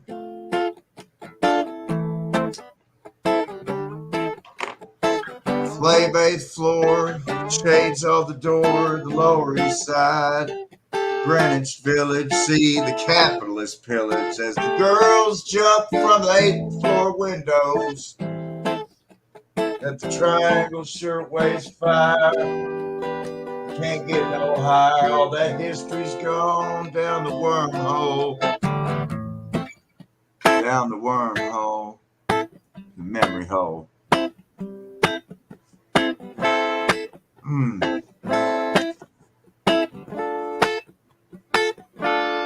Yeah. Push out those candles and fill in those bins with the screaming sirens and the howling winds. Workers' pride must subside. My family's at home in a single wide. If we leave now, we're fired for sure. Cue the aerial F5 drone tour. Devastation.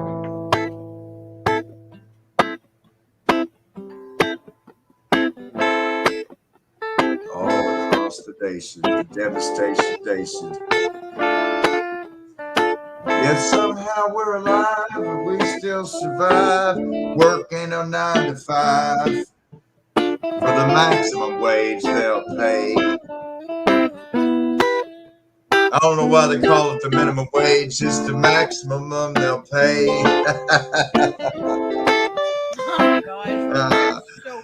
Minus taxes and your Medicare and your FICA every day.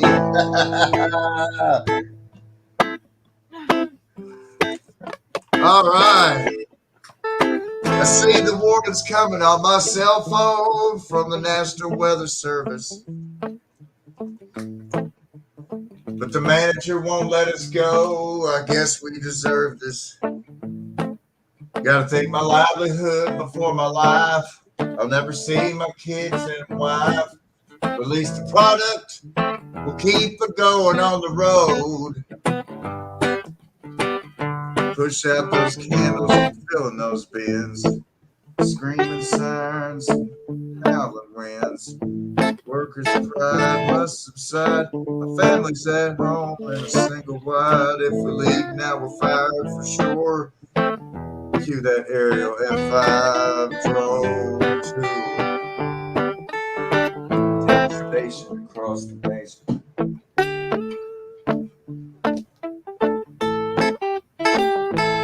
I guess weather is the explanation. Who knows?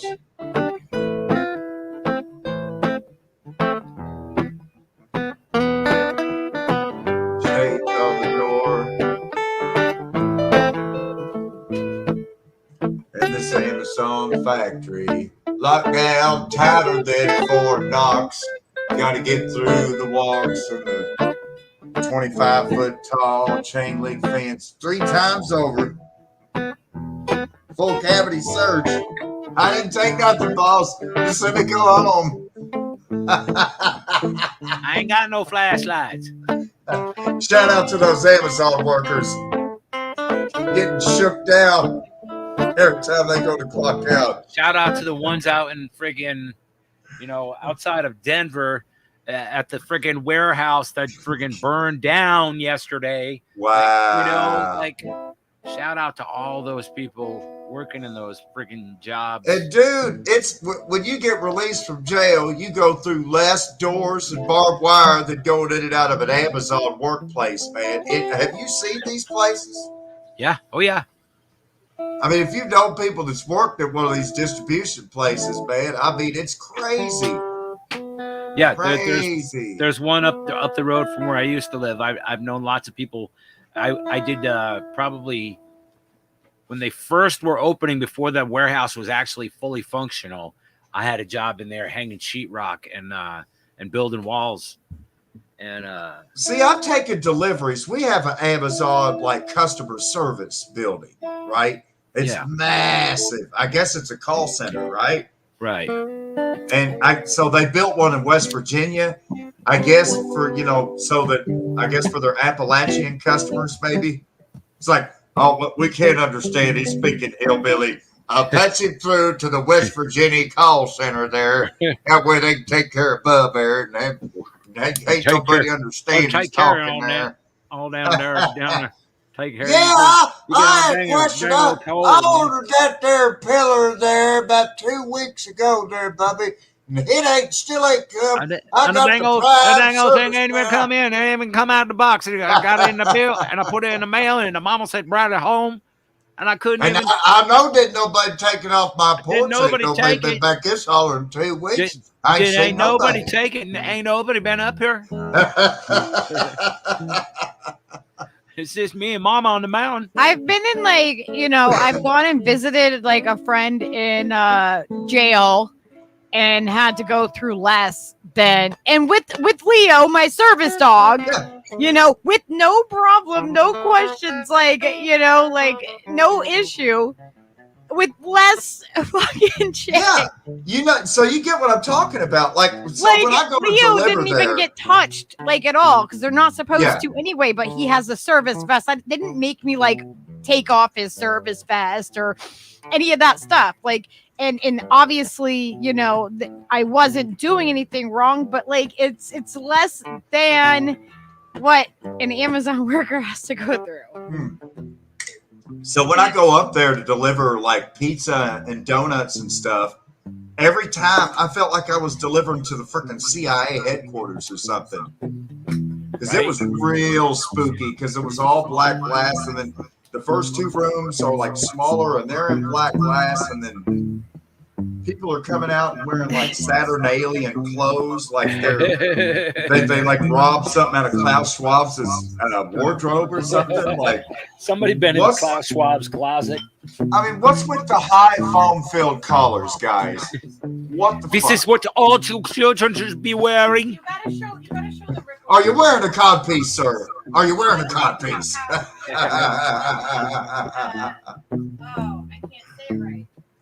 Is this what you wish to be seeing people wearing? All right, Yona. Since you know all the stuff about language and everything, you got to tell us the origins of what Rick Overton has now classified our lucky burritos as. Burrotinians? What the hell is it again? Let's try it again. A burrito language? Listen. Professional voice actors, I'm recording from my... You got to turn it up. Happy New Year, all you lucky Burritonians out there. Burritonians. And by lucky Burritonians, I mean all the people that know about you and your show. Thanks for a great year and always sharing the truth. Burritonians. Did you see his smile? Okay. Did you see that Lucky smile? Yeah. That made me smile. Burritonian. I thought it was sweet and weird that he was in his closet recording a message. Burritonian is a creolized language that mixes together Is it bluegrass like Tafarian, right? It mixes bluegrass Tafarian with Ayurvedic Namaste and Cherokee Oseo, and yeah, it's a lot of borrowed terms from a lot of borrowed places. It sounds like it's got a good heart. It's got a good head on its shoulders. We gotta play it again. I gotta make sure it's Burriton. Is it Burritonians? Yes, Burritonians. Yeah. Lucky Burritonians. So all of you out there now, Rick Overton has given us our new name. Well, I was already like half bluegrass Tafarian on my mama's side already. So now we're lucky bluegrass Burritonians.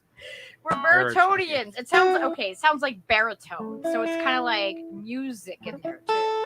And I know that his family has music in the background. So maybe that's where it comes from too. The jazz in his background. It's the jazz, man. And if you guys have not gone over to somehow get into an Amazon Prime account for free, whether you have to just sign up for a 30-day membership and use a bogus, get a code cracker, whatever you gotta do, you know what I mean, share it or whatever, but Rick Overton has a comedy special on Amazon Prime that is freaking amazing. It is so hilarious. The whole thing is improv. It's all him. And yeah, everybody's gonna watch it. Maybe we'll stream it from Discord or something. We can't play it on YouTube, but we could do a Discord watch party. Now I have to translate that into hillbilly. Burrito would be like a stuffed wrap with beans and whatever in it, because we don't have tortillas. We call them wraps around here, so that would be a stuffed wrap. If for all of y'all don't know what a burrito is. I don't know about that.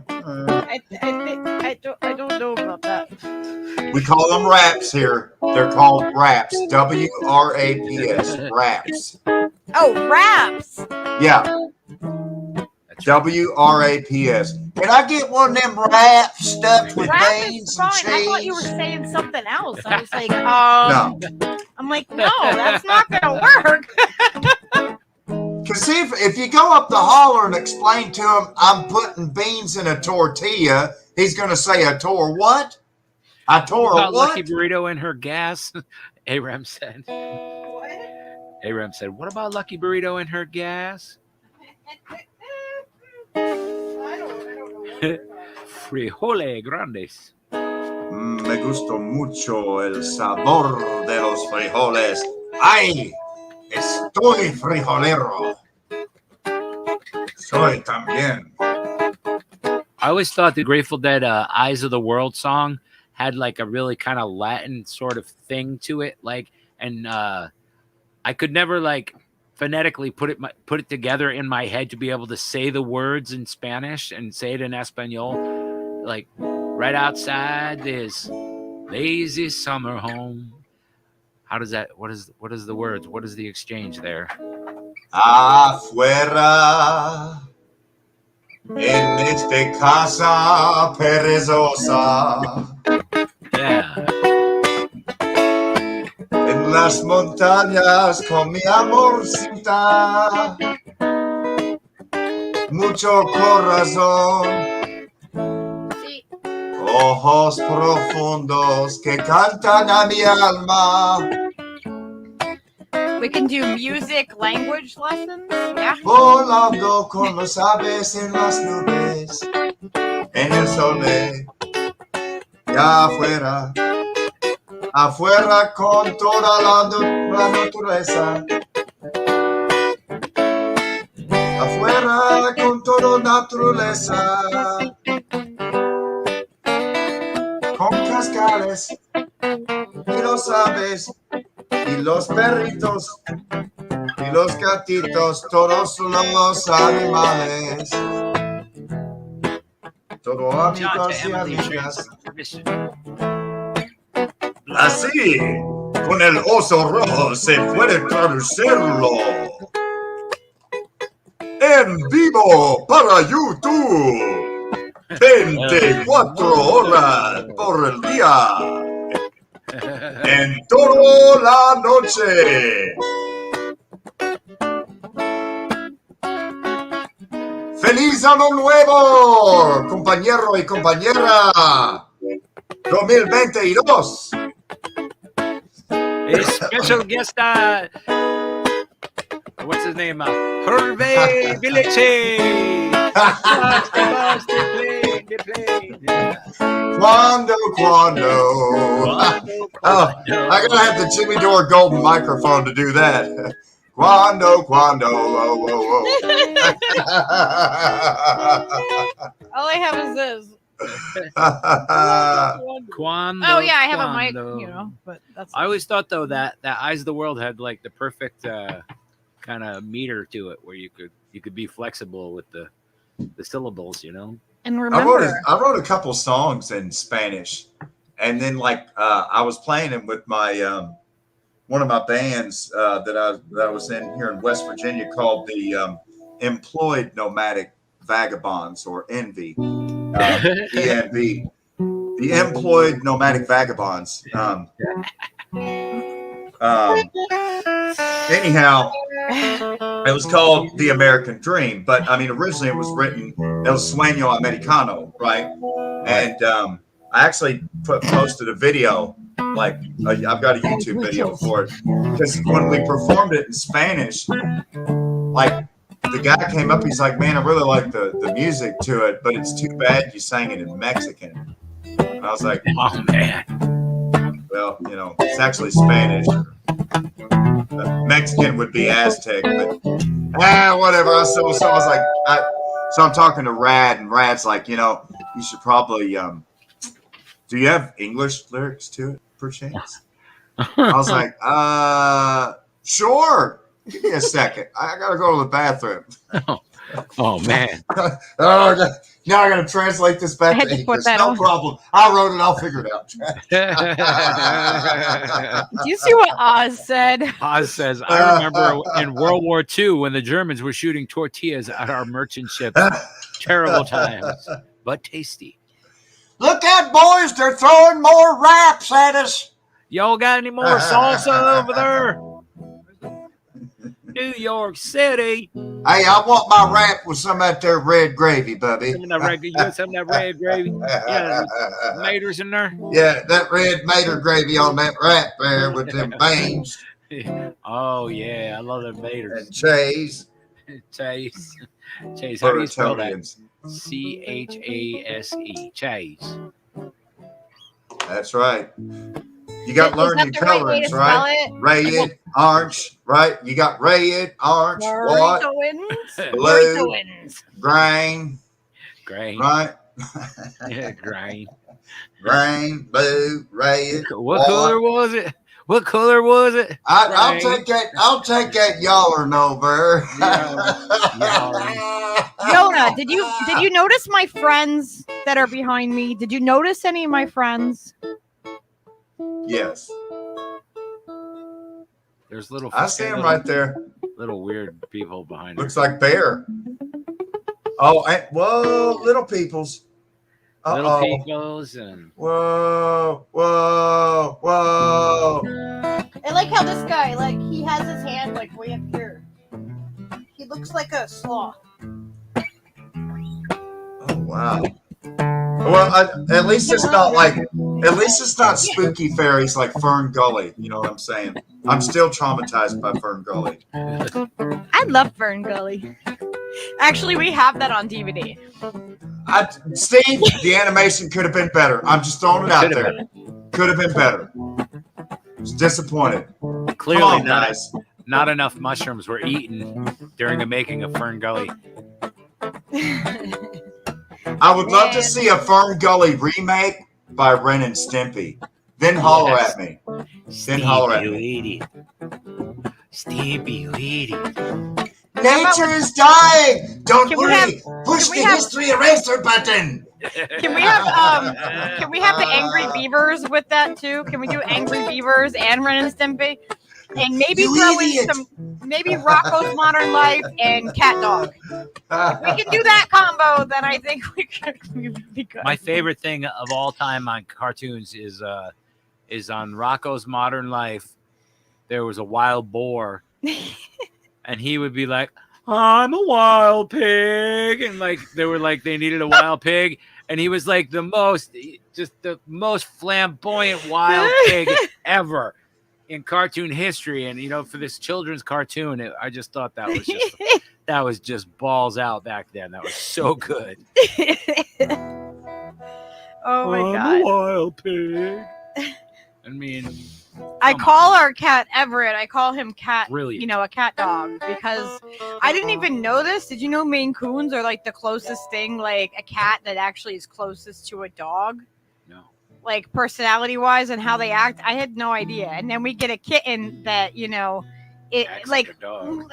Everett was like the size of the pom-pom for the mic, right? Like he was this tiny little fluff ball at 6 weeks. And now he's 18 pounds. But he was raised by Leo. And Leo played rough with him when he was little. So guess what the kitten does now? I tried to tell Leo that the kitten's going to get bigger. He's going to get bigger. He didn't believe me. Now the kitten like jumps over him That like reminds 3 me. feet in the air. This song is this song I'm playing is a song called "The American Dream." American as in the United States of America. Just to clarify, because we have many Americas. Well, it's the American Dream. Yeah, but you know, I'm always like Finally aware. bought a house, got a mortgage from the bank, making payments on a brand new car, got the mileage of a tank. We got 3 little ones in school, sporting braces on their teeth. We got a swimming pool and a microwave. We got more than enough to eat.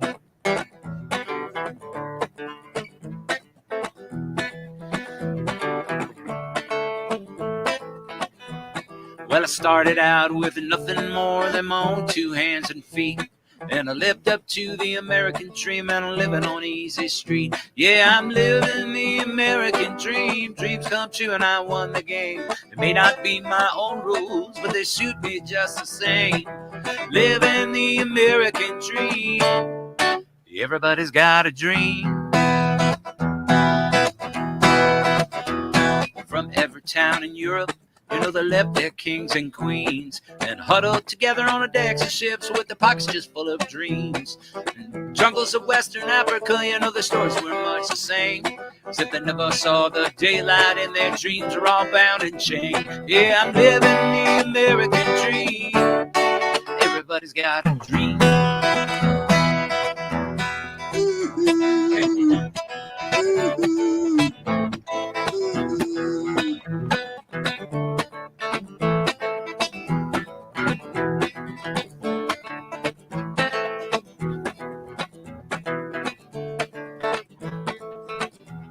Well, I finally found a place to live in the alley behind the bank. I got a big old cardboard box. It ain't too warm, but it ain't too dank. I got a pair of shoes that I found downtown. Can't say that they really fit, but I stuff them up full of paper when I want to take a little bitty trip. I got a friend I used to talk to, but he died when we had a big storm. I don't know where they took his body, but I hope they took it somewhere warm. Yeah, things I can't remember about my life a long time ago.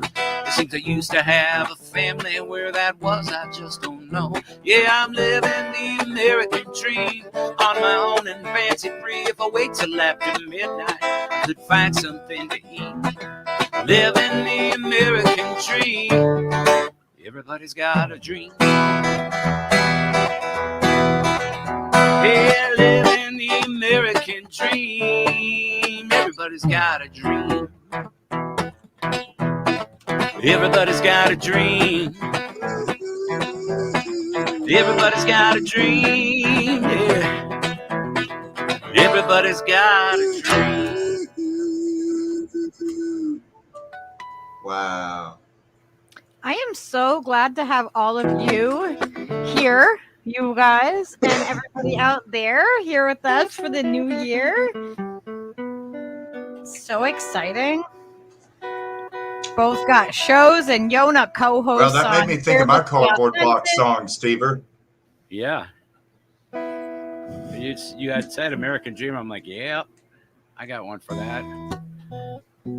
So everybody that's watching, Now, remember, I've played that for you before. The caveman song about living in the cardboard box on the corner of the street, eating from the garbage heap.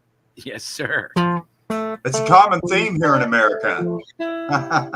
It is. I know people that live that like exactly in that way. Actually, somebody that told me stories about it told me that there was a raccoon that always come and scratch on the box, and it was scary at night because you don't know what this raccoon's gonna do. That's right. That raccoon could have been a possum. No, they have nails. They have sharp nails. If you have food in there, they want that. I'm hip. They're coming. I am hip to the trash panda. And I laugh about this now because that was like 20 years ago, and this person actually owns their own home now. So, there is a success story. My friend Jim had one that his name was Sid, and a raccoon. He's talking about a raccoon. Sid, and his name was Sid after this one night we had a party or whatever, and there was like a 10 strip of acid in a cellophane on the coffee table, and we woke up in the morning, allegedly, and there was like 4 hits left or something like that. And we found it, and it looked like it was chewed up, and Sid was doing weird shit, and then Sid was weird for like ever afterwards, but he was still functional. He could still do stuff, but it was like, it seemed like he must have definitely got into that acid because he was a crazy fucking raccoon. It's funny. Our word for the raccoon in Cherokee is cuddly. It almost sounds like cuddly, right? Oh my God. Cuddly. Cuddly. That's funny. He got in the all the cabinets and stuff while we were sleeping. Like everybody's passed out, and he's got into the cabinet. And he's taken every single thing out of the cabinet, all the pasta, all the cereal. He spread it all over. I mean, just trashed a fucking 2-bedroom apartment, like from, like free reign for like 4 hours. Then we woke up and realized what he'd done. Like, oh my God. And he's a tripping fucking trash panda at that point. So it was kind of hard to wrangle him as well.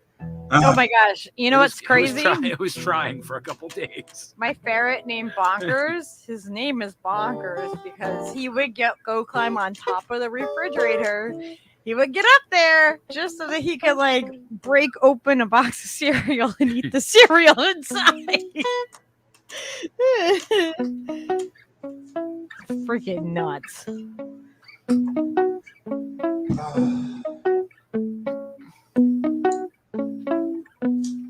Oh, everybody that is watching on all the, like, I think we're streaming to like 4 or, like 6 or 8 places right now. Make sure everybody comes over and subscribes to Lucky Burrito Art and Music for our Fearlessly Authentic podcast. And we have Steve Cutler live on the guitar.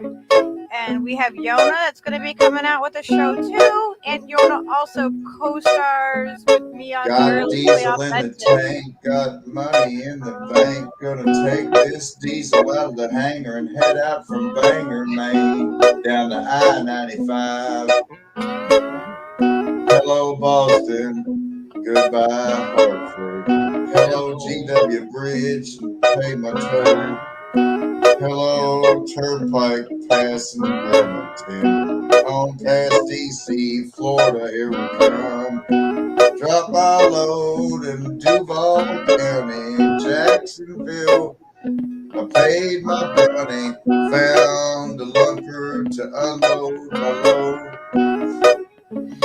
And I caught the late show. Now for a new ride. Dispatch, don't you tell me no lies. I'm not ready to go coast to coast. I want to see my wife, but I gotta pay these bills. I gotta pay these bills.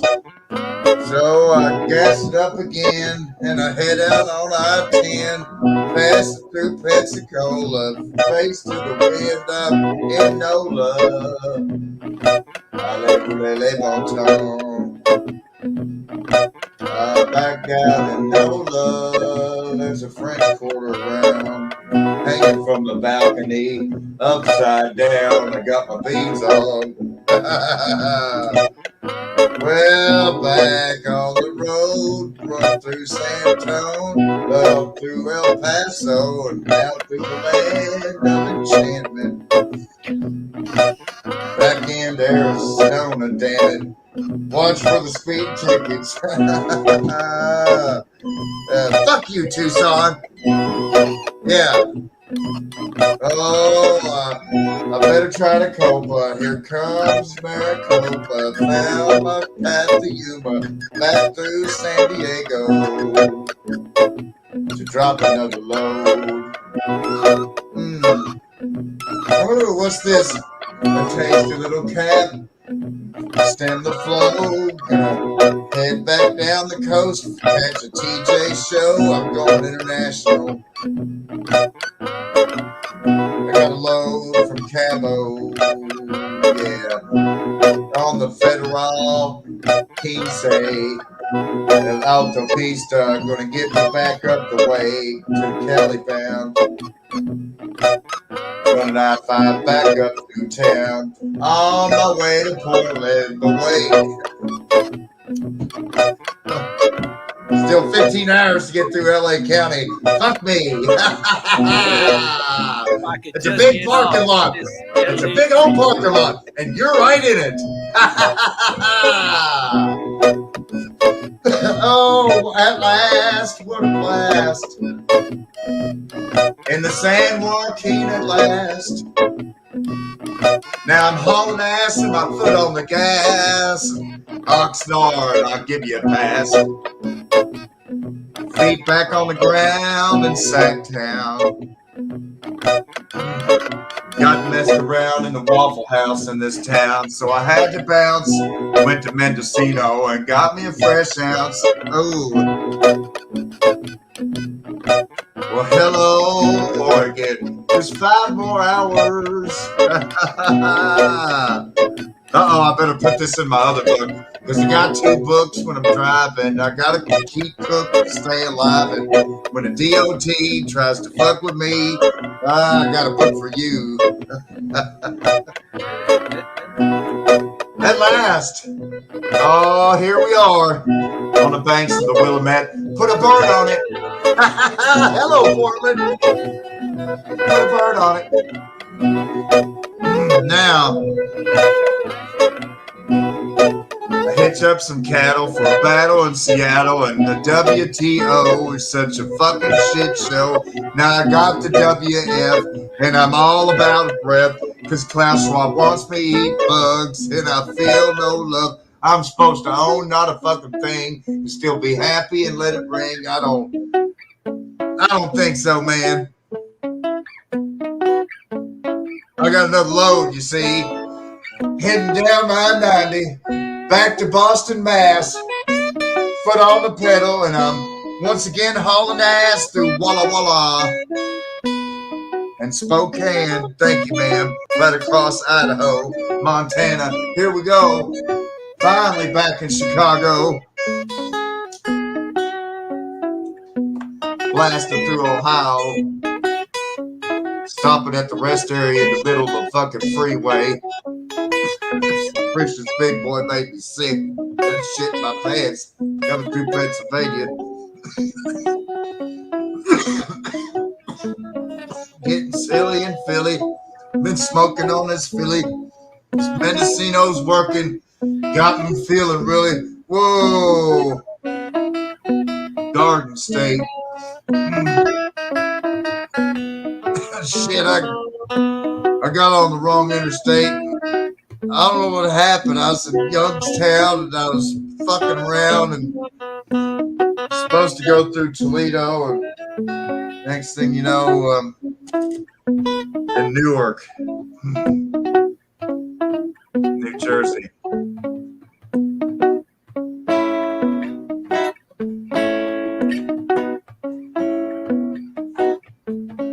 The dispatch gave me my scratch. They said we ain't gotta get no facts, cause they can't do without 20% of the road crew. Without 48 and 53 foot moving, what you gonna do? Gonna be some empty shelves. Yeah, that's right. I'll see you at the dry dock on the clock, baby. Lump it away.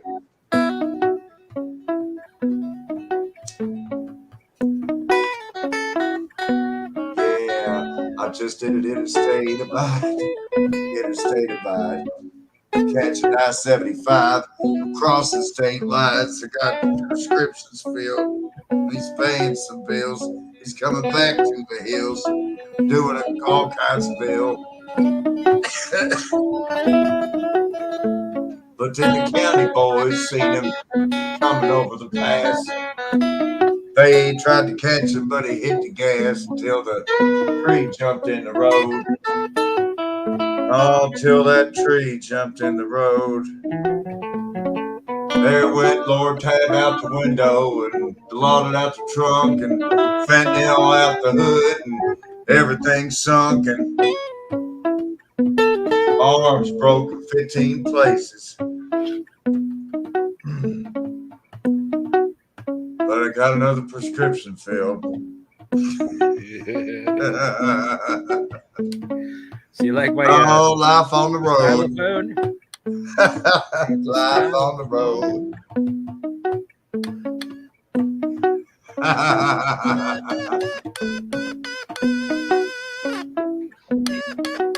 Oh, Did you see yeah. what I got? What Steve got? Yoda. Yeah, I'm checking it out.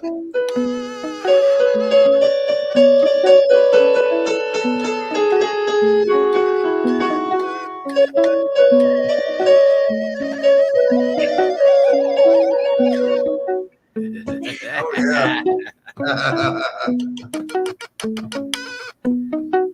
International 9000 Anteater. It's a Bowie one too. Sucking the paint off the blacktop, son.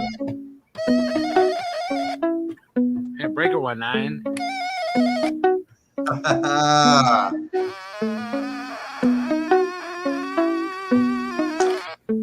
You gotta show it on the screen, Oz. I did.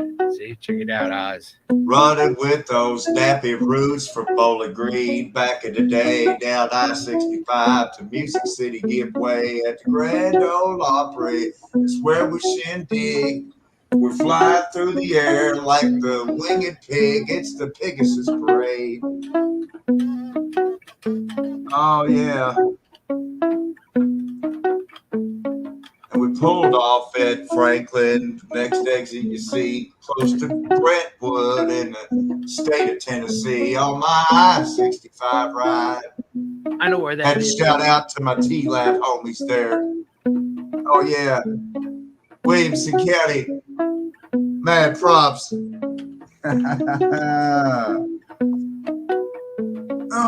On down to the Redstone town where the arsenal's found, where the rockets shoot from the ground in Huntsville town. Alabama going round. Back to Birmingham, and I got the steering wheel in my hand. Drop off this load and head back up to Memphis. On the 22. Yeah, I guess we're on the 22 now. From Birmingham town through Tupelo town, where the king is still found in Mississippi ground. We're on the 22 now, heading to Memphis town. 3-6 going around with the DJ Paul where the Juicy J is found. Yeah, Shelby County going around. Shelby County going around. I leave my load at the Norfolk Southern Yard, back on the blacktop, driving so hard through Arkansas, Lord. Yeah, I got my little shorty. We're rolling down the I-40, straight through Little Rock. I got the CB on the top. Yeah, I'm running through this old town, covering so much ground. Just paying bills, mile after mile after mile after mile after mile. Never gonna see my family. Oh my God. Oh, it's the trucker's lament in an inner state of mind. Oh, all these numbers make me going blind. From the 95 to the 85, the 75 to the 65, the 55 to the 45, to the 35 to the 25, to the 15 to the 5. Hello, West Coast. Oh, yeah.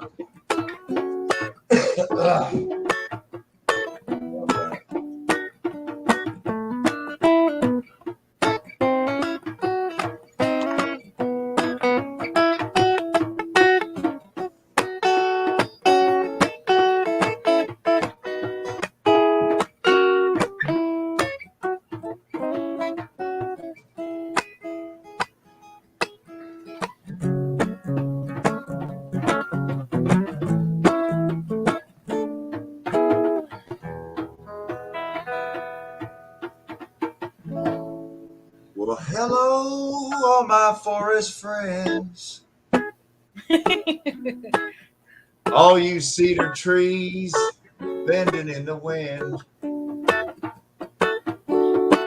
Mistletoe clings to the branches of the oaks. I see the spider webs in the trees like spokes. And my soul feels what vibrations. I see the birds flying around and the squirrels running around, and I see the turtles crawling across the ground, and there my soul is found in the vibrations. The way the moonlight filters through the trees and the shadows move across my knees because of the breeze, and I feel the vibration. I hear the coyote sing, and it makes the blood bring a sensation to my face. I'm not alone in this place. Oh, the vibrations.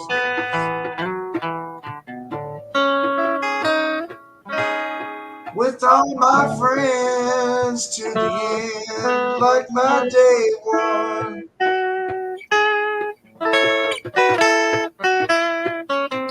the moon, my night sun. We never lose, all is one. It's the nocturnal paradise.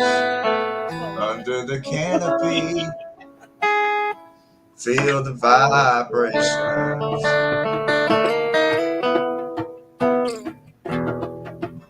So I'm breathing so deep, but I ain't asleep. I'm floating off the ground and I can't feel my feet when I open my eyes.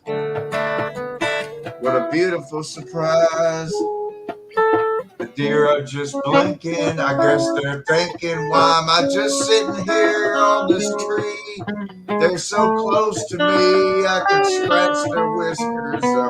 Ooh, makes me blister in my mind. Losing touch with the modern world. I've become a vibration. I'm just love.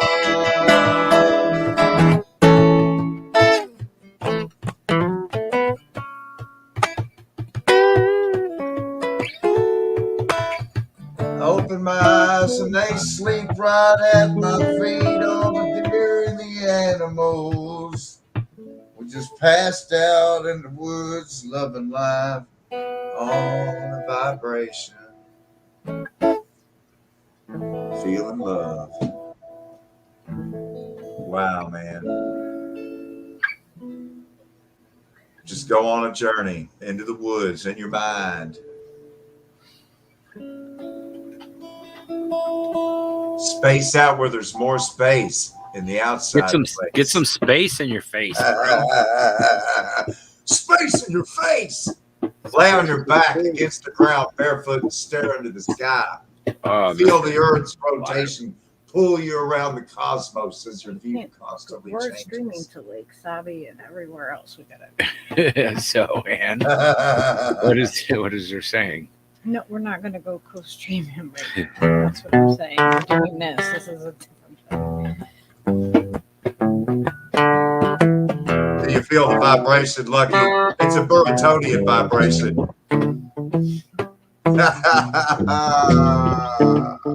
Isn't that so cool? It is. That's too cool. I mean, come on. Rick Overton, like, totally named us. Like, he nicknamed us. That's just awesome. It's the Tonian way. Tell Automatic Slim.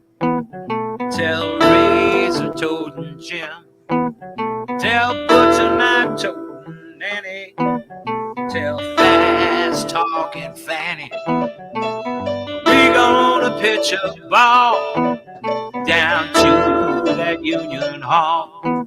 We gonna romp and stomp till midnight. We gonna fuss and fight till daylight. We gonna pitch it, wang, dang, doodle all night long. All night long. All night long. All night long. All night long. So we gonna pitch you, wang, dang, doodle all night long.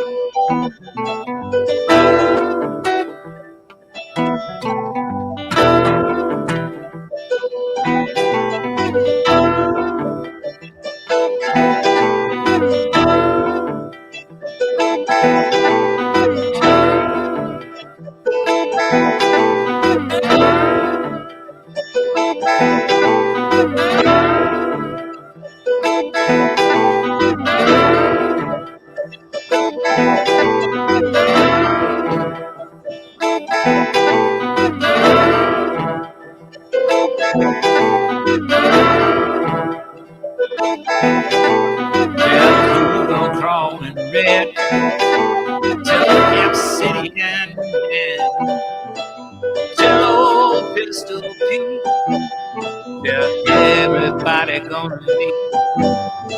Tonight we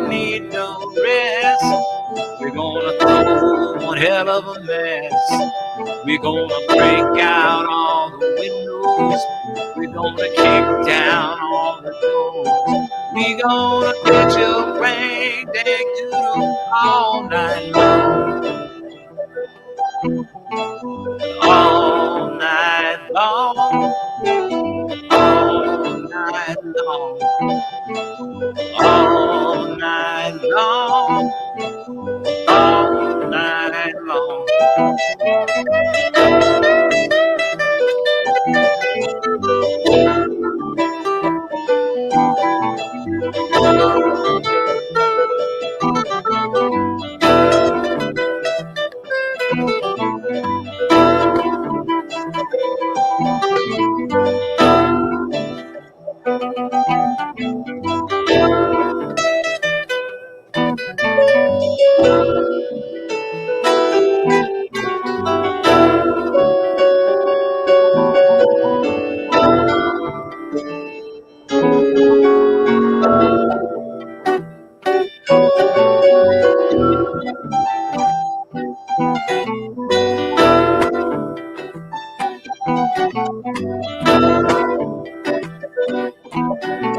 Tell bats and washboard sand that everybody gonna jam. Tell shaking boxcar Joe we got sawdust on the floor. Till Peck and Caroline die, we're gonna have one hell of a time.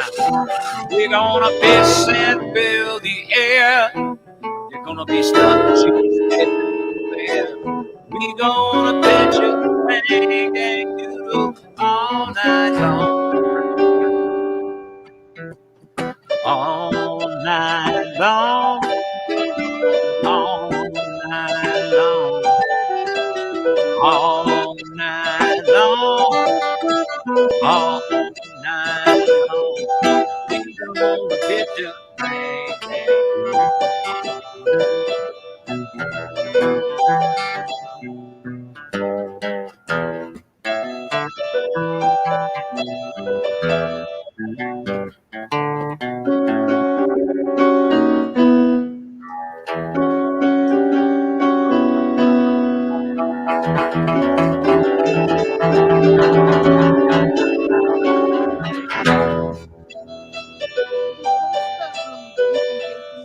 Join us?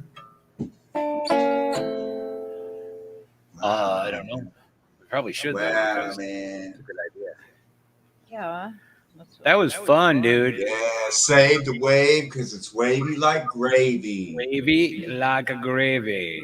Hey, if anybody else like to be wavy and gravy with us, come on in. It's the water's fine.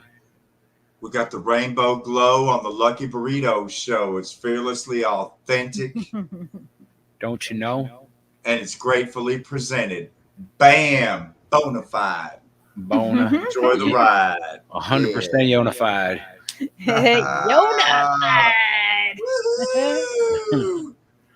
Okay. You know, we were talking earlier today, Lucky. I was reading this long thread about, you know, trying to deal with like trolls that are impersonating people from, you know, KRTD media on the YouTubes. Because, like, you know, if that happens on Twitter or other places, you know, you can kind of find them. But yeah, where they're doing that on the YouTube chat, it's like playing whack-a-mole. You know, yeah, totally. Like Johnny was talking about, you know, how do you deal with it? Because there's people are coming on there, and I just keep thinking to myself in a comical way, like, eventually there's going to be Yona trolls trying to impersonate the Yona. They're going to really have to be up on their fucking Jalaki Gamona Heasty game. So, you know, yeah, get in that language, get in them words. You can't fake it, dude. You cannot. There's no fucking way to fake the Yona. These trolls I are not. challenge you. These Yona trolls don't know what they're fucking with, man. Come on. I'm telling you, I changed languages like underwear, son. You have to be a special kind of troll to be a Yona troll in the first place. You know what I mean? Like, if you're going through that much trouble to learn fucking 11 languages and, you know, speak Cherokee so you can just so you can impersonate me, then I've already won. If you have to learn more than 2 words of Cherokee, I won. Because as the love and the truth is slowly implanted in your mind, you become part of the universe. I don't become part of your universe. You will be assimilated into the love vibration. Resistance is futile. That's right. Let all the war lust fade away. All the war lust is gone. All the nationalism disappears. All the collectivism becomes a bad dream. And now you're living in a reality of love and constant buzz. Get in that vibration. I'd like to invite everybody to come over to Lucky Burrito Art and Music and subscribe, and go to Steve Cutler Live and subscribe there. And you'll be able to find us on KRTD also. So there's another place you should subscribe.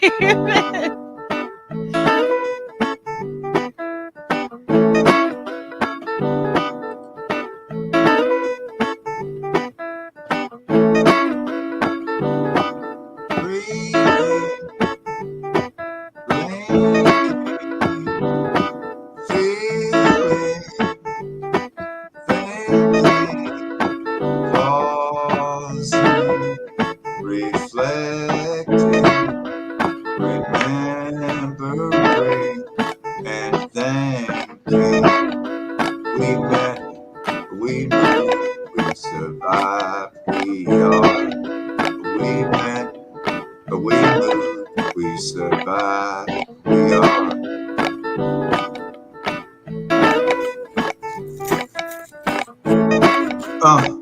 Working, eating, sleeping, losing, missing, and aging, and hurting, and bruising. And we make up, we survive, we are.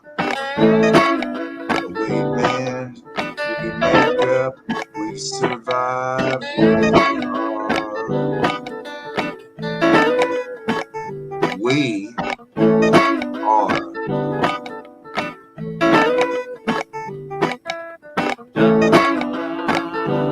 Star crashing in formless reflections of night. Breeze and tattered thoughts tear loose from the absence.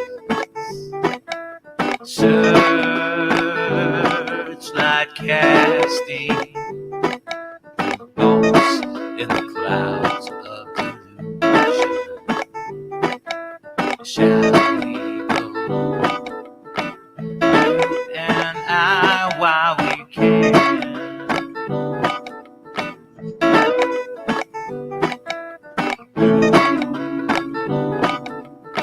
The transitive nightfall of diamond.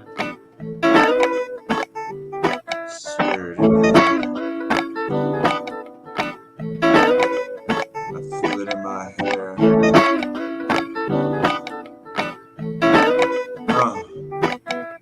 Reaching, touching, hugging, and glowing, seeing and smelling, holding and knowing.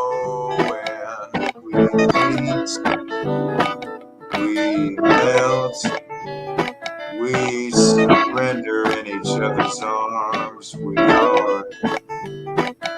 We meet, we melt, we surrender in each other's arms. We are. Oh yeah, such priceless treasure, tender and fond, love beyond measure, infinity beyond. infinity and beyond, tender and fond. We are, we will be you and me. We were, we are, we will be you and me.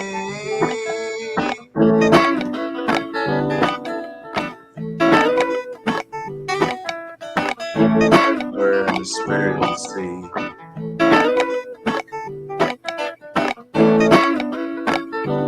You and I, pluralized, it's we. Oh, yes, it is what it is. I don't mind the sun sometimes, images that show. 'Cause I can taste you on my lips and smell you in my clothes. Cinnamon and sugary, softly spoken lie. You never know just how you look through other people's eyes. You never know how you look through other people's eyes.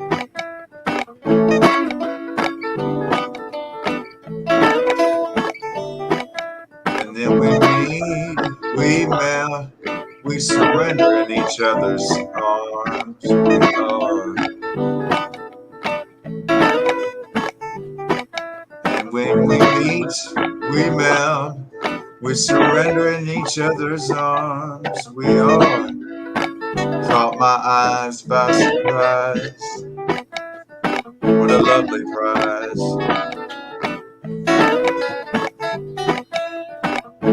Caught my eyes by surprise. What a lovely prize. We melt, we surrender in each other's arms. We are. Just you and me. We will be.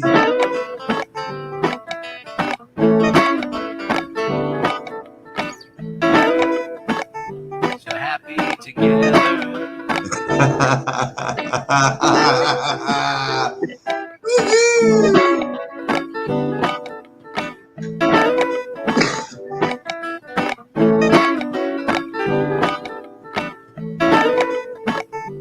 Well, now some of mine high pursuit and fiery autocracies. Some of mine high pursuit will sifting through my ashes. Some will fall in love with life and drinking from a fountain that is pouring like an avalanche coming down the mountain. I don't mind the sun sometimes, images that show. I can taste you on my lips and smell you in my clothes. Cinnamon and sugary and softly spoken lie. You never know just how you look through other people's eyes.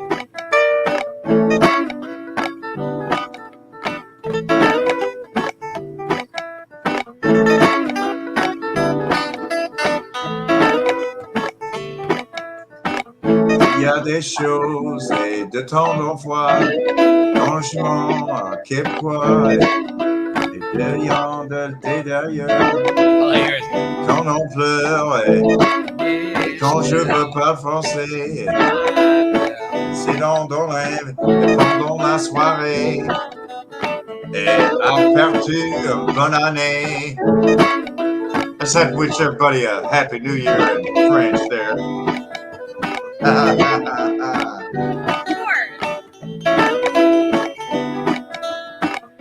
C'est le sang, sème le vent, allez rouler tous les bons temps, monsieur et madame. C'était perdu It's et New tout Year's, s'est it was like a dream, sacrament.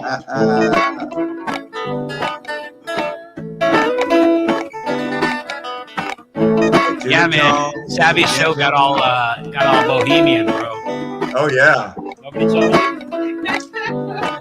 Nobody told you about the free love that was going on. Come on.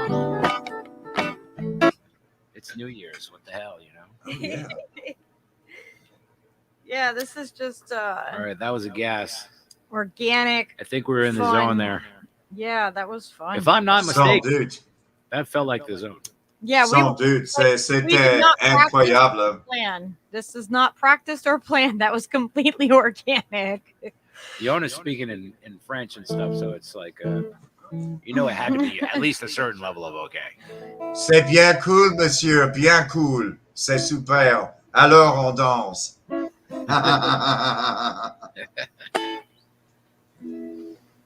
Ah, j'aime l'herbe parce que cette herbe est bien forte. Je fume et putain bordel, mes cervelles sont Does anybody have complètement music frites. requests? Pardon my French. Pardon my French. Pardon my lack of French. A ver, creo que el español es mejor porque tenemos más hablando. En That's the only castellano. French I know is like "er de toi" and "it was like a dream."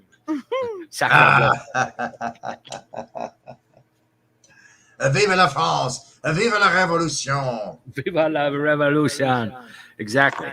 Allons Those are the only de catchphrases. la patrie, la jour de gloire est arrivé, contre nu de la tyrannie. Yeah, that's La Marseillaise right there, man. That's the French national anthem.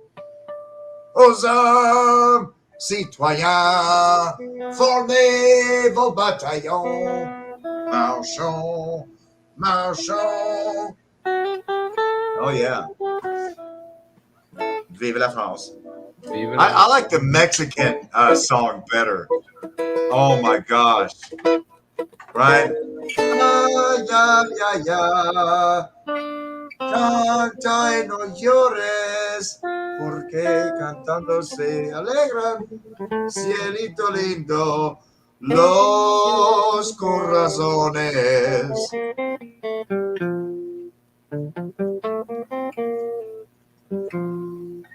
We're having trouble streaming to Facebook. Okay, so stop streaming to Facebook. Okay, remove. All right. I don't know. Some of the things that we were broadcasting to went away. Okay.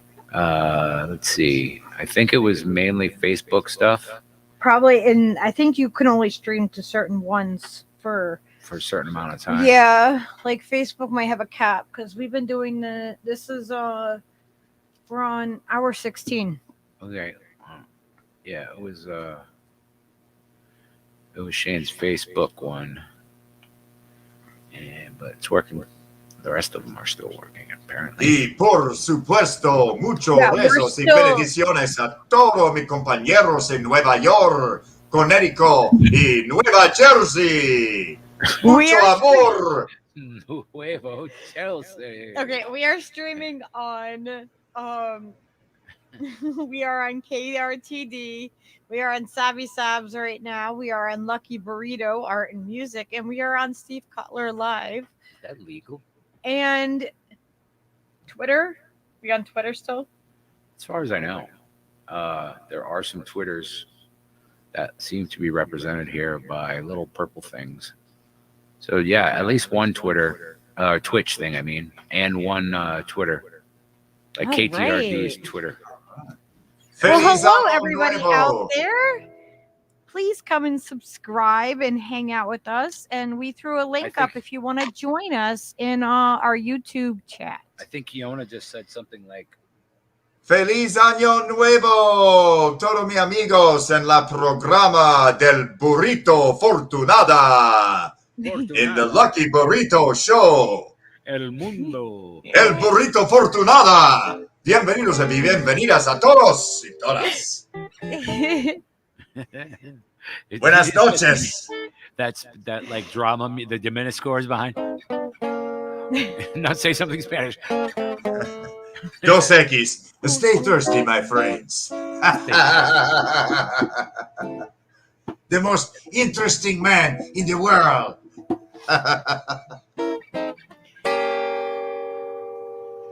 I just love it when the guy's like, El Mundo. He's got that huge baritone voice, like he's saying the world. Like burritos. Like On the Telemundo, he would be like El Mundo. Del lunes a domingo. Oh, domingo. Oh my gosh, Steve! Con Did you el tell him what burrito happened earlier Fortunata when y you went todo outside? vivo. What happened earlier when you went outside? Oh, I went outside earlier, and there was like this little kid, about 4 years old, little Spanish guy, little tiny little dude, and he's like, he just like sticks his arm up in the air really quick, and he goes, "Hola." And I'm like, "Hi." It was just like the cutest fucking thing I've ever seen. He's just like, "Hola." Hey, weird Hola, guy. señor caballero. ¿De dónde su caballo? Fucking weird ass old guy with the big beard. Hola. He was totally cool with it. I love it. We live in a very diverse neighborhood, so I just absolutely. Excuse me, señor. Do you have my horse? Are you looking for my horse? Horse. Do you have my horse? I'm looking for my horse. My favorite one was my boss in Florida. His dad would say Pepsi instead of Pepsi. He would say Pepsi, Yes. Pepsi, and Pizza Hut. You want to go to Pizza Hut? The Pizza Hut, get some Pepsi. Go to Pizza Hut. When I was in Ecuador, that's how they said it down in Guayaquil was Pepsi. Pepsi, yeah. That's wild, though. That right? was the Criolla, the Criolla, the Creole Spanish. The Burratinos. Well, down there they call it, that kind of Spanish is called Guayaco. Guayaco. Guayaco. Guayaco. That's like a Spanish version of like patois kind of thing, like where they're mixed up. Well, it's basically like Caribbean Spanish. Okay. It's like a Caribbean Spanish where, like, instead of Los Estados Unidos, it becomes Lo Estado Unido. Yeah, okay. Bye-bye S sound. No more S sound. Bye-bye S's. Yeah, bye-bye all of you S's. Those are the guys that say my name like Ectabon. Yeah. Esteban. Esteban. ¿Cómo está? ¿Cómo está, Esteban? ¿Quiere Pepsi? Esteban, you need a Pepsi? You want to go ¿Tiene Pizza sed? Hut? ¿Tiene sed? ¿Quiere Pepsi? We go to Pizza Hut. And all the malls in Ecuador, like the big thing they would sell for sweet treats was DONAS. Donuts. You want donuts? We got glazed donuts, chocolate donuts, caramel donuts. We got jelly donuts. It's like a guy from New York City donuts lived there for a while, and that's what they heard was donuts. Yeah. Yeah, I got some donuts right Hey, here. you want some of those donuts there? Yeah, I want some of the donuts there. Did you go to Dunkin' Donuts? Yeah, That's what I mean. You got a Chicago guy. You might have learned from him too. They all say donuts, don't they? Yeah, How do you spell those that? guys there, they eat the donuts. Those guys don't know New how to York. spell. They drop their S's. Back in the 90s when I lived in New York, I would go down to the ferry terminal on Governor's Island, and I remember buying donuts and bagels, and they were 51 cents. I don't know why they weren't 50, but they were 51 cents, and they were so good.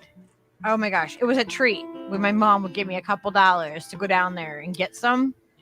This is how old I am. Check this out.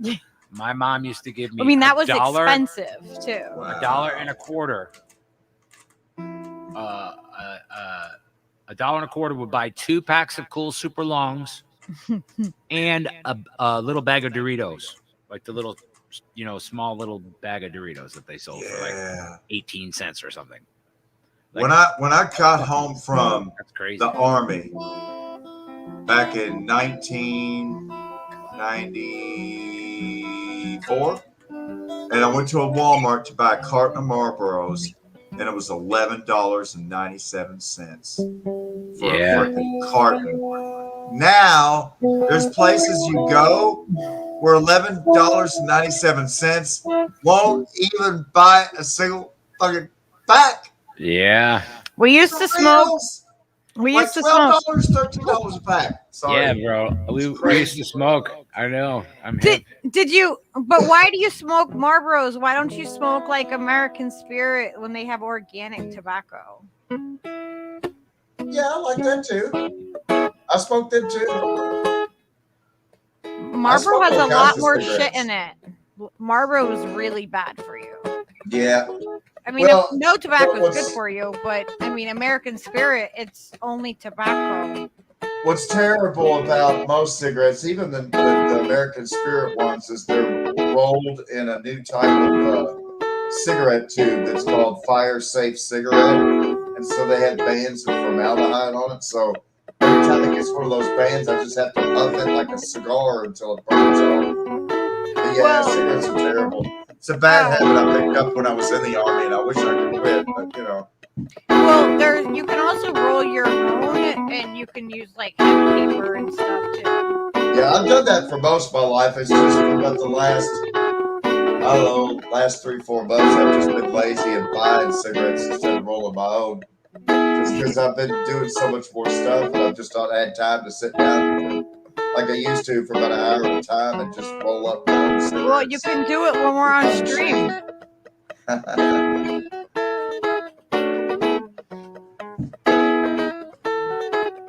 Riley asks, "Hey, Lucky, are you now going to stream on KRTD?" We are going to stream on KRTD and on Lucky Burrito Art and Music. But at the same time, I have certain blocks of time that I will have a regular show.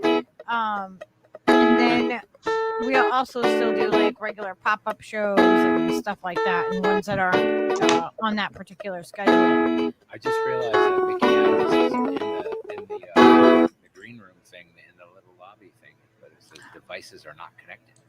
I'm like, hey, what is that about? Turn on your microphone, lady. Put her in the stream. It says you can't. You can't unless they connect their stuff. It says they will need to connect their mic or cam before you can add them to the stream. So yeah, if anyone wants to come join us, please grab the link. It's really easy.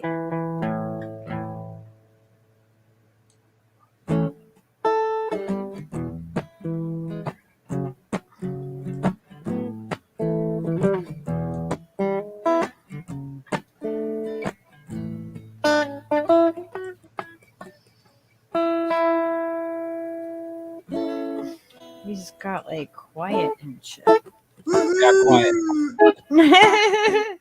Oh, there it is.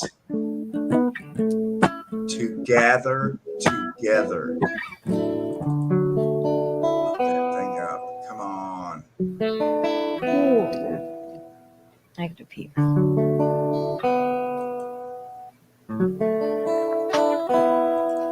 All that coffee.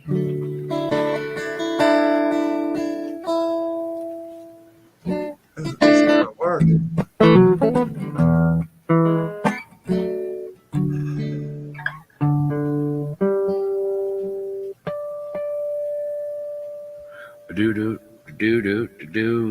All right.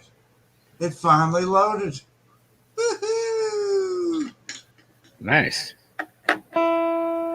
It wasn't loading, now it's loaded. All right. Together.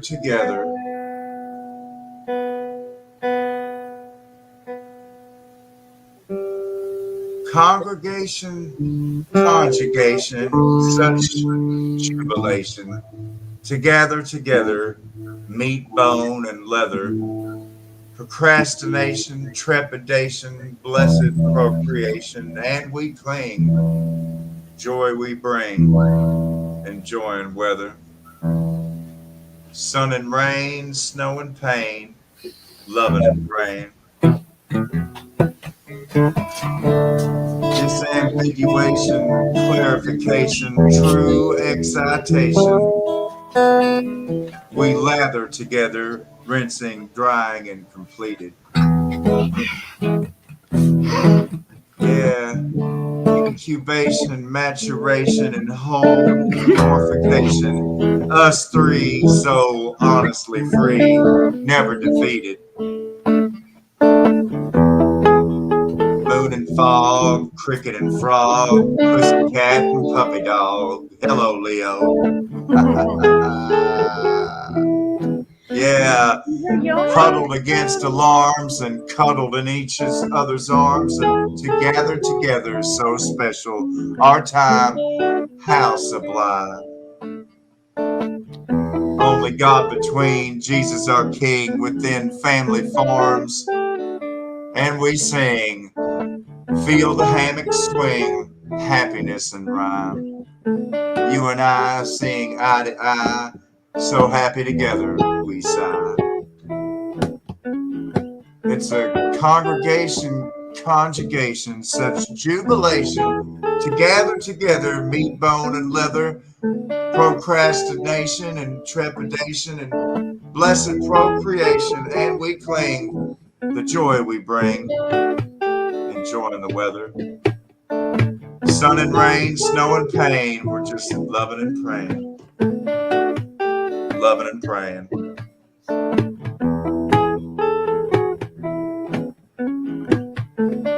Disambiguation and clarification and true excitation, we lather together, rinsing, drying, and completed.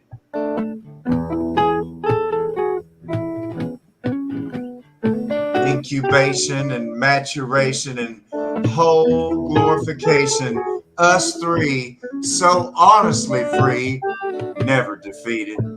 I said, never defeated. Moon and fog, cricket and frog, pussycat and puppy dog. Yeah, what up, Leo?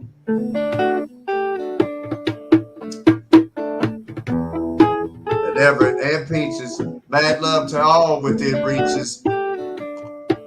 Lifestyles of the rich and famous like Robin Leach's. Yeah. Huddled against alarms and cuddled in each other's arms. Together, so special. Our time, how sublime. Only God between, nature our king, within family farms. And we sing, feel the hammock swing, happiness and rhyme. Cause you and I, seeing eye to eye, so happy together.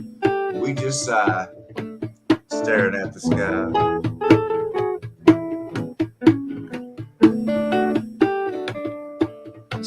Together.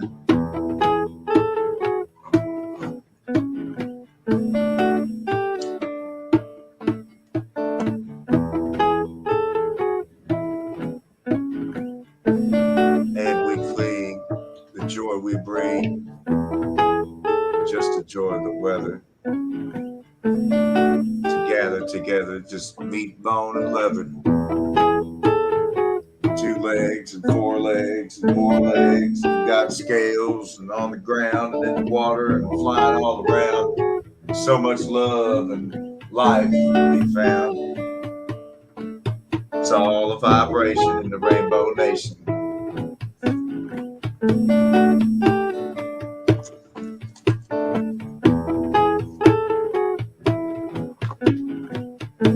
Sun and rain, snow and pain, loving and praying. You and I, seeing eye, so happy together. We just sigh, just staring in the sky. Together. Congregation and conjugation, such jubilation. Together, meat, bone, and leather. Procrastination and trepidation and blessed procreation. And finally we cling the joy we bring, enjoying the weather. Disambiguation and then clarification and true excitation. We lather together, cleaning, rinsing, now completed. Incubation, maturation, and now the final presentation. All of us free, so honestly free, and never defeated. I said never defeated. So Oz Whistles wants to know where the lucky the Burtonian lucky Burton. Oh my god, I can't say it. Burtonians? Burtonians, yeah. Where the lucky Burtonians national anthem is. Let's think about that. Come on, everybody, help us out here. What should our national anthem be? Illegal Smile by John Prine.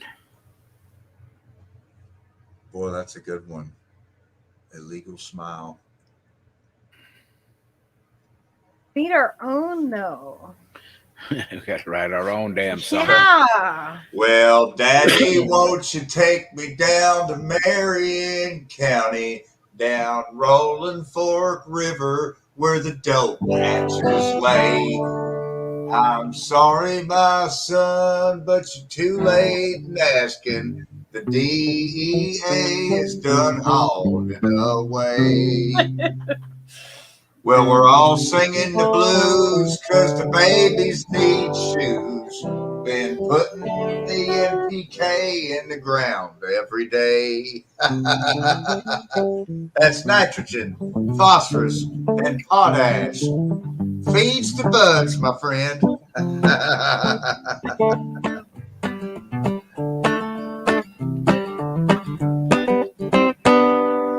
But I woke up this morning, things were looking bad. Seemed like total silence was the only friend I had. Bowl of oatmeal tried to stare me down and won. And it was 12 o'clock before I realized I was having no fun. Ah, but fortunately, I have the key to escape reality. And you may see me tonight with an illegal smile. It don't cost very much, but it lasts a long while. And won't you please tell the man I didn't kill anyone? You know I'm just trying to have me some fun. Have me some fun. Well, the last time I checked my bankroll, it was getting thin. Sometimes it seems like the bottom is the only Sometimes place it seems I've like been. the bottom is the only Chased a place rainbow down a one-way street. I've Dead been. end. And all my One-way friends turned street, out to dead be end. insurance. And all my friends turned out to be insurance salesmen. Ah, but fortunately, I have the key to escape reality. I have the key. You may see me tonight with an illegal smile. It don't cost very much. It don't cost but it very lasts much. a long while. But it lasts Won't a you long please while. tell the man I didn't kill anyone? I didn't kill anyone. I'm just trying to have me some fun.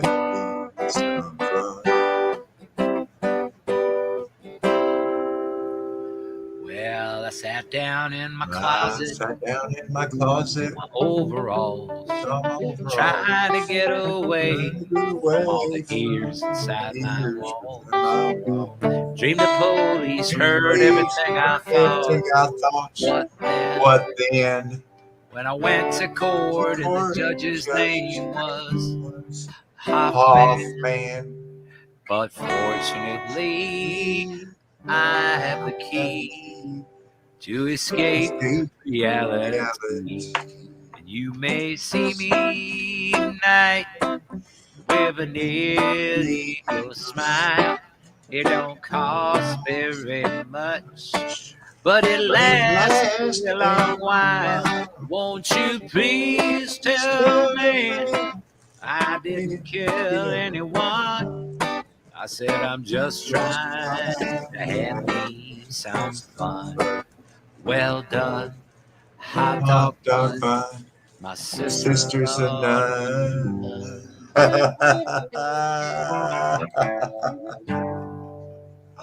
oh, I love me some John Prine. Fuck yeah. He's the man. Oh man. You hear Yona? Is Yona doing that thing where somebody pretends he knows the words and he's a half a second behind? No, I was keeping up, man. He was there. It was the latency, man. It's latency, I swear.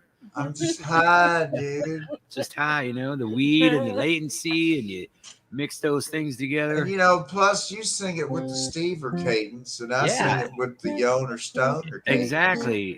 It's a mixed bag. You're gonna get some apples, you're gonna get some pears, or you might get some achotillo. You might get some achotillo. You might get some fucking star fruit. Who knows? Yeah, when I got to Ecuador and went to the fruit market the first time, I was like, oh my God, they got like 35 different kinds of fruit. What the hell is all this, man? Like mora and what was that death fruit called? Death fruit. Yona, what do you think of this? The new fruit with so many vitamins it will kill you. Was it mora? Noni fruit. Noni. That's like that should tell you something. Noni. Literally smell like that. It's literally giving you a warning, like no. Like, arriba, ándale. Ándale, epa. Hi. Bienvenidos en la programa. Bienvenidos en la programa Burrito Fortunada. That's Lucky Burrito. Lucky Burrito sound like? I don't know. Lucky Burrito is Burrito Fortunada. Burrito Fortunada. That's how Steph's. Yes. She had a burrito Fortunada. Lucky Viva el burrito.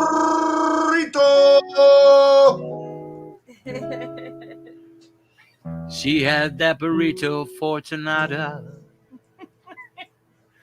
flaming out along her head. I mean her Mendocino Beano. Yeah, where some bugs had made it red.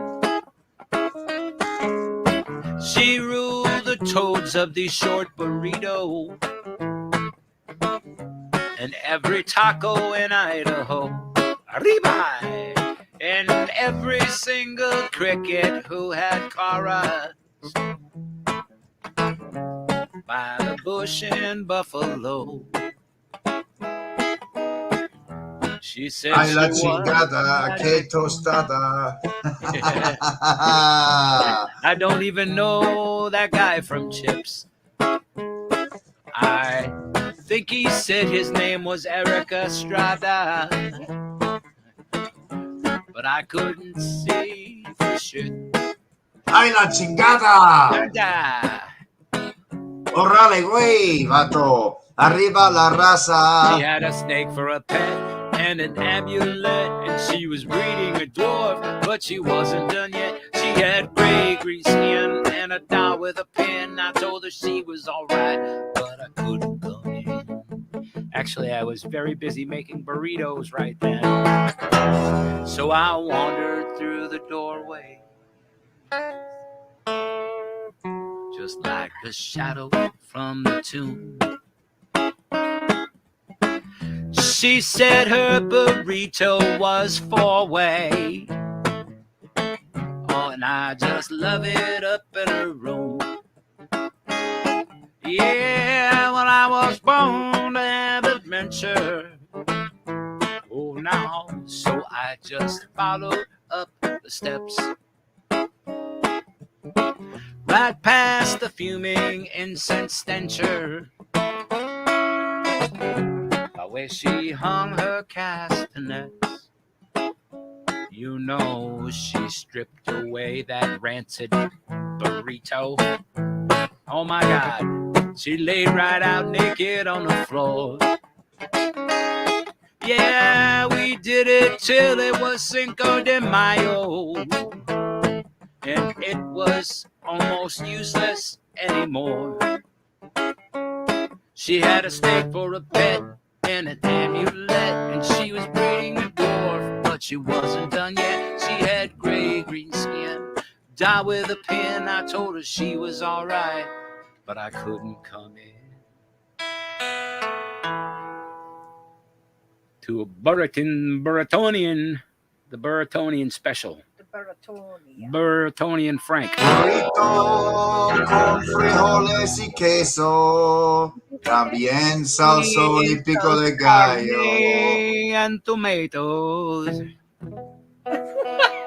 Cuando yo como, Cuando estoy tan perezoso. Estoy a tomato.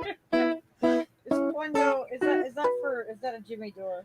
Ay, la chingada, mi tostada, que llena esa. Mucha Llena cabeza. esa. All you can hear is fucking Cheech in my head, like, oh, mucha cabeza. Oh my gosh. Good Lord. I've watched too much Cheech and Chong as a young man. Is that a Sears poncho or a... Ay, la chingada. Chingala. Orale. Do you see the skull and crossbones there? Oh, shit. That's how you know. That's a legit thing kept in that bag. Este hierba es conocido como la estrella de la muerte. This weed is known as the Death Star, my friend. It will kill a whole planet of the Ewoks. Muy buen. Yup, yup. Osio, Gately, Osigujan. What?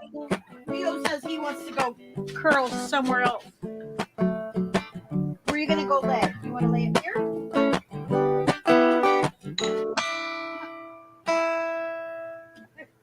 Oh, ain't it amazing the things we see? All right, Stever. Celebrity death match. What's worse? Dog fart or cat pee? Poll. Instant poll. Cat pee or dog fart? God damn. That's a celebrity death march. I'm going to say dog fart. Dog fart. Yeah. Dog fart. I'm gonna have to concur. Dog farts. Cat pee, just like you're like, ew. It might make your, you might make your eyes tear up or something. Yeah. But dog fart, your ass is getting out of the seat. You're running outside gasping for air. I don't know. It is dog contingent. I would certainly. rather have a dog fart than a cat pee. It matters about True that. But I the would thing about rather the have dog a fart 'cause is, you can get away from a fart, you cannot get away from dog pee. I mean, Yeah. cat pee. yeah. But the thing about it is, the dog fart stinks so bad, you keep looking for the shit everywhere. But you can go away from that cat pee if you smell that, it gets stuck in your nose. The looper was just like, no, I'm not done playing. Let's keep. Oh yeah, that's true. You'll get in that ammonia coma. Ammonia coma. Oh man, that could be like the worst. Listen, I've delivered to so many houses, and some of them, like you get up on the front porch, and like as soon as you get onto the porch, it's like, and you're like, oh damn. Oz said that he had a cat who one of farted those. blue farts, and it was wicked. Blue farts. Wow. Oh, blue farty. I remember. Is him. blue flame the hottest part of the flame? I think it is. Most methane per square inch. Wow. Propane pussy farts. Oh my god. Propane queefers. Turn the comment off, please. Isn't that what King of the Hill sold on that cartoon? I'll sell propane. Yep. Propane accessories. He pulls out in the back. Whacking Hey, you got any propane accessories for blue pussy farts? Pussycat. Hello. Order for blue pussy farts. My cat keeps singeing the litter box. Help me, vet.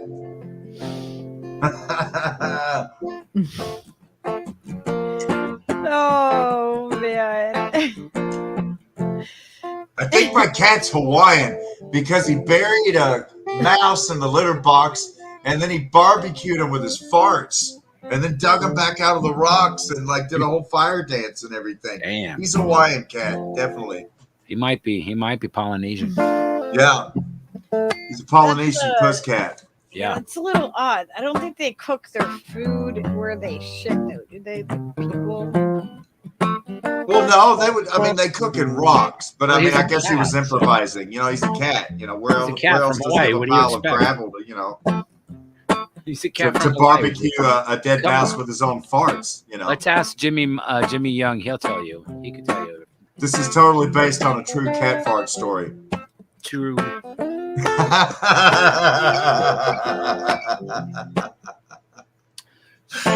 Trying to blow my mind. Well, you're doing it well. It's been so long, and it's been such a time, I just can't tell. So it's raining and gray outside. You just pushed it to the back of my mind. So keep on trying to blow my mind. Now you're doing it well. Wowzers. Golden wine and bright sunshine. Well, not today. Oh, that's the sign of the chronic right there. It immediately goes out. Uh-oh. Yesterday when I'm away. Ugh, I'm scared of it. I could miss you, and I guess I will. If I kiss you, would you hold me until I'm dreaming of sunshine? Uh-oh. Blowing my mind, you're doing it well. Can you tell you're doing it well? You're doing it well. Can you tell you're doing it well? Yeah, you're doing it well. Bum, bum, bum, bum, bum,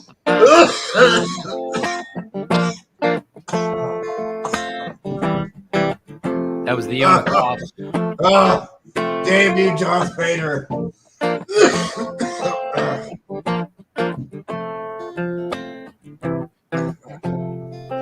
You're touching my eyes and moving my stars, but it's no problem. Running for answers and asking for miles.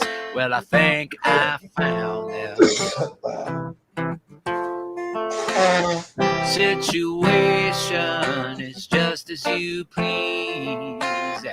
I could tell you what's happening. Seems like the emotional railroad is running on time. You're doing it well. Well, can you tell you're doing it well? You're doing it well. Can you tell you're doing it well? You're doing it well.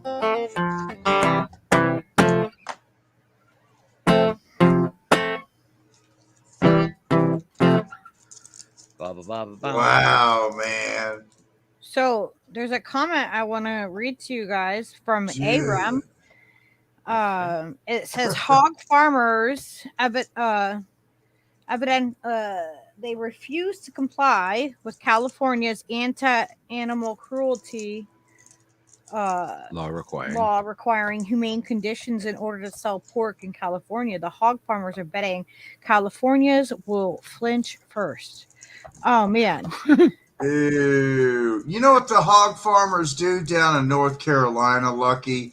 They take these big ponds of pig shit, right? Because they have these They're called CAFOs. That's CAFO. It stands for Consolidated Animal I don't know that I want to Feeding hear this right now. Operation. But anyways, It's a real people thing. have sued because there's like Native American and African American and poor white American families that all live around these pig shit ponds and where they keep filling up and they don't drain out fast enough, and it's like orange and purple looking water.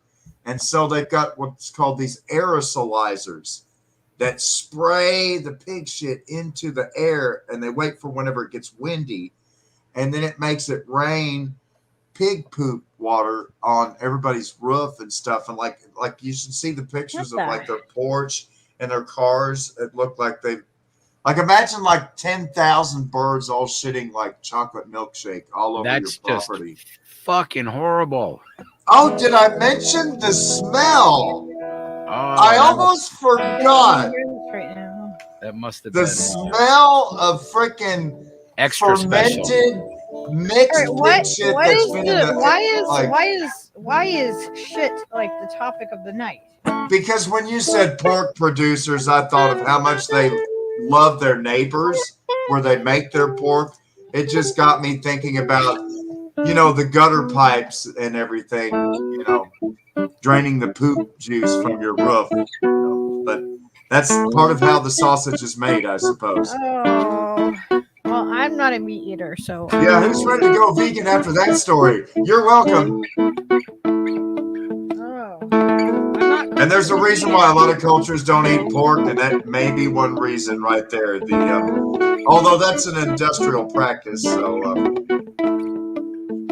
it's a shame, you know, North Carolina hasn't done anything to stop those partly cloudy days of occasional hog poop showers. Well, it's just become, everything has become, I think, they've gotten away with, you know, when I say all the oppressors, you know, that have put these things all into place. I feel like they've gotten away with so much for so long, and it's been passed on generationally, that at this point we're so far into it that it's like the corruption and the awful, like horrendous, you know, conditions are just everywhere that, you know, it's really easy to feel overwhelmed and really small with all this stuff everywhere happening, you know. I could not imagine dying and being reincarnated and coming back to life as like a chick growing into a chicken and like, but trapped within like a Tyson factory or, you know, oh my God.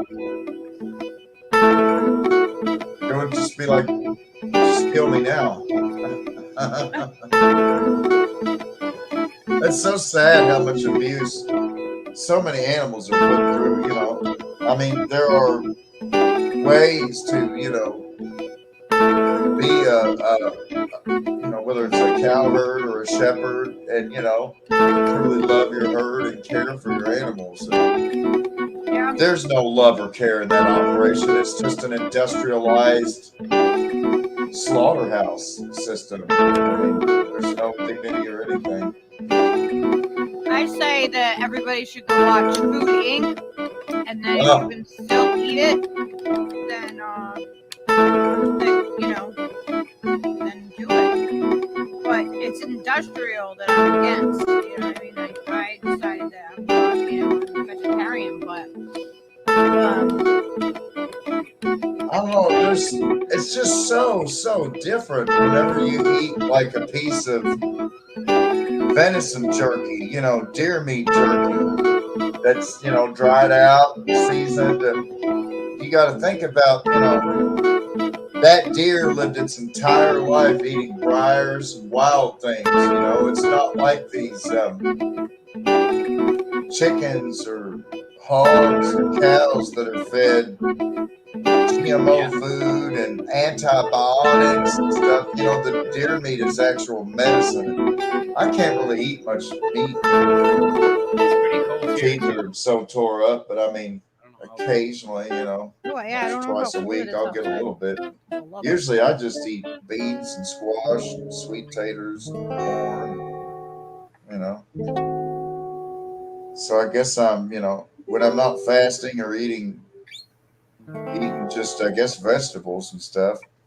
But about once, twice a week, I get me some meat. I'll have some jerky or something. It's all medicine to me. I can't really do fast food anymore. I never eat the food where I work. Well, I have eaten the cheese lasagna. It's really good. I mean, all the food there good. Who doesn't love cheese lasagna? Oh my gosh. I love veggie lasagna. Oh my god. Yeah, with the spinach and Oh fuck Stever. Spinach and the mushrooms and the fucking onions and the stuff and oh my god. And then the ricotta cheese. Oh my god. With the ricotta. Forget about it. Give me the ricotta. Yeah, we're like in the 40s. At least that's what this says. It feels like it's a lot colder. Wow, it's supposed to get up to like 70 degrees tomorrow. Oh, they're not New Year yet. Because they're behind us. They have 15 minutes on the West Coast until the New Year. All right, let's ring in the New Year again. All right. I heard it was like 40 degrees in LA. They must be freezing to death, those poor things. Oh. That's like when it gets to like 50 degrees in Florida. You know what's good in lasagna too? Vicky Adams? Beans. Frijoles. And we say that because wait a second, I've had a black bean and corn lasagna before. Yeah, dude, I've had black bean and corn with like funky salat. I know what it was now. It was tamales. The cilantro that were already there was like tamales already baked that were like it was like twice baked tamales basically in the inside of the black bean and rice and corn and stuff. And it was like succotash basically inside, but it had whole things that were still like in the wrappers that you just like chopped off pieces of. It was so fucking good. Good shit. Oz, who's in Australia, is like West Coast New Year. It's been 2020 for around 20 hours now. God damn. Oh, come on, man. I don't want the weather cams.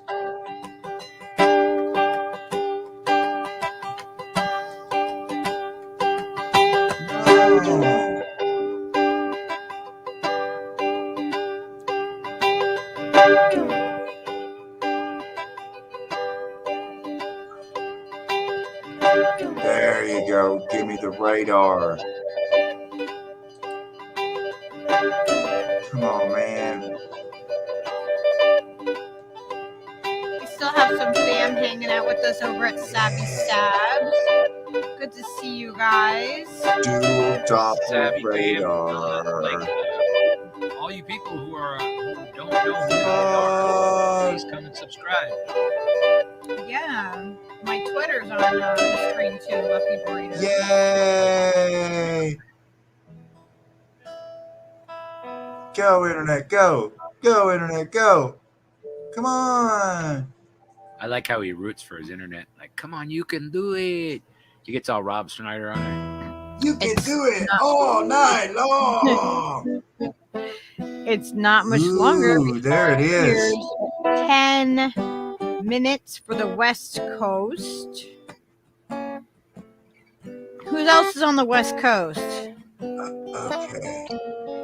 West Coast of the United States. Out.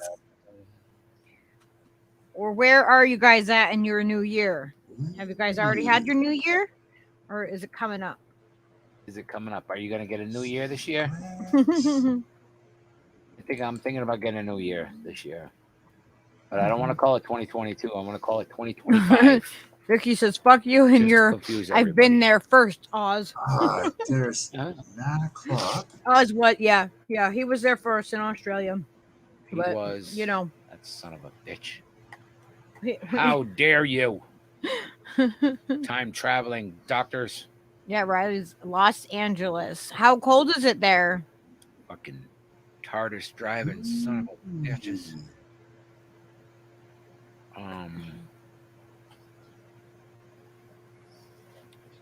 Well, do da da da da da da da do. Well, they'll stone you when you're trying to be so good. They'll stone you just like they said they would. They'll stone you when you're trying to go home. Yeah, they'll stone you when you're there all alone. But I would not feel so all alone. Everybody must get stoned. Well, they stone you when you're walking down the street. They stone you when you're trying to keep your seat. They stone you when you're walking on the floor. They stone you when you're walking to the door. But I would not feel so all alone, Yona. Everybody must get stoned.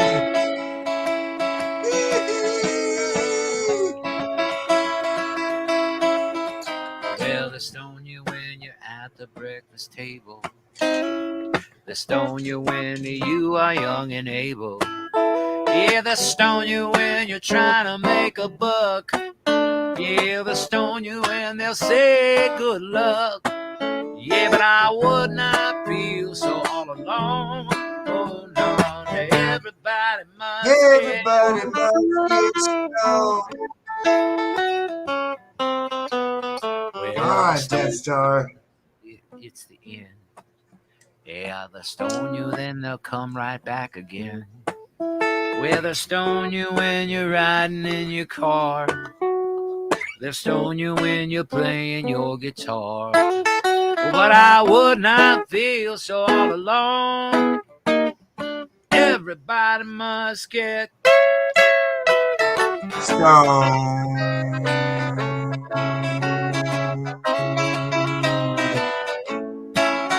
Oh yeah.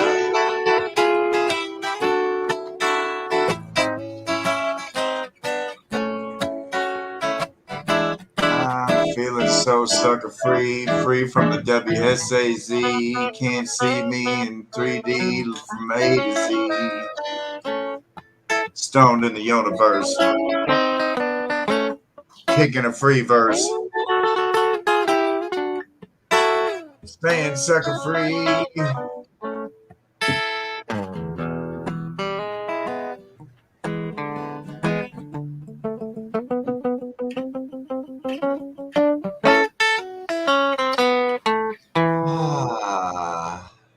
Everybody must get stoned. True story. So, do you do New Year's resolutions? I don't know. Did I go out? Give me. I think I went out of the StreamYard again. Did you? You went out of the StreamYard. Way to go. People can still hear you talking. People are like, hey, where did she go? So. It says you removed. You're not. You're still there. I still see you. Oh, I heard a clunk. And you must be. I think there's 2 of you now. Cool. All right. There's 2 of you. Whoa. I guess I want to announce a Rippy. I want to announce a resolution, but it might be kind of controversial, you know. I'm gonna kick that one out. You know, I don't want to hurt anybody's feelings, well, but this is my New Year's resolution. This is a resolution for the Yona and nobody else. So my New Year's resolution is to not vote this year. Not waste my time. Green eggs and ham. Direct action is what gives me traction, son. You know what I'm saying? Direct action gives me traction. Protests and yells puts the sand on the rails and gets me out of the station and into the nation. I'm about direct action. It provides my traction. You know, I feel people when they want to say, vote out the incumbents. And, you know, I hear you, man. Replace the blue puppets. Replace the red puppets. I'm like, you know what I'm saying? I'm like, shoot the damn puppet master. But, you know, that's me. I'm like, burn down the whole puppet stage for that matter. But we're just talking about puppets and puppets, all right? Well, okay.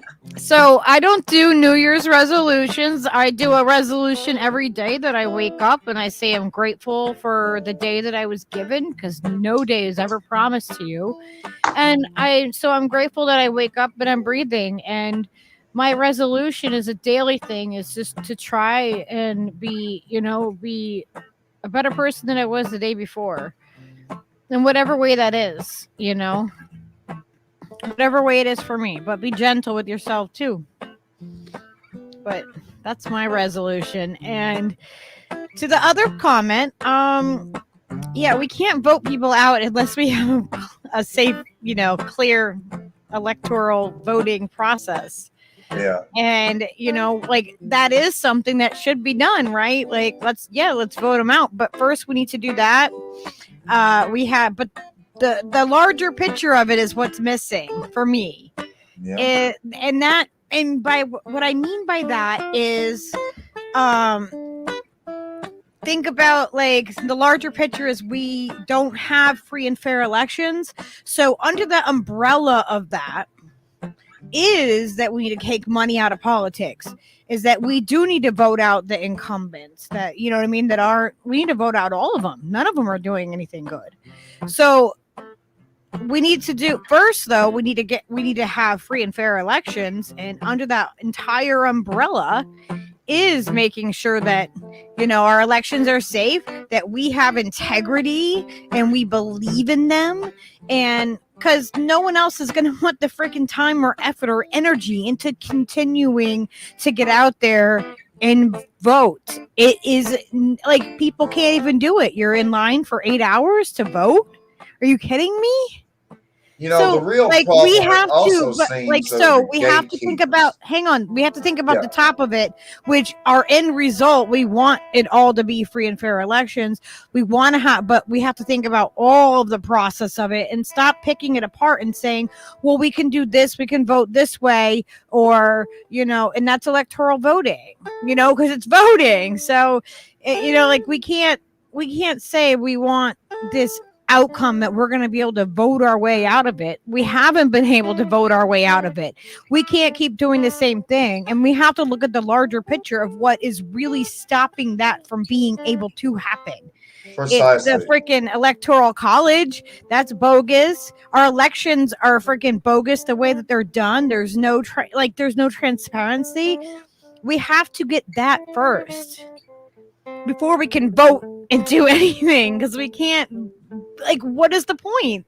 We can't even, that's not like the step. We can't say we're going to take this one giant step and we're going to do that, and that leaves out every other step that needs to happen.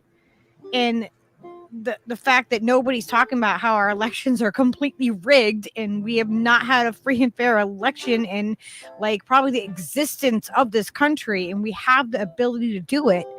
And people calling, them stupid, Biden stupid. Well, guess what?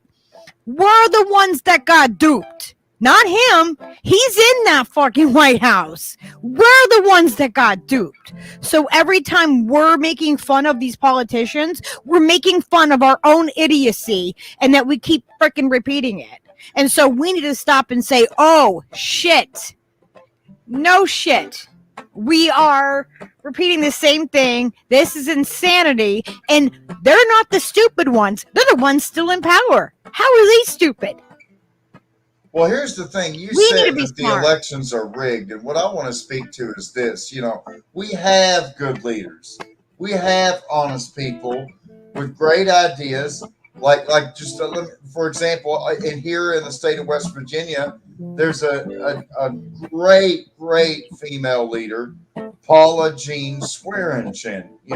And the issue we really have is when you say about vote out the incumbents, the problem becomes when you try to get good, honest candidates onto the ballot and into the system, and then they're rat fucked every step of the way and totally shit on by the Democratic Party. Or if they're in the Republican Party, they're totally shit on by the Republican Party. And both parties act like an unanswerable mafia. I mean, when the Democratic National Committee, when the DNC was taken to court, they basically argued that, hey, we can go behind closed doors and smoke-filled rooms and do whatever the fuck we want, respect our authority, and they pretty much got a Cartman ruling, you know? And I mean, and you look at when all these people like myself and many other volunteers here went out and knocked on doors and did phone banking and donated money and put in all this time and effort, sweat, blood, and tears into the Bernie campaign just to see the Democratic Party work with the social media companies and the mainstream media to rat fuck Bernie, caucus after caucus, primary after primary, and then the big fuck you in Philadelphia when they hire actors to replace the delegates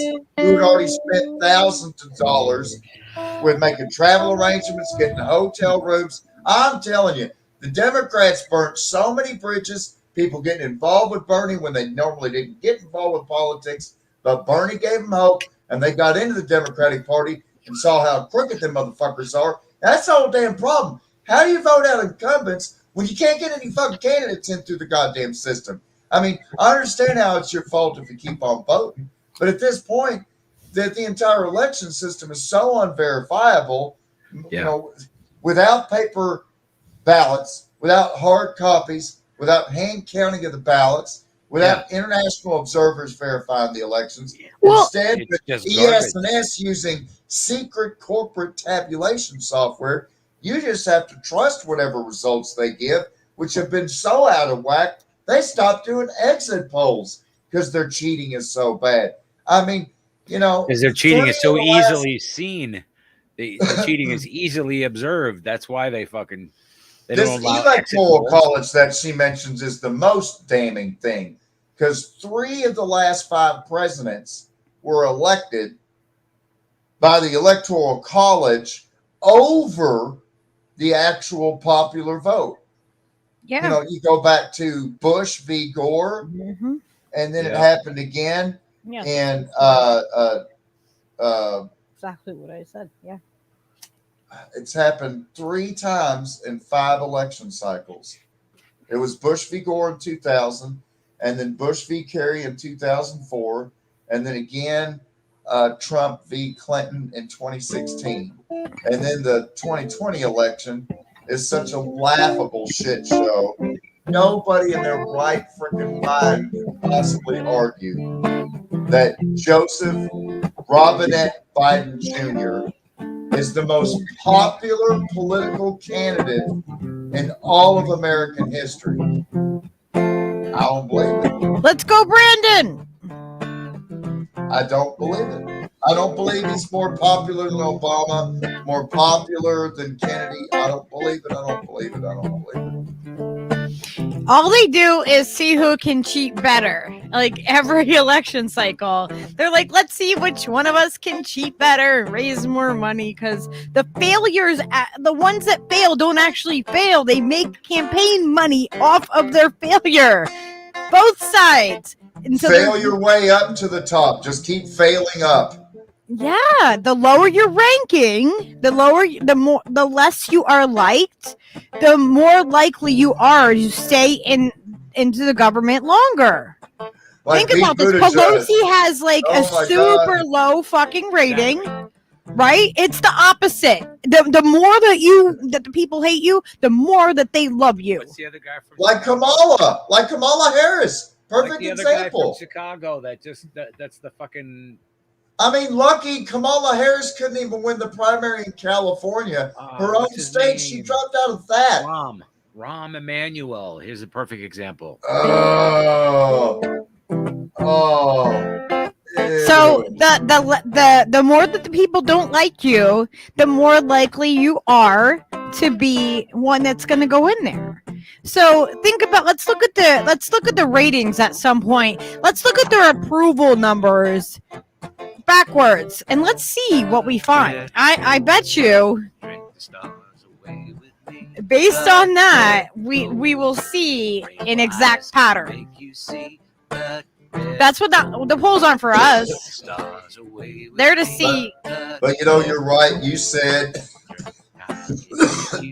get money out of politics. So long as corporations can buy candidates, we'll never have a democracy until they repeal the terrible Supreme Court decisions of Citizens United versus FCC and McCutcheon versus FCC. I mean, even if we get verifiable elections, you're still basically playing a billionaire's lottery pick where the billionaires are bankrolling and paying for all the ads and super PAC money. And, I mean, so it's really, your solutions are right on the nail, Lucky. You have to have verifiable elections, which I would say is paper ballots hand counted with observers. And then we go from there. We can get the you rest have to of have it. money out of politics. You can't. Corporations are not people. For me, I would take it one step further and say that businesses are owned and operated by living people. And if that business is somebody and they die, then it has to pass to somebody else, and now it's a new business. I say we have to do away with immortal corporations, for one. And for two, by making corporations mortal, now there's always an owner who is answerable for everything the corporation does, whereas limited liability corporations can say, hey, we've been in business for 300 years. You can't blame me for what Levi Strauss started when he was making blue jeans in California in the 1860s. I would love to take away the Senate and have like an indigenous panel or something. Like there is so many people who are not represented in this country, and we need diversity. Like we have the same people in there that they're so out of touch. They're so out of touch. I'm glad you mentioned that. The Cherokee Nation, for the first time ever, exercising language in our treaty. I think it's the Treaty of Fort Gibson, when we were taken to Oklahoma at the Trail of Tears. And that treaty was just upheld by the Supreme Court, which reaffirmed the tribal jurisdiction all the way into parts of Tulsa. And we had talked about that before, but more particularly, as a result of that, we elected a delegate and sent a Cherokee delegate to Capitol Hill for the first time ever. Now, I need to find her name. She's not actually like a congresswoman or a senator, but like a special delegate or something, kind of like Eleanor Holmes Norton is for the District of Columbia. Where you ever heard of her? Yeah. Happy Eleanor Holmes Norton. Happy New Year. Happy 10 minutes after New Year's, everybody. Sorry, in guys. California. Happy New Year. Again. Now I gotta find out. I gotta look up her name because I can't remember. Okay, Horny Unicorn said something. Desperate people revolt, not streamers. No. Well, streamers are people, and just because we're streamers doesn't mean we're not desperate people. That's very, very true. In fact, a lot of the people that I see streaming are quite desperate. A lot of we don't make our income that have off met me of this. have said that I was very revolting. So I've got that. Well, I'm now just- you're just bragging.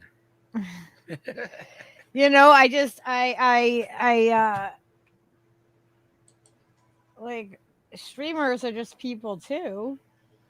No matter where we That is are a from. vicious rumor. That is a vicious internet lie that people are streamers too. You know, I think Horny Unicorn sometimes thinks I'm revolting. So there, I definitely revolt. Now you revolted twice. That's doubly revolting.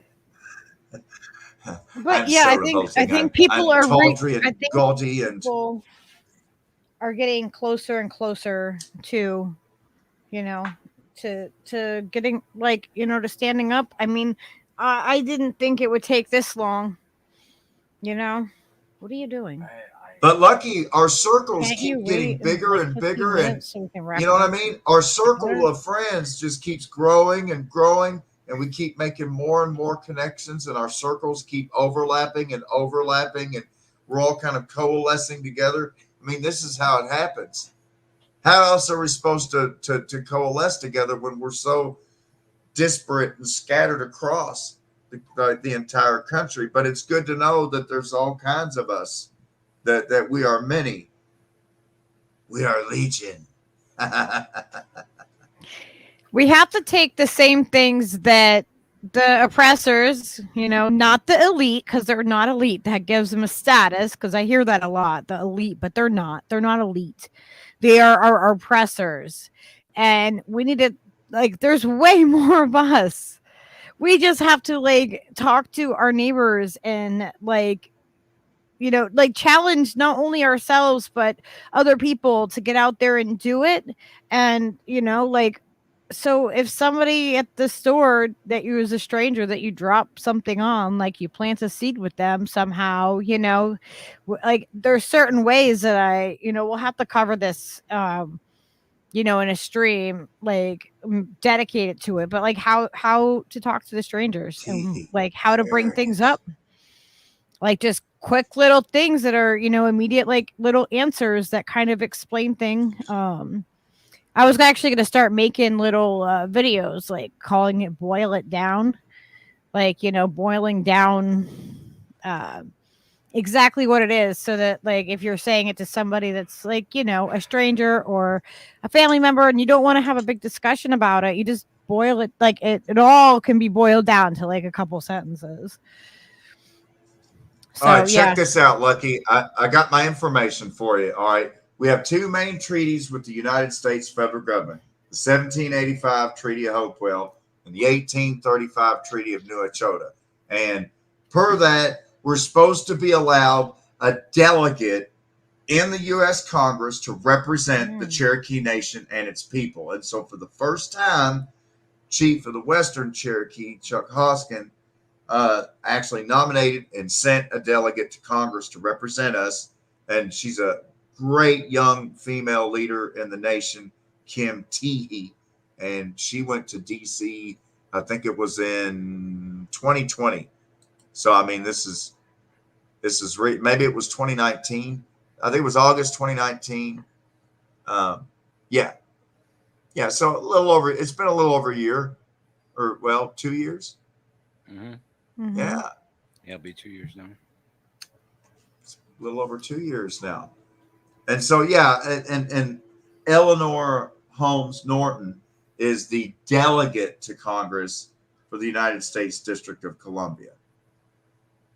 And so, you know, I guess, you know, with your idea, Lucky, it would be nice at the very least if the formal delegates that represent the District of Columbia and the territories of Puerto Rico and Guam and Saipan and other territories, as well as delegates that are elected and sent to the Capitol representing the, you know, I don't know if the Lakota and the Navajo and other tribes have done so, but I mean, I would like to see an expansion of the national legislature to include representation in the legislative chamber for all Americans, both living within Indian nations, First Nations, as well as living within United States territories. And why do we have there's one less democracy, person? not more right now. right? But why do we have one person as a president? We need like a panel. You know what I mean? Like that is representative of people, as opposed to, you know what I mean? Like it's almost like a Supreme Court instead of a president. But you know what I mean? It would be run like in a different way. Systematically designed to take away all the democracy. No, but I'm just saying, like, no, that if we didn't have the system that we had now, but we had instead a panel of people that, like, you know, we had more representation, and instead of having like a president, what if we had, like, you know, an actual, like, a panel of people that were like more representative of the people, and we actually voted on more things, like, and had, talk. you know, like, there's no reason why we shouldn't be able to do that. There's no reason why we shouldn't get an ID as soon as we turn a certain age. We get a social security card at birth.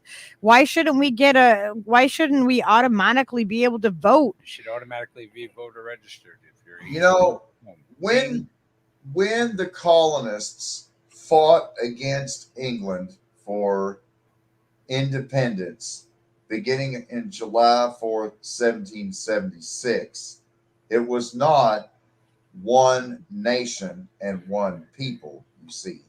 It was 13 sovereign colonies that all banded together and declared independence as 13 separate, free colonies.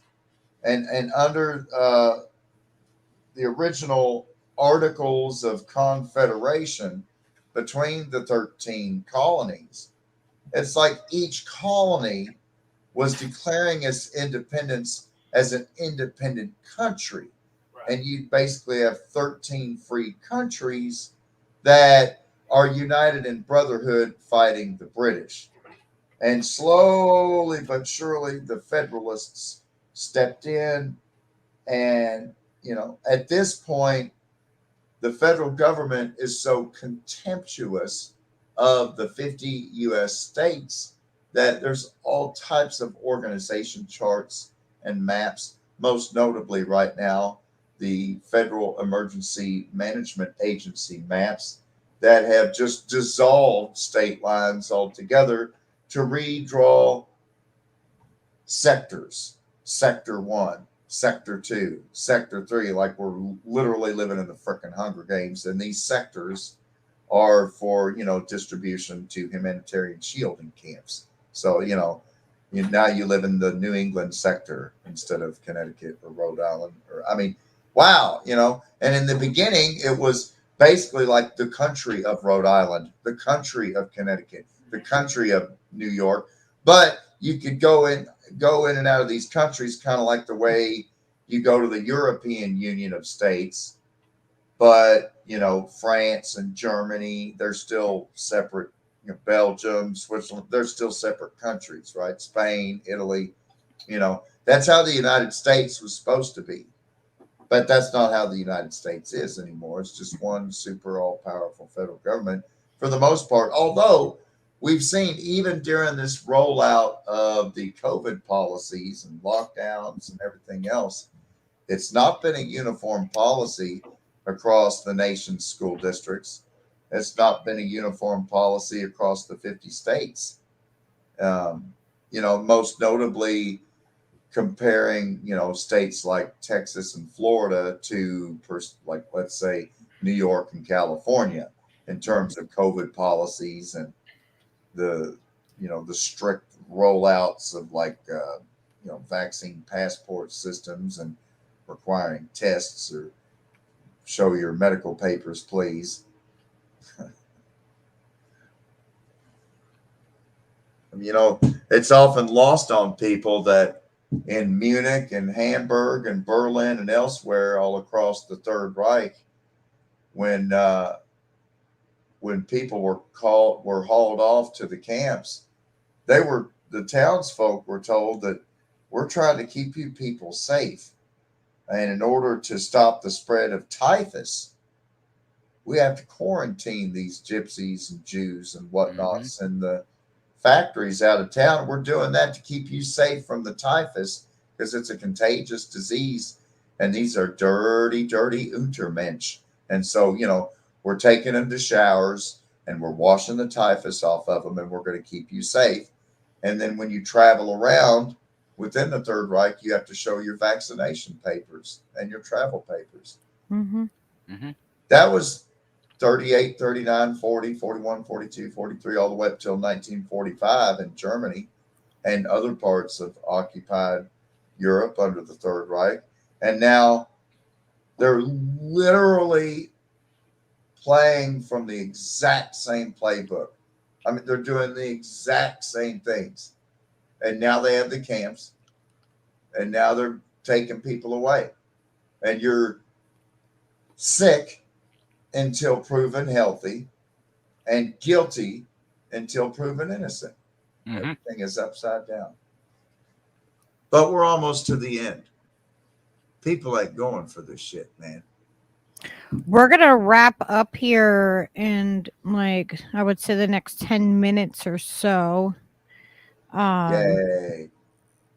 And we keep going. Highly successful. It's been a very long day. I had fun. I opened the store and I almost closed the store, and I got off for like a little lunch break, and I kept jumping on and off different parts of the KRTD. Did 5 minutes here, 5 minutes there. Yeah. Yeah, we were like watching stuff and interacting, but we didn't jump in until later on. This is the key right here. Our growing community of one heart and one love and one vibration, because we care. It really is about caring, I don't think Yona ever said you were ranting. I don't think I've ever seen you rant about anything. Like, I don't think I have. Maybe really that the beer wasn't cold. I don't know. But thank you all for watching and listening and hanging out with us. Yeah, if you're watching on a different platform than YouTube, please come over to Lucky Burrito Art and Music. Usually, if you look up Lucky Burrito, you can find us there. And a lot of times, the three of us right here all do that podcast, and we have other guests that come on. And also, Steve Cutler Live is on YouTube. And we are on KRTD and our individual channels. So please make sure you subscribe to both. And Yona, you're going to be having a show, right? On KRTD also? I'll probably help in on some shows. Right now, I'm writing all kinds of articles. I'm going to be submitting a lot of blog posts, a lot of content. Blog posts. Okay. A whole lot of contribution going on. I just have to put a reminder out there. Citizenship as a Burritonian is totally free. You just have to open your hearts. That's right. If you are new to Lucky Burrito, welcome to the family. This is a very open community where we invite everybody in, whether we agree with you or not. We will invite you onto a stream if you want to share your voice. We do open up the streams. We talk about everything in a just honest, authentic way. And we just speak our minds. And if we aren't, correct on something and we learn something more, we're going to come back and we're going to say that honestly, because that's what we're about, is having the integrity and being authentic. And that includes knowing your own flaws and pointing out each other's, because when we critique each other in the way that we say things and the way we think, and we learn from that is powerful for all of us. The more that all of us know, and that we are educated and see other points of view, the more that we're going to be able to come together and work past those things that, we might be, different upon. Like we can probably come pretty close together with most things. There's more we hold in common than what divides us. And, exactly. I'm right sometimes, I'm wrong sometimes, but I always try to be me. And I'm usually wrong, but I'm just throwing that out there. We try our best. Like, Well, I ain't often been right, but I never been wrong. I know I'm always high, that's for sure. God and it's not always like we don't always just cover like just the heaviness of the politics or articles. We do cover a lot of topics, and it's a very organic show, the way that it moves and the way that we talk through conversation. But we do cover certain topics, but it is also, we try to look at the larger picture of it, the lineage of things, and like the origins of words and phrases and the things that we do. Did you say it was organic? And learning true history. And we ask our community to always come in and join us and help us and contribute. And, if you feel comfortable, we would love to learn what knowledge you have. Yeah, no, really, when we say, join us and hang out or whatever, it's not about money at all. Just, spread the word. We're trying to turn people on to loving each other and approaching everything with a positive kind of intention. And that's about the whole long and tall of it. And also, did I mention organic? Organic critical thinking. I did. Okay. And make sure, And don't forget, friends, with organic love, you always finish, and you'll need a cigarette when you're done. Satisfying. It's organic. It's the big O. Let me see your O face, okay? We love you guys. This guy over here. It's so weird. Results. There we go. Results. All right. We love you, fam. We will see you next time. Please subscribe and like and share and ring the bell and tell your mama and your papa and tell your dog, because we got dogs. We're very dog friendly and cat friendly and critter friendly in that respect. And hello, 22. Happy New Year. This is going to be a great new year, guys. Namaste. Good 22 to everybody, each and every one. Take care, everyone.